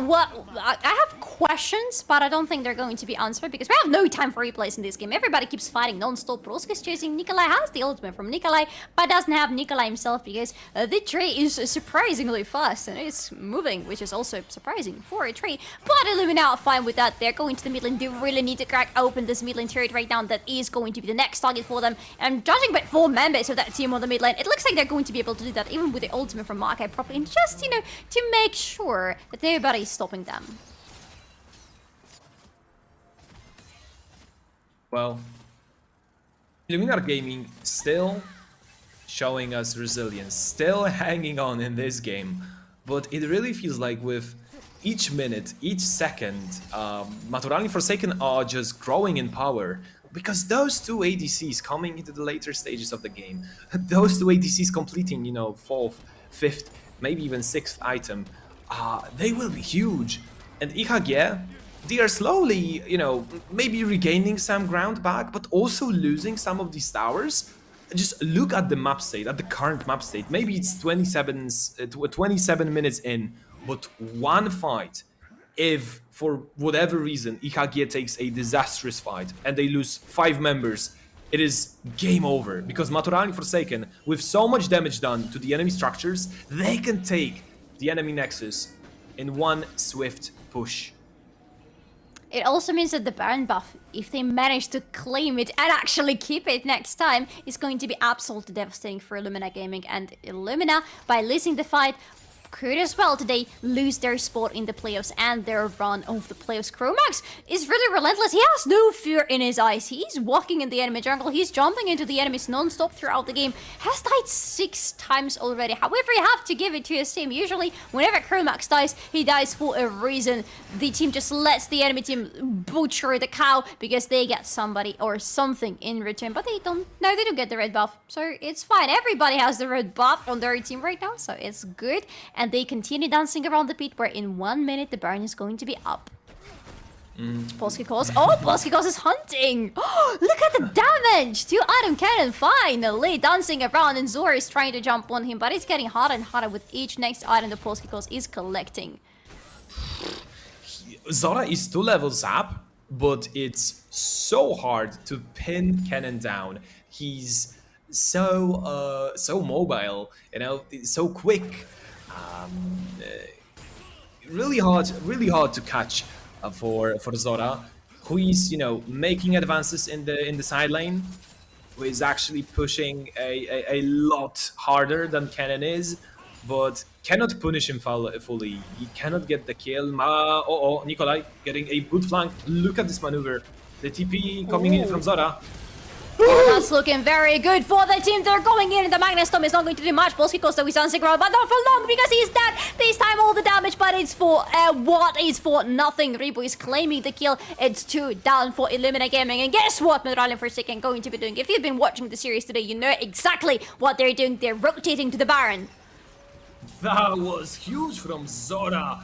What an amazing fight from him. Jumping on top of Serpito, then instantly flashing to stun Polsky and Wait a Lotten, second, because taking them away from the fight and bait. Chromax is occupying the enemy's jungler right now, but Mrozku tried to go into reboot, dealt a lot of damage. Chromax is going dangerous and low right now and has 1 item. That's a poor cow that takes a lot of damage, but survives somehow at what, 60 or 90 HP? And this time they don't just kill the Baron, they also get away with their lives. What a good victory for Maturalni. He really played a hero role in that fight. Chromax I mean, he did play correctly. Even dying there would be a correct choice, a correct move, because he didn't allow Krisha to get inside of the Baron buff, inside of the Baron pit, which is so important for Maturalni Forsaken to secure the dragon without any threat of the enemy jungle taking it, stealing it away. And right now, Maturalni Forsaken, they have everything that they need. They can also go towards the Dragon Soul. I don't think that Illuminar Gaming can answer anyhow. Look at Polsky, because he's on a really long flank, but right now, too far away from anyone. Yeah, by the time he gets to defeat the dragon, it's most probably going to be dead. The two ultimates from both Maokai's, one of them is stolen, is going to jump right into the enemies, but Moscow is going down. Drusilla has to go golden in the process, but while he's golden, the rest of his teammates are dying, and that is going to be a triple kill for Goldsy. Almost an ace for Maturalni Forsaken, maybe even an ace. Let's look at Ribu. No, he doesn't want to chase. Come on, where is your spirit, Ribu? But Ribu doesn't care. He's here to win the game. Maybe Kodzi. Maybe because he's mid-golden right now. Come on, Chos. Yes, thank you very much. It's a shutdown. It's a proper ace. And this is 3-1 for Maturalni Forsaken. They are going through the playoffs. They're securing their first victory. Unfortunately, Illuminar Gaming are going to be out. But Maturalni Forsaken, this is their moment to shine. This is their moment to be happy, because that is their first victory and they want to have even more in their pockets. This is it, the very first time that those two teams have faced each other in the best of series. And it is Maturalni Forsaken with 3-1 victory. What an impressive game. And honestly, 3 games out of them. You've got to give it to Illuminar Gaming as well. They've started strong, but then something was missing. Something was not working properly, and even after changing it up for the 4th game, they couldn't grab the victory. Of course, we wished for the 5th map, but I'm happy because I've hit my prediction, and 3-1 is the score of the first playoff series that we have this season. I want to have Silver Scrapes, okay? I'm a really big fan of the song. I know that people have mixed feelings about this one, but I want to have it because I want to be going into the 5th game, or vice versa. You decide what the order is here. But what is most important right now is, yes, we are landing at 3-1. We are landing at Maturalni Forsaken, securing their victory. Their first victory since the last playoffs, because in the last playoffs, again, they got out right in their first 3 games. It was 3-0 for Alior Bank team. I think it was Alior Bank team going against them, smashing them, but now Maturalni Forsaken are back in the game and they will be playing against somebody next week. I wonder who will it be, because tomorrow, of course, Iron Wolves against Iron Wolves against Alior Bank team is it's going to be an interesting one. I remember us talking with Bezum, who told us that they definitely want to avoid Iron Wolves in the playoffs because it is difficult to draft against them, and they are a team that's just tricky to play against. That is why they would much rather play against Illuminar Gaming. But Maturalni Forsaken, they got the first slot, they got the side selection, the team selection possibility, and they've gone for Illuminar Gaming, making it, I believe in total, it now will be 9-3 in favor of Maturalni Forsaken, which is a huge overall lead when you look back at all these Ultraliga seasons, because they first met in the 7th one, now we have the 10th one. So, it's starting to shape up like one of the, major rivalries on the Polish scene, this one between Illuminar Gaming and Maturalni Forsaken. And I'm all here for it. That series was amazing. It was brutal. Both teams were fighting literally for their lives, but we need to look back at this last game because so many things happened in there. In the very beginning of the game, it looked like it could go both ways, despite us saying that we much prefer the draft from Maturalni Forsaken compared to Illuminar Gaming's one. It still looked like Illuminar could take their victories, and they were having some really good fights and some really good moves with Maturalni Forsaken, but things were not working out for them. Do you have an idea of what exactly was not clicking for IHG in this game?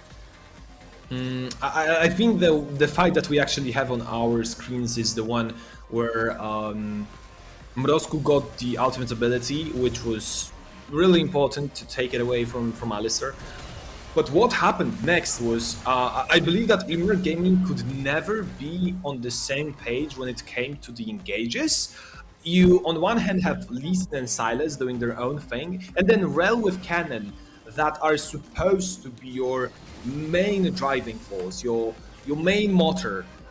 But did Cannon get a huge ultimate in this game, besides the one on the Baron buff, where Maturalni Forsaken kind of allowed the enemy team to do what they did to them? It feels like Maturalni Forsaken had superior team fighting and understanding of the drafts. They recognized what is a threat to them, they recognized that they have 2 ADCs, so they can scale just a little bit more, and they recognized that before the fight starts, if they find a pick, if they use their abilities to pick somebody off, that will guarantee them a victory. Because Illuminar Gaming, they've required all 5 members of their team in team fights to win. And most of... Oh, look at this, by the way. Amazing play from Zora.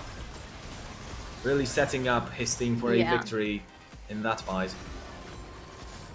Zora was so important in this game. Him not letting Cannon just go completely bonkers onto the enemy team made sure that if there is no Cannon jumping into his team, pretty much nobody from Illuminar Gaming is going to be able to kill Maturalni Forsaken and have this team fighting potential with them. With Zora jumping on top of poor Cannon every single time, he just secured this for his team, and Ribu is going to be the MVP of this game and of this series. His performance on Tristana was amazing in the last game, but I have to say his performance on all his champions throughout all 4 games that we saw today was just on spot. Such good piloting of his champions, good controls, and good everything. I don't even know how to describe it. It's just a good player that really deserves the MVP. Oh yes, I think that the Tristana game was the cherry on top because his Azir was influential. Then he was playing this Jace, maybe starting a little bit slow with 1 and 3 scoreline, but then recovering into the game, and Tristana to finish it off. I'm happy that Ribu got his MVP. I personally voted for Nikolai because I felt like the Wukong fight and the second game was something that set the tone of the series. And then him playing Maokai, maybe he didn't have the same impact. Maybe he wasn't as flashy as he was on Wukong, but he still led his team to the victory. And I'm just, a sucker for a good jungler. So my vote was with Nikolai, but congrats for Ribu for getting the MVP, a much deserved one as well. You guys get to vote. I don't even get to vote, you know that? My voice doesn't matter, but you know whose voice does matter? The voice of Jovian, the courage of Maturalni Forsaken, the team that just won today, and we have the pleasure of having him on the interview with us right here, right now. Congratulations! Good to see you here again, but that was a massive victory for your team. What is the team spirit right now? Tell us. You know what? For me, I have secured at least 4th place. So I'm comfort zone right now. We're doing great. So I mean, spirits are high. Obviously, it's a playoff win. So but still, our eyes are still set on next game. Like we're not slacking around. We are not just just a day off, recover a bit, get some stamina back, and moving on to the next one. Understandable. Jovian, I wanted to ask you about your how do you put it? How did you guys feel going into that series against Illuminar Gaming? Because you two guys, you and Illuminar Gaming, have been fighting in Ultraliga for a long time. In the best of 1 series, you have a positive record, but that was the very first time where both Maturalni Forsaken and Illuminar Gaming faced each other in the best of 5 series. Were you guys worried? Were you guys confident? Were you guys a little bit, how did you feel coming into this series? What was the atmosphere in the team like? I think we got into the whole spirit of the series, you could say, after game 1. We understood that we got a very high amount of bad info or fake info, as you could say, from scrims, because Illuminar has a very specific and very, I don't know, you could say niche playstyle. So like whatever would work against any other team, it probably won't work against them. So you could see like we played Ash Rel, which is something we like to do, and then suddenly no Ash for the rest of the series. Like obviously because Illuminar is only playing one playstyle, very specific, so we're gonna play around it. And yeah, I mean it's kind of hard to find a scrim partner who plays exactly like your enemy, especially if your enemy is like kind of special in a way with their gameplay, playstyle, and champion pools and all that. So I think we adapted actually really well on the series, and that's why it ended up being like a reverse 3-1. Okay. I actually wanted to ask you about this adaptability looking into the drafts, because while it did feel like maybe Illumina outdrafted you in the first game, in all other games your drafts were much stronger than theirs. Do you think it's something that you learned in the first game, or just something that worked out for your team? Please walk me through your drafts. It's pretty straightforward. Don't pick Immobile ADC into Gragas Yasuo, you know? it's kind Makes of sense, it, yeah. to be honest, yeah. So if your enemy team is playing like perma dives, skirmish and stuff, you don't want Jinx, you don't want Ashe, you want Xayah. She can peel herself, she can pull feathers when people are running into her. If you ask me, I would pull Ezreal, like for Gotsi, it's a pick he could use. And just something that he can actually maneuver a bit in between enemy stuff flying all around, Sedge ults, Sylas chains, you know, all these things, which is pretty hard if you are immobile. So low key TLDR, that's all.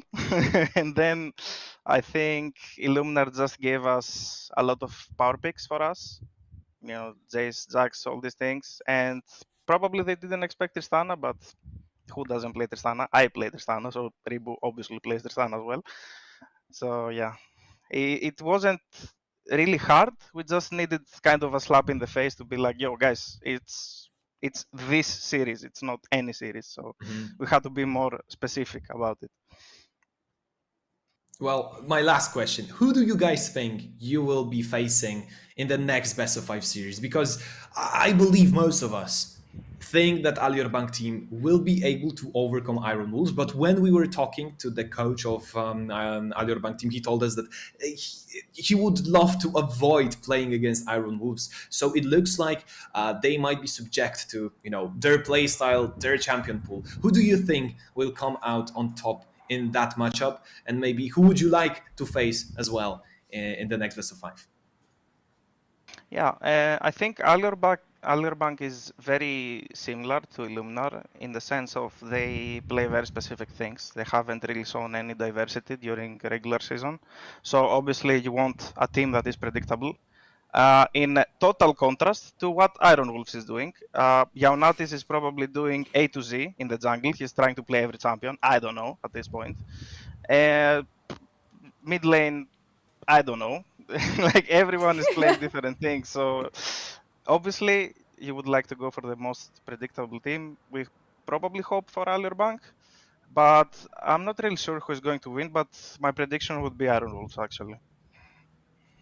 Okay. So you hope for Alia Bank, but you have a feeling that it's going to be Iron Wolves. So in the end, you will have to prepare for both. But if it makes you feel any better, we also don't know what's happening with Iron Wolves in their picks. It's a mystery. I don't think anyone does. Yeah. Yeah. Well, Yogan, thank you so much for joining us after this amazing victory. We are really happy that you and Maturalni Forsaken are progressing. And as always, if you have any shoutouts to make after such impressive 3-1 in the playoffs, please go ahead with them. Okay, but before I would like to ask one question. Is it okay? Do I have time? Yes, go ahead. Okay, so I heard Solari was whining because she didn't get to choose MVP. So who is your MVP? Oh, thank you very much. I would love to give an MVP to everybody in the team, but I think Nikolai deserves an MVP because those jungle moves were moving. Thank you. Okay, I accept that. So for my shout out, I don't really want to ruin the whole celebration thing, but I don't know if you guys have noticed, Greece is currently burning, literally. So I would like to give a huge shout out to all the volunteers, firefighters, everyone who is doing their absolute best to save properties, human lives, animal lives, all of them. Well, thank you so much. That is a really important message to a whole community, and hopefully some more people will answer the call to help Greece. Thank you so much, Alexandros. And on the positive note, we will finish that with your victory, and we'll see you in the next playoff match. So until then, but now take care, and we'll see you later. Thank you as well. See you next interview. See you. That was a promise in the end, and we love it, and we're here for it. But yes, of course, huge congratulations to Maturalni Forsaken. This is the first team in our playoffs that is securing their victory, and they're progressing further, and we will see them back next week. But also a huge thank you to Illuminar Gaming for being with us for so long. We love this team. We couldn't have imagined the playoffs without this team, and it's sad to see them go. But in the end, this is competitive scene, and somebody has to go. But we still thank Illuminar for sticking with us for so long. But now, to the important questions. Your prediction apparently was correct, but how about we see how everybody else is feeling on that side? I actually didn't see the rest of the predictions, and well, it looks like we were kind of balanced in the way of voting for Illuminar Gaming or Maturalni Forsaken, so this wasn't that of an obvious game. And why? No way, I didn't actually put 3 and 2. I'll have to double check, but I'm quite sure I went for the 3 and 1. They kind of do me wrong like that. Come on. Yeah, and Mihe is having Illuminar Gaming highlighted. Something fishy is going on there. And Sylvan's as well. Look at that. His 3-1 is high. Yeah. Whoever did that is doing something really sneaky in there, and I don't like it. But, well, at least my general prediction was correct, I guess. So both you and I were correct in predicting that Maturalni Forsaken would take this one, but I still was hoping for the silver scrapes. Maybe tomorrow. I mean, Alior Bank team and Iron Wolves, we just talked with the coach from Maturalni Forsaken. He would vote, he would predict Iron Wolves to win. Who knows? We actually have a really promising time in our playoffs, because all of those best of 5 series can be competitive, and the very first one already delivered. Maybe it wasn't 5 games, but it's already much better than the first best of 5 series that we had in the previous season. So I'm happy, and I'm hopeful that this time the playoffs will deliver us with so many bangers. I hope so, and I will be looking forward to each of them, because we are still in the round 1. We just had our first best of 5 with Maturalni Forsaken taking this one against Illuminar Gaming 1-3. Tomorrow we're gonna be seeing the clash of the Wolf Pack against the man with the hats, the Alior Bank team, and that's going to be the clash of the century, because last season these guys didn't get a chance to see each other in playoffs because Iron Wolves were eliminated actually by Alior Bank team right before the playoffs started, but this time they will be clashing. And then whoever wins this one is going to progress into round 2, 2nd of August. It is going to be Maturalni Forsaken facing one of those teams, but before that, we're going to jump into a very big match with Zero Tenacity going against Anonymo, first place against the second. A lot of important games ahead of us. Z10 and Orbit Anonymo, what's the most important about their best of 5 is that whoever wins guarantees themselves a spot at EMEA Masters, and also goes to the Grand Finals that will be played at 12th August. So a lot of interesting matches ahead of us, a lot of excitement ahead of us, and I'm happy that we have started off with 3 and 1 for Maturalni Forsaken in a series that was not one-sided, that was not boring, that was actually competitive. Yes. Because I wish that we will be delivered a lot more of even better series than the one that we had today. I have a feeling that your wish is going to be granted. I can see into the future, and I see that your wish is going to be granted, and we're going to have even more bangers coming our way, but not today, because that is going to be it for today. Thank you very much for sticking with us and watching this amazing series that we had with us today. My name is Solari. I was joined here today by Magvayer, and I think we had a blast of a time today, but let's see each other back tomorrow, same place, same time. Stay safe.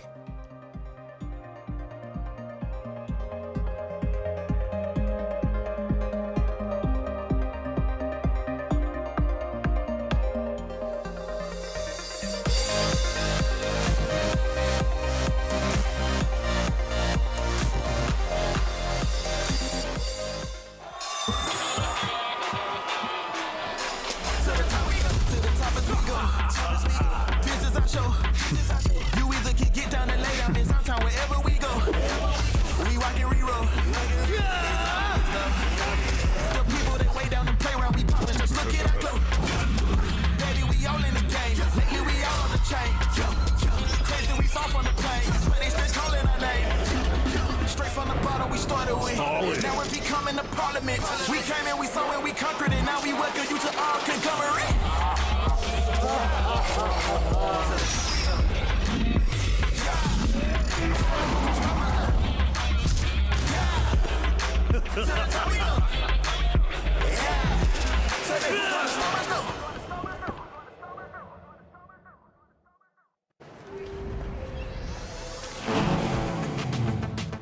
Wow.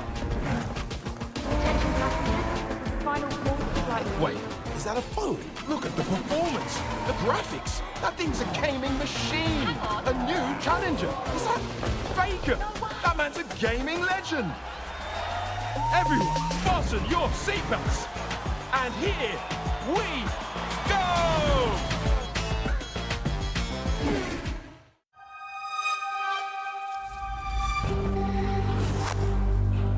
I always play jungle. I am top.